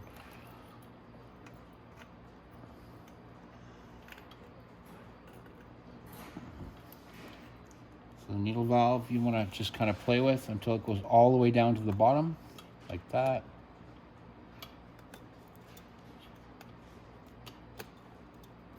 And you can screw the top back on your carb. Make sure the top is straight when you try to screw it back on so that it doesn't cross thread the carburetor. Just like that. Now we're gonna zip tie this down and out of the way. This is for the voltage rectifier. Like I said, we'll zip tie that out of the way. But when we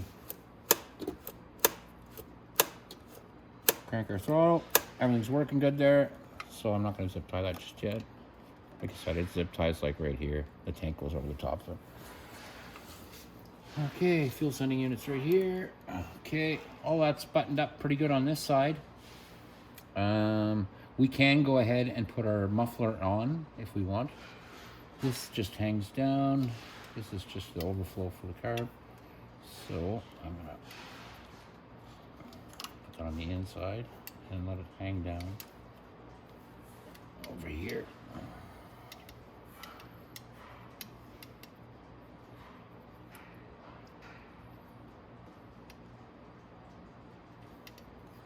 There we go. Just like that. Just so it's out of the way.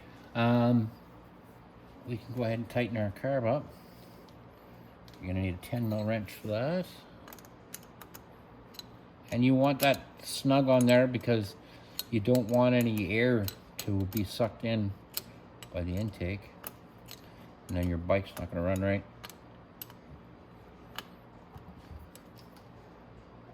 It's nice and snug. I'll go snug that on the other side.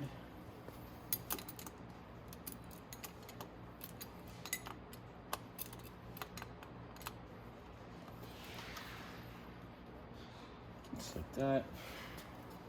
That's perfect.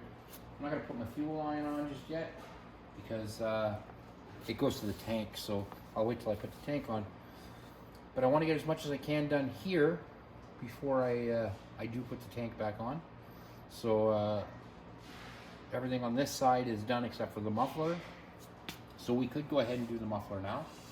I think I have the muffler bolt somewhere around. Yep, here.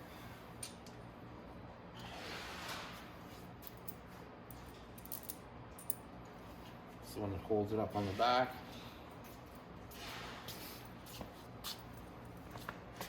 And you remember our muffler actually turned out really nice, and all I did was give it a really quick paint job, and it just turned out beautiful. Now, when you put the muffler back on, don't forget that crush gasket. It's got to go back on too.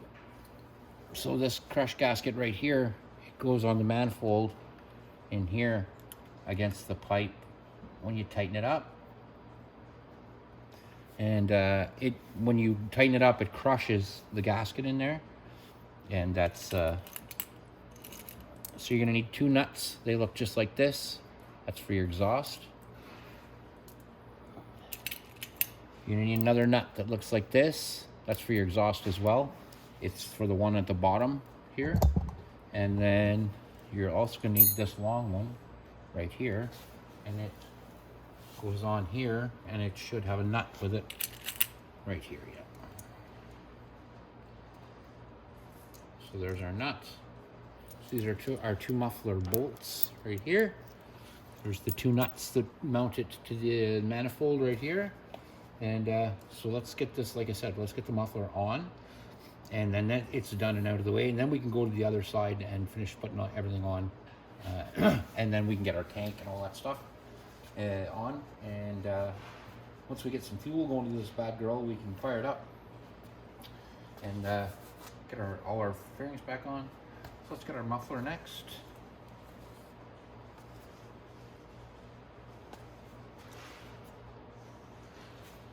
Right here.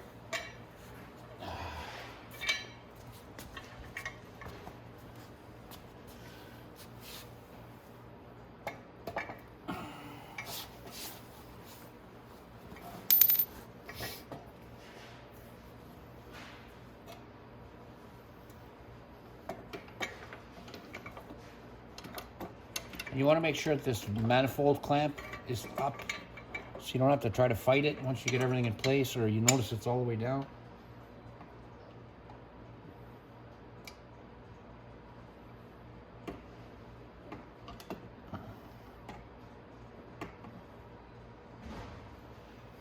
There we go. So I can go ahead and start some bolts. Go ahead and get the one in here.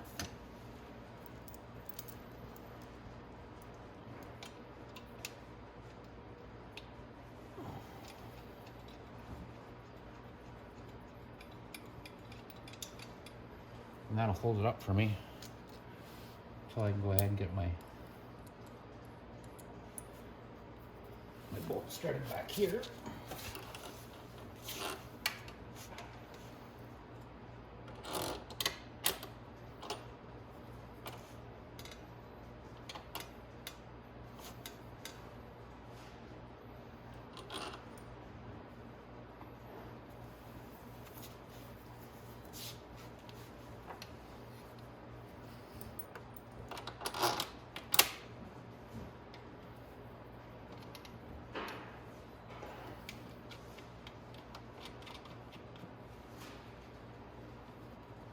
Okay.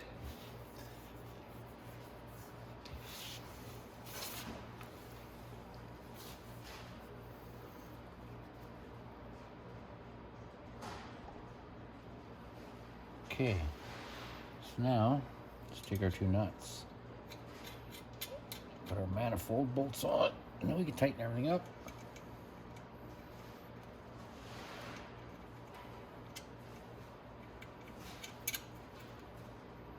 Okay, so I don't know if these are probably going to be 12. Yep. So these are 12. So we can go ahead and tighten all these in. Put them away.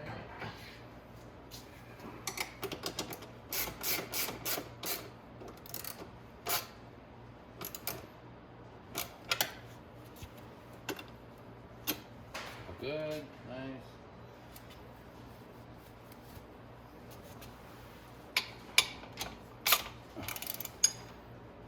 There, nice.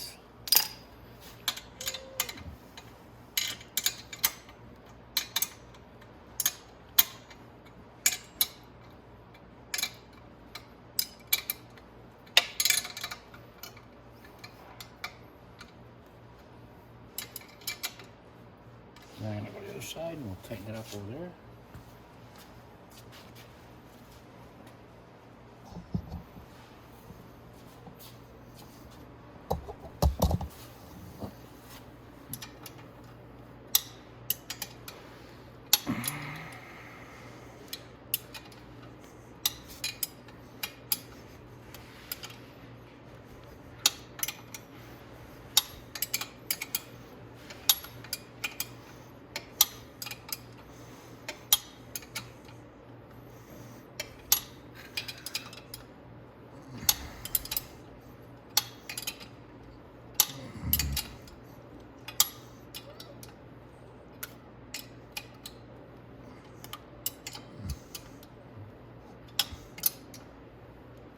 Okay, now we can put our voltage rectifier back on. It needs to definitely be hooked up. All of our other wires are hooked in here nice. I will probably unplug them and bring them on top of the carburetor. I didn't tighten up my airline here yet, so I'm going to pop it off. I'll bring my wires above that. All these wires should be up here. Okay. Again, this goes to here after everything's together, but I broke it, so I will have to put a new one. That's good. This wire is going to come up to the voltage rectifier too. We also have to put our choke back on, so let's do that really fast. So our choke wire is right here. It runs again down the inside here, and then goes through here. Or does it come down? No, it comes down through here. Sorry.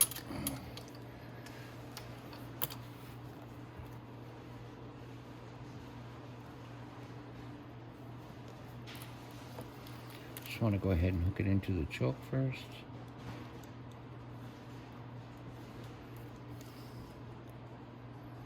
Like that. Then we can go ahead and put it in its holder. Like that. There you go.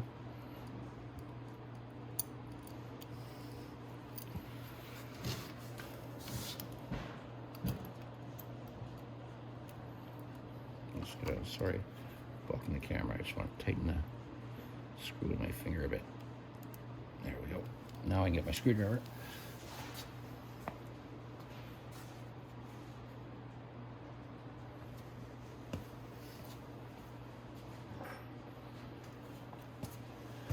Now all these cables and stuff, you'll see that they're all kind of way up in the air.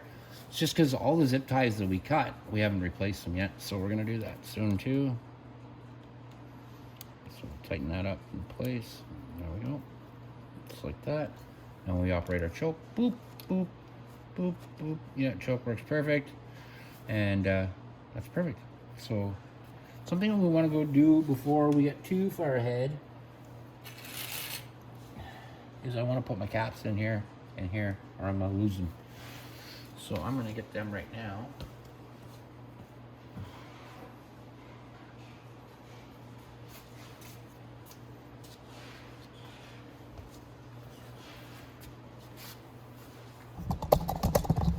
So these are the caps I'm talking about.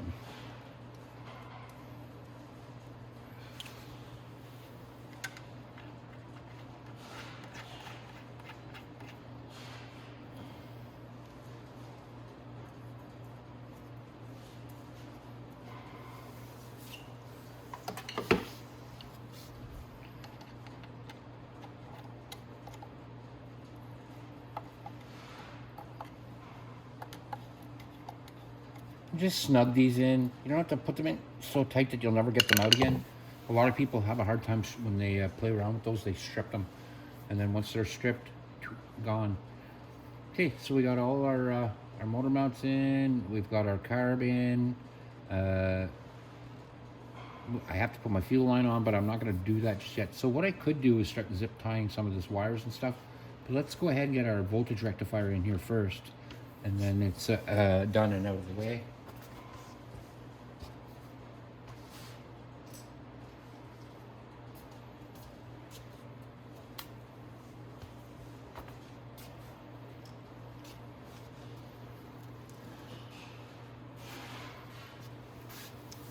So here we go.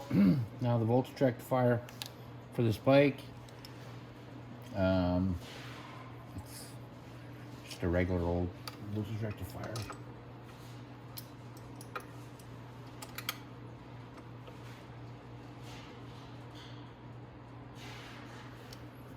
And it's only one bolt that holds this on, and it's just a 10 mil.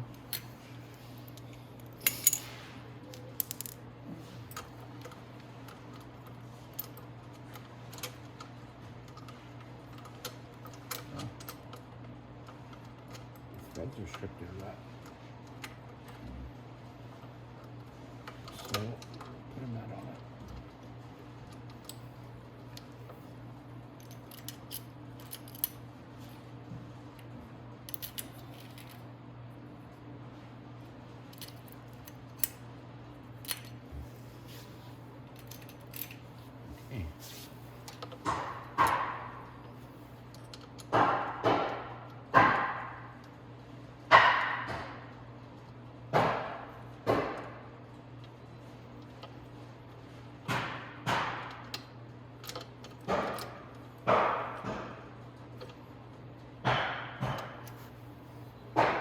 Okay, so we'll get our 10 mil wrench.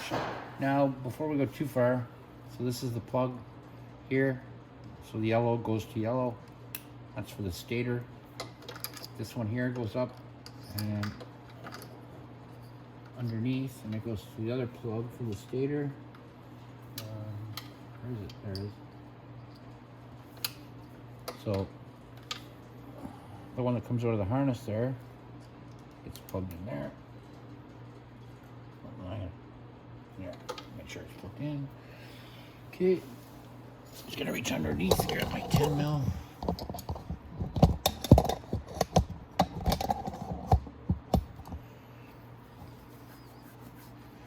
And I just want to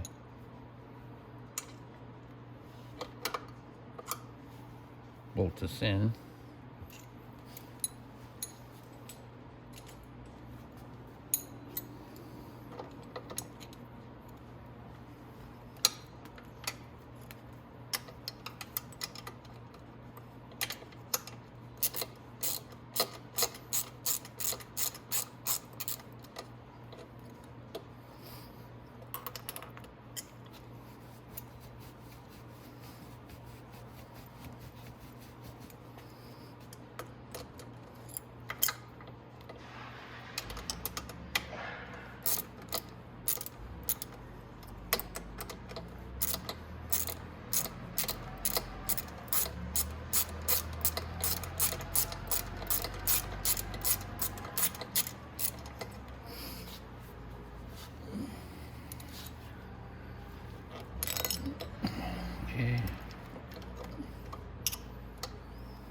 Yeah, we'll tighten it right up so it stays up like that.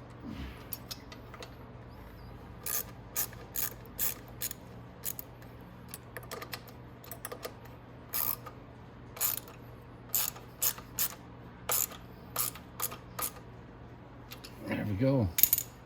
So these wires can be all zip tied up back here. This is the only thing that I really need to go forward up this way, and we can get it all out of the wiring. So those wires can go ahead and be zip tied up. This can be zip tied up. All this can be zip tied. So I'll get some zip ties. We'll do that. So I want to zip tie these down too, on each side. This down there, like that. So I can get some zip ties. Let's start zip tying some stuff up.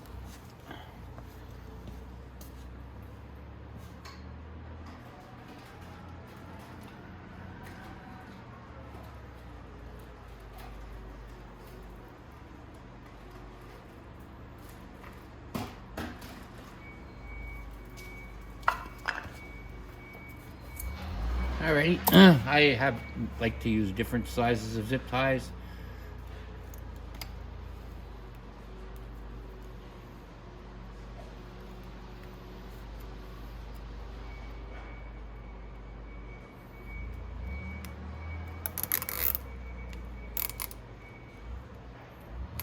Okay.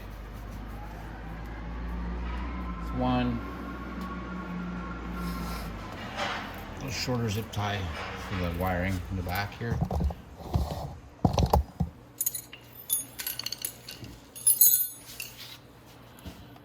And a zip tie from here to the frame.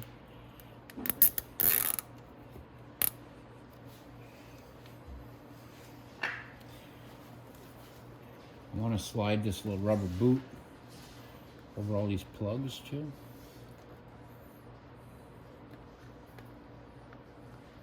It's just less chance of your bike stalling out in the rain. The more plugs you get covered.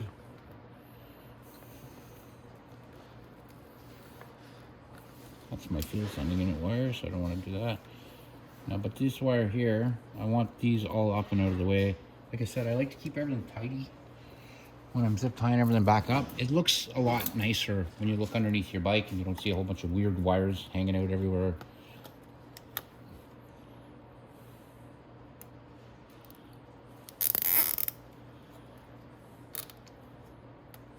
Like that. Okay, so all this seems pretty solid and buttoned up. That's good. So it's pretty well timed to get the tank on, but before I put the tank on, I want to go ahead and get this charcoal filter replaced. Such an idiot. Can't believe I snapped that. Okay, so we'll pop that off. This one here still got the tip in it, but it's not a big deal. We'll address that in a minute. I'm gonna go get a charcoal filter, and I will be right back. Yay! So we got our new charcoal filter on. So I don't want that to run anywhere near the motor. So I'm going to try to turn this up a bit, and then we can zip tie it up and out of the way. Like I said, I don't want it interfering with anything. I won't interfere with anything right here. So that's a good thing, but I don't want it to touch the engine and just keep sitting on the engine. If it sits on the engine, it's just going to get hot and overheat, and then it's going to be gone. So and zip tie it through the through the motor mount right here. And I'm not going to zip tie it so tight no air can flow through it. You'll notice sometimes that your bike has zip ties on it and they're so tight and like air can't get through these lines. And I don't know why they do that, but it happens, and then your vacuum won't work right on your engine. I'm gonna go around and snip some zip ties.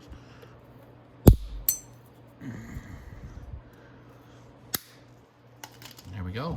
So now if we take a step back here a little bit, you look at our engine, everything's nice and tight. Everything looks really nice, everything looks really good. So the only thing that we need to do now is, I think, is get our tank on. And then go from there. We'll get our fairings on, and let's start this little girl up. So we need our fuel line first, and I find the fuel line is easier to install now than to try to push it on the carb after the tank is on. So let's get our fuel on. So remember what I did with it. There it is. Now, if you look at these fuel filters, there's always a directional arrow on them. So you see this one? Let's see where the directional arrow is. There we go. So it says flow right here, and it shows from there. So this line here would be the one that goes to my carburetor, and this line here would be the one that goes to my gas tank. So, like I said, follow the flow arrow, and make sure you put your carb fuel line in the right place. So now the fuel line's on. When I go ahead and put the tank on, all I have to do is make sure and plug in my fuel sending unit wire right here. You remember this wire? You want to put that in. So I'm going to get the tank now. The tank is actually really easy to put on. It's not difficult at all. You are going to need your bolt for the tank. But when we lift it on, what we're going to do is we're going to slip it underneath these rubber grommets here. I'm going to put it up a bit.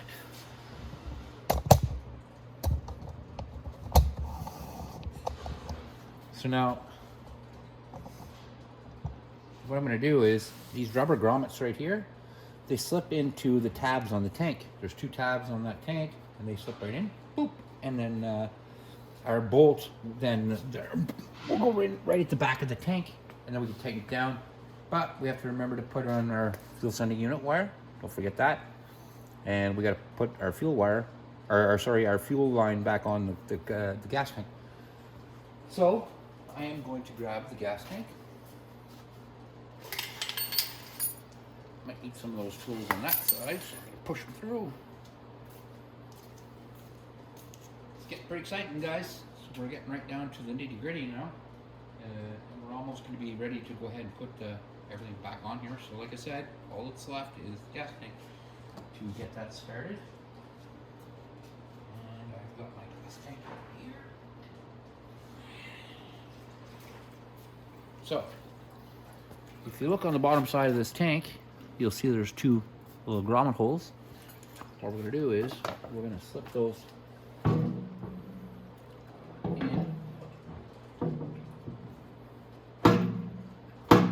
Okay, I think I'm in the right place for now. But what I want to do is lift this up and plug it in first.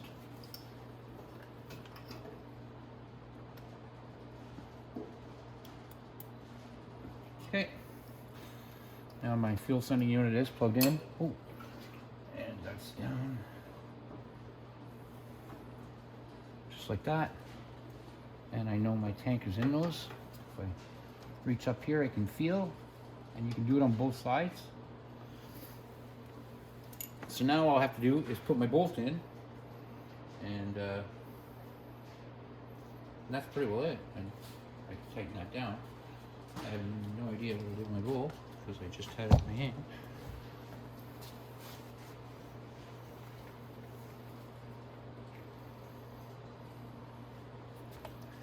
All right. So all you have to do then is just take the tab of your tank at the back, just wiggle it back till it's right in line with the hole. Put it in there like that.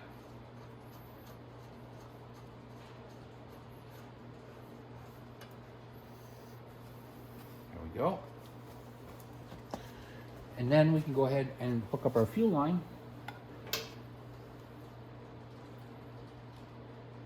the fuel pepcock.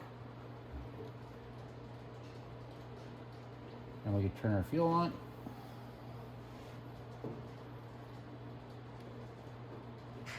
I think I'm gonna put this different though. Yeah. And I'll switch and turn that line around.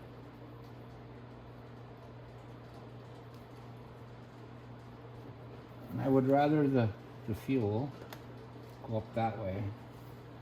Up there and around and down into there. I don't want it to go near the engine, because why melt the fuel line? So we're gonna go around to the other side like this. And I went ahead and put my spark plug wire on there. I don't know why though, because I didn't tighten it in. And I think that's a 17 if I'm not mistaken. Okay, I already have that.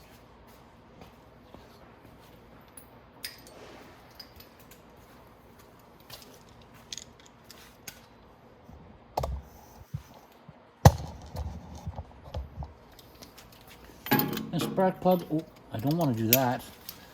Notice how close I got up to the tank there? I got a little, it's only dirty here, but you don't want to scratch your tank, so. And after we're done doing all this, and I think that's an 18 actually. So after we're done doing all this and the bike is all back together, we're gonna give everything a good wipe. Again, you don't want mechanic marks on your bike when you're riding around, like dirty finger marks. There we go. Okay, so this bike actually is going to need a boost because there he's dead. So I'm going to go get the boost pack, and then I'm going to try to start this, and let's see what kind of job we did. Okay, so I went and got my charge pack, so now I'm going to make everybody a little bit taller. Now, the only thing that I haven't done is tightened up my air vent, or my air hose for my air vent. And the only reason I haven't done that is because if it doesn't start, or it's like it's not getting fuel, what I'm going to do is I'm going to hit it a shot of quick start. So I want to leave that open to do that. So now what I'm going to do is I'm going to connect just my booster pack to the cables. I'm not going to bother putting them on the battery. Should be enough power to start it.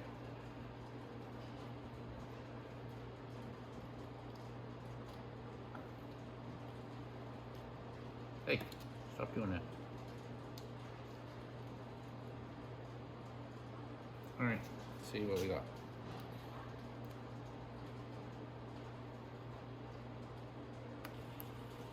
All right, so our dash is cycled. So what I'm going to do is I'm going to go ahead and I'm going to put my choke on, hit it a couple pumps of fuel, and let's try it. Oh, I don't have any power here. I have to hold the wire maybe.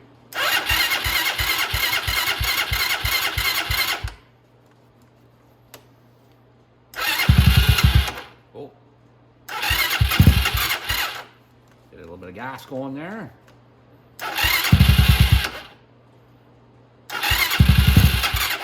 It's not quite any gas going through yet.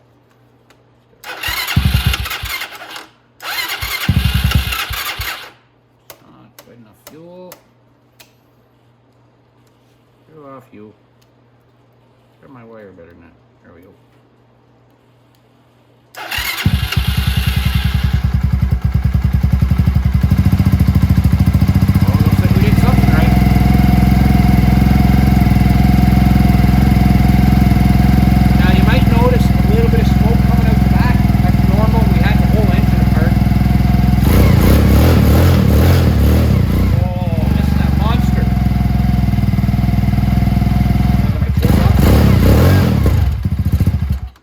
Cold yet. A little bit too much for that. Oh, and I didn't turn my water pack back on. But we know it runs. So we started it, revs up. We know it's good. I should have shut the choke off that early, but that's just the way it is. But now we know that it's running, and we know we can go ahead and we can button up the rest. We can go put our fairings back on. I'm gonna go ahead and tighten up my my air hose now. Let's get this boost pack out of the way. So I did nothing different while off camera. Everything I showed you was on camera, so you can do this. Everyone can do this. It's a lot of people think tearing into an engine is very difficult. Only mechanics have these special skills and all this stuff. But you know what? A lot of it is just taking the time and the effort to do it yourself, and you can do it. Anybody can do what I do. I just grew up doing this, so. I didn't go to any special school. I went to the special school in Knox. So I tried it, and if it didn't work, or if it wasn't working, I made it work. I grew up like in a machine shop where we had, sometimes on our farm, if we didn't have a part and we couldn't afford the part, we would make the part. And that's kind of the way I run my shop here. So if you find that I might have a better way, or I might have figured out a different way than everybody else to do it, and so my videos might be different than some technicians because I learned how to do it on my own. I didn't have any schooling. I didn't go to Harley Davidson and say, listen, I need a tech degree. Nothing like that. I did it by myself, learning by myself, and like I said, but I've been doing this for 35 years, so it's a little bit different. So as bikes progressed, fuel injection, stuff like that started coming into play, I learned about it, and it's not difficult. It's just a different operating system, and that's all. The engine still runs the same. Engines are easy. They're easy. You need air, you need spark, you need compression, and you need fuel. If you have all those points, it's going to start, it's going to run perfect. So now, let's stop talking and let's get back to work. So what we're going to do now is we're going to start putting our fairings back on. The fairings is the easy part. So you'll remember the last time when we took it off, we took off the left side first, or sorry, the right side first, or the left side first, right side last. This time we're going to do it the opposite. We're going to put the right side on first, and then we're going to go to the left side and we'll button it up because it's only one fairing then. So let's get the right side here. Now, this is the perfect time to get to hard to reach places to wipe your fairings. So if you look at this fairing down here, it's got a little bit of dirt on it because I haven't wiped down here. It's a little bit harder to reach down in some of these areas. But all these other parts of the fairing, you'll notice, this actually got melted, this fairing. It got so hot. This bike was run so hot that it melted it. And the reason it does that is, this is an air-cooled engine. So when you're driving, this is perfect. But if you let this out in the sun and you live in Florida or somewhere real south, and you just let this sit in an idle for a really long time, this is the heat that comes off your exhaust, and it will melt the fairing. So don't let just your bike sit in idle for half an hour. There's just no need of it. It just needs to warm up for 5 or 10 minutes, and then you can start driving. While you're driving, your bike will never overheat because the wind and the air is cooling it down, right? So that's not gonna affect it. Okay, so here's our fairing. Oh my goodness. So I just want to make sure we're gonna get everything in the right place. I think I'm missing a part. Yeah, I am. There's a part that goes right here. I didn't grab that part. Let's grab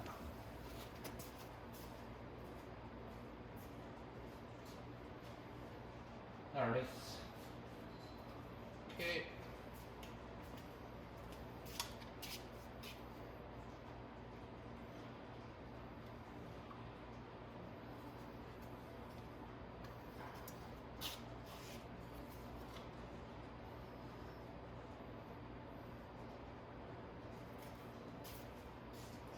I think I dropped a clip somewhere, so I just have to find it. I don't know if I put it in my dish. I might have to go get another one. I'm missing a clip. I can see it right here, and I need that clip.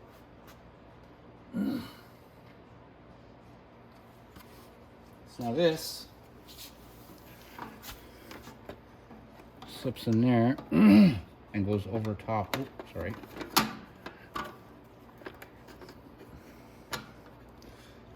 So you just want to put your fairing on the inside of that. Snap in there, you. There we go.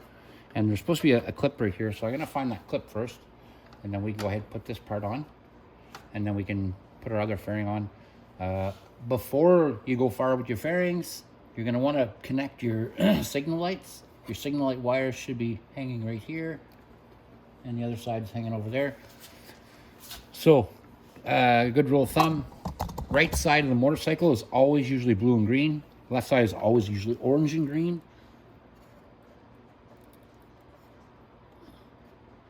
So signal lights, you're gonna want those connected, done.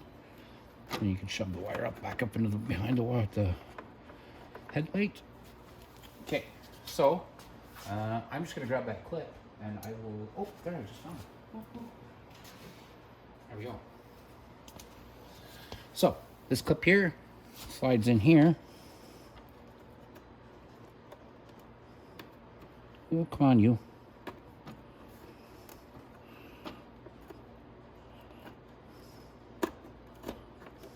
Like that. And there's a screw goes in right there.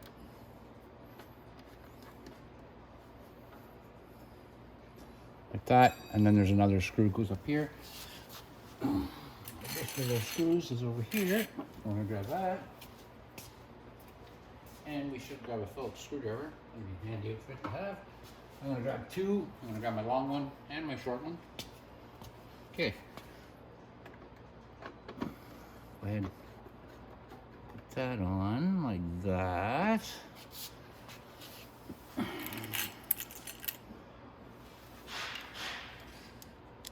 I'm going to put a screw in up here, like this. Like that.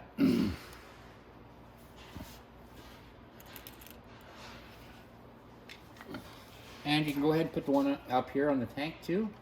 And that one takes a bolt and a nut like this.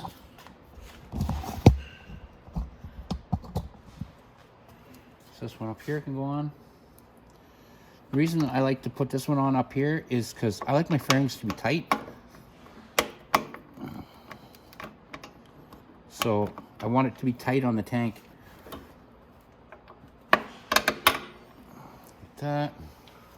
And I can get underneath here really easy to put my nut in. And you'll notice I haven't tightened down my gas tank yet, really. I just put this in finger tight. There's a reason for that. I want all these fairings and everything to be tight against the tank before I tighten the tank up. Like I said, I like my fairings to be nice and tight because you don't see the gaps and lines and stuff. You want everything to be really nice and tight. It looks nice and fresh. Like I said, everything's about aesthetics on your bike. So you want it to be nice, right? So, what I'm going to do is, I'm going to put that fairing where I want it. And tighten it.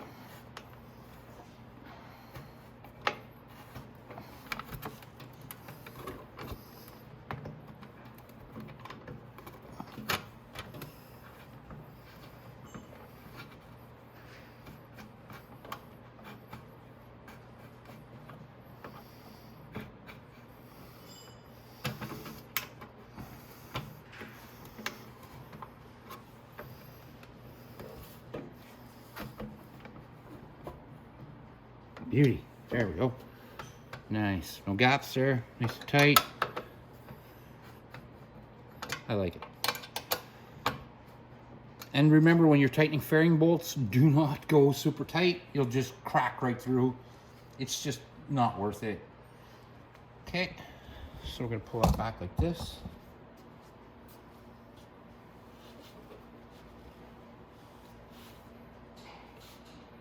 And then we're going to get our fairing here, and you'll notice on this fairing there's lots of snaps, 1, 2, 3, and then this one goes underneath here for my screw in the front. So all you have to do, very simple, line up your snaps, put your holes, boom, boom, boom, and that's it. And you want to make sure it slides underneath the front, so you're going to go in here like this, and then you can go up to your where your snaps line up.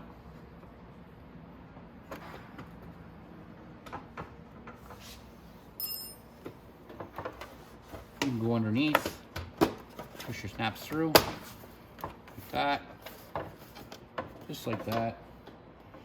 And you see how fast that fairing went on? So now we can just bolt it up, like all the stuff is ready to bolt up. But it went on nice and tight. There's one screw up in here that you have to put on.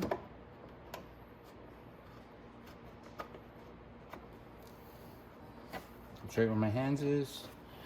Where my hands is. Where my hands are.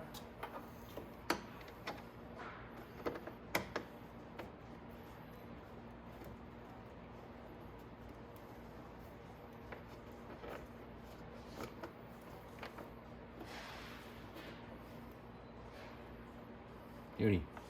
Okay. So now we can go ahead and put our fairing bolts all on this side.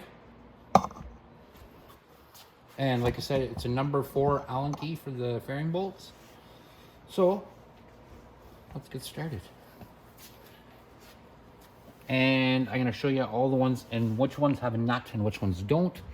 So this one is just a straight in fairing bolt, just like this. I'm not going to tighten it yet. Right here, another just straight in fairing bolt.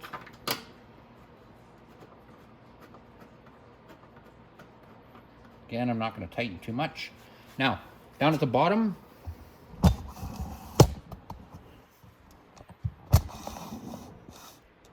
these fairing bolts have nuts that go on them.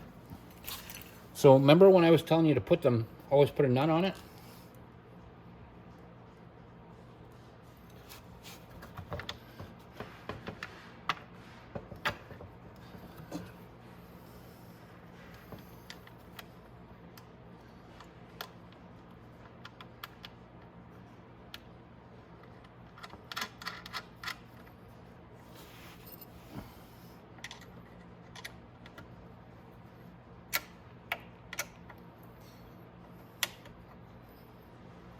Go.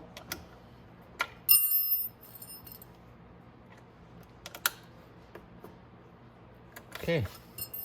I don't know why I tightened that. It didn't need to be tightened yet. But as long as this one lines up, I don't care. Yep.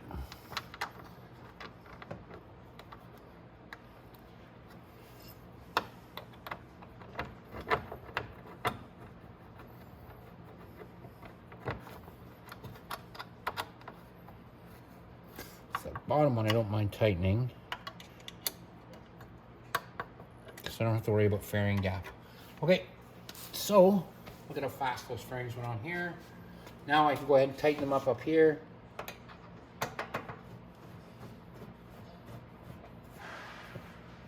Again, no fairing gap. Nice. Beautiful. Just like that. All right, so if we look, our fairing's all on this side. The only fairing I'm not going to put on is this battery one.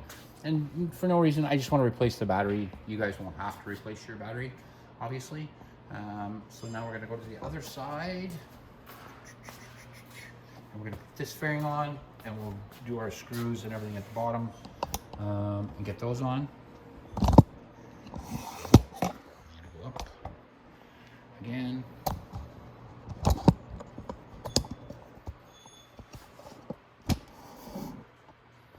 Just like that. Okay, so now there's our last fairing to put on.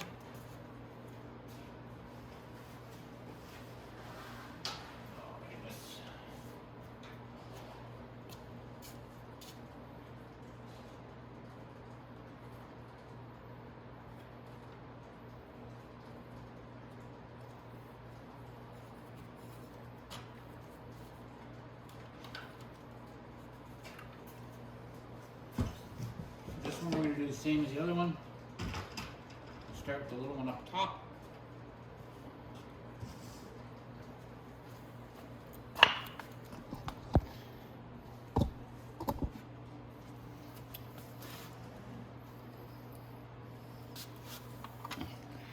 So this goes on next.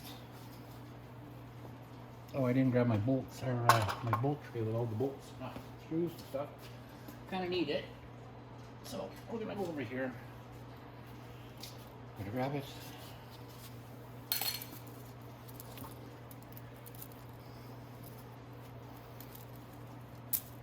Okay. So now when we put this one up, you'll remember there's one screw goes here. So we're gonna get that, and I think, and then we have to put the one up in here. And then there's one comes through here, but we're missing the clip on this one right here. So I might have to go get a clip, and I will bring it back. All right, I'm back. Okay, so it's very easy to lose these clips. So what you want to do is you want to be very careful. You want to be very careful to look to see if any of these fell off. And look around on the ground where you're working. You'll usually find if there's one missing somewhere. So I'm going to take this screw out.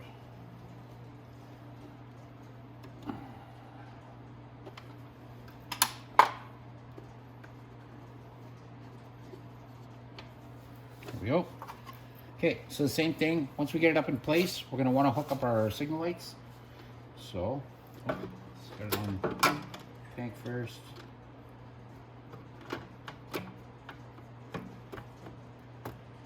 One little clip. There we go. So we can go ahead and put our screw in from the back side, just like the other side.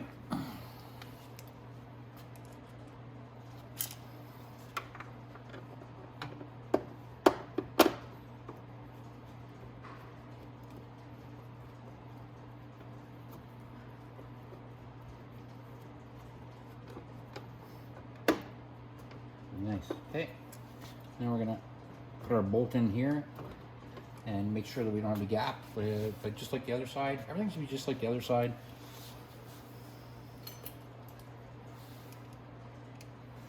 We'll put our screw in here. That's too big. It's not the screw I'm looking for. There it is. This is a longer, thinner screw up at the top here. It's not a big fat one. Okay, perfect. Now, what you're going to want to do is you're going to hook up the signal light right away so you don't forget. Ooh, look at that. Weeble and wobble. Okay, down here. Okay, so again, orange and green for the left. Just look up to there, you'll find them. Orange and green. Beautiful. And green. Beautiful. Okay, then we can lift it up out of the way. Okay, so, and we can go ahead and put our screw in right here. Make it tight so there's no gap. No gaps.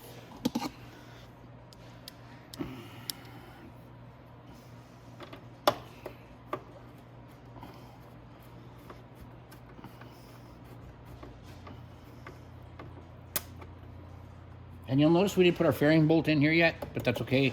We're gonna do it on both sides at the same time. I wanna go ahead and put these ones in first. Next is gonna be the one for our tank.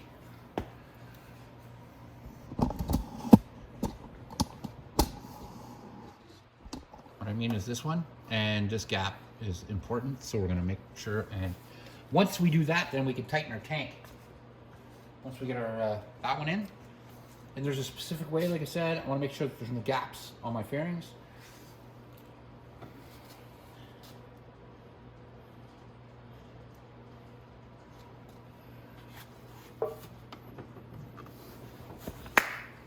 Sorry, I can pass in front of the camera, but when I'm forcing right on this bike and my wheel is turned that much left, what I want to do is I want to make sure that the bike's not going to tip over.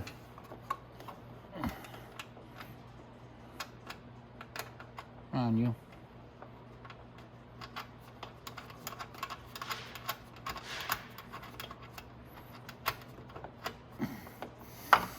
So this one, there is no gap with the tank.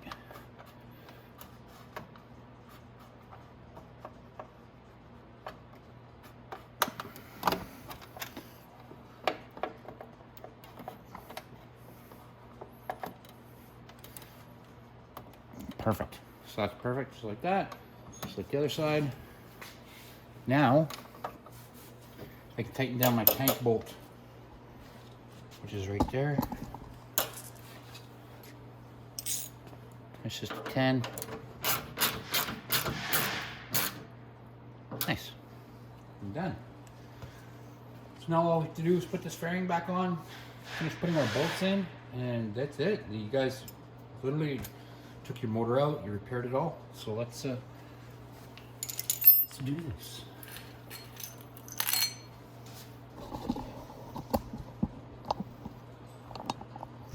And like I said, these jobs aren't hard. They're just tedious. Take time. Like I said before too, if you get frustrated, take a walk away for a few minutes.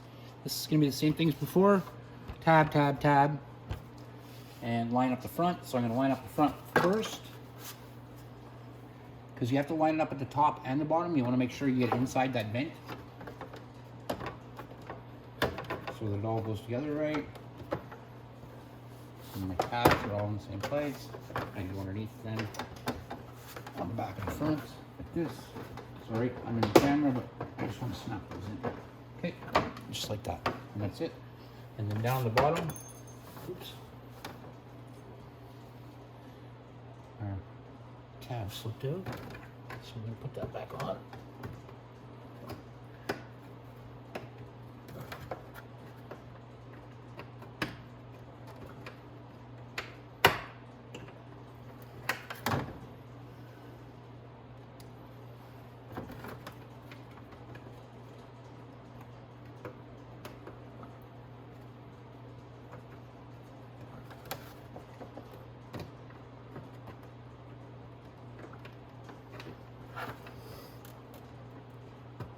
There we go. So our tab's back on the bottom. And we just have to make sure that vent all stays on the inside like that. So that's good. So now we just have to put the bolts back in the fairings, and that's it. Whew, sorry about that. I had to take a sweater off. Ooh, those lights really throw off a lot of heat in here. Okay, so now we can start, like I said, putting our bolts in for our fairings. I'm going to put the top bolts in, but I'm not going to tighten them.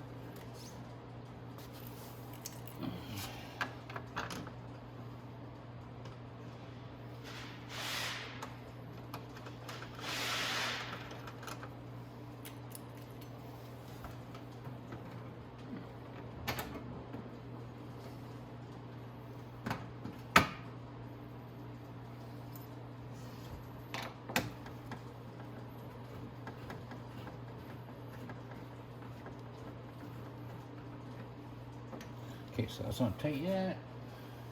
Okay, so now we're gonna go down to the bottom because I want to show you what's going on down here in the front, so we can do it all together.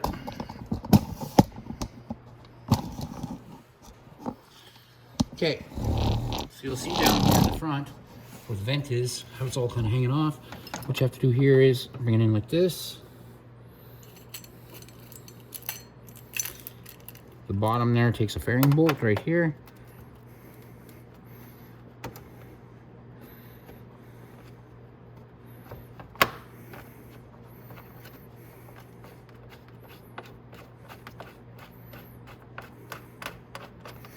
And then you're going to have 2 Phillips screws.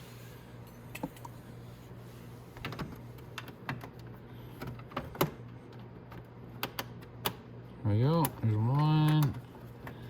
And like I said, I'm not tightening those because if you tighten them, then it might not line up at the top when you're trying to get that top one in. You might have to fight with it.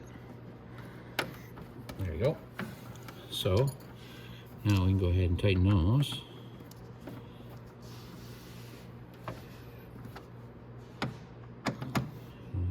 Tighten those.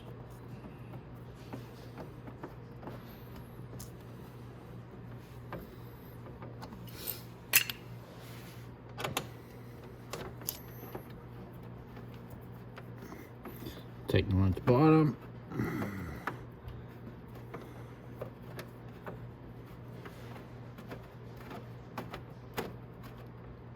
Okay.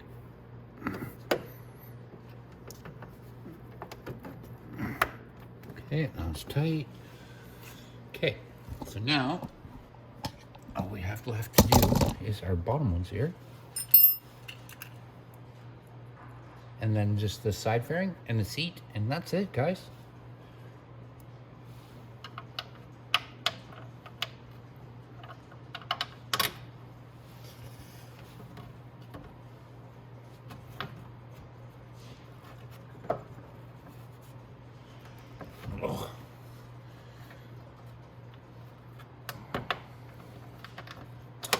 Oh, I had to drop that. And sometimes it is really tight to get a bolt in some places. Just be patient and take your time. There's always a way. Because there was somebody did it before you and they had to figure out a way to do it too. So if you have questions, you can always call in and answer or ask. Our tech department, they're pretty good guys. They know what they're talking about. And if they don't know, they'll just ask me. So either way, we'll get the problem solved for you. So now we got, there we go. Nice and tight. Tighten up that one. Nice and tight. Now we can go ahead and we can tighten up our other ones.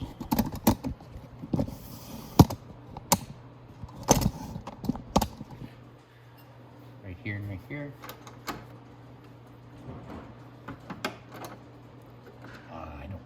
The tank because I don't want to scratch anything. There we go.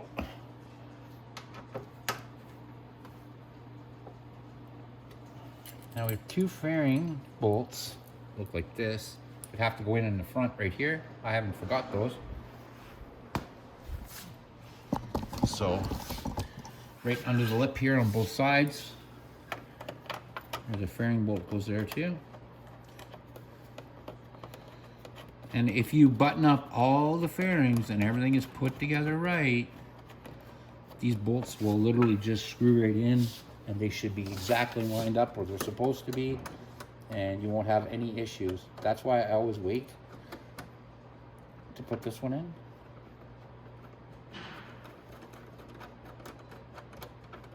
Because if you do it right, you don't have to fight with it.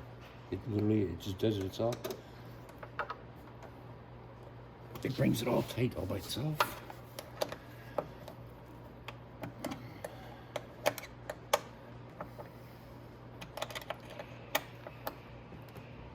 That's it. Okay. So now, you literally have 1 fairing left to put on. And that's this one right here. This one is easy. Slip the cable underneath here. Right there. Line up your tab right there. Snap it in. Right front. I find it. There we go. That's snapped in there.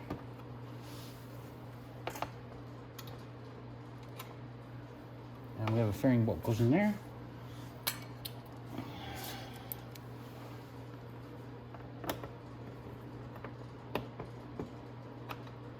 If you want, it's a lot easier if you line up the clip first. There. Looking through the hole. Like that.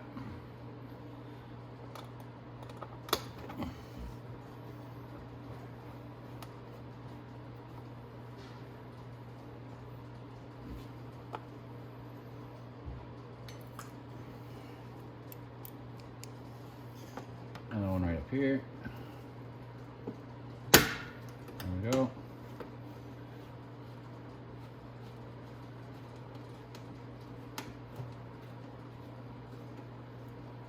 Nice. And there's 2 screws.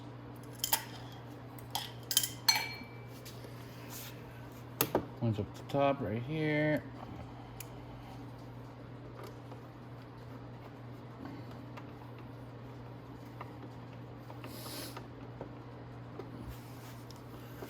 Back here.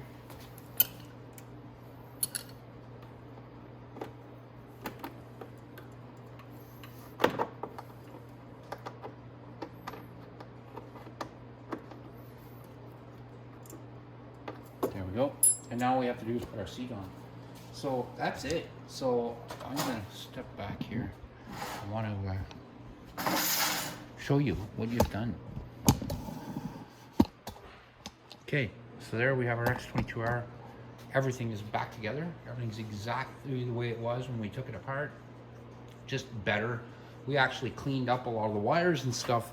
So when you look down at your bike now, when you look here, there's nothing. Nothing hanging. Nothing looks out of place or dirty. It looks all clean. That's the way I like to do my bikes. But right now I want you guys to literally give yourselves the patented POB, pat on the back. You guys did fantastic. Who says you're not a mechanic, you know? You can always learn and you can always do this stuff by yourself. All you need to is check out our YouTube channel. We usually have a lot of videos. But this is the end of our video, guys. You did great. Get out and ride. Have fun.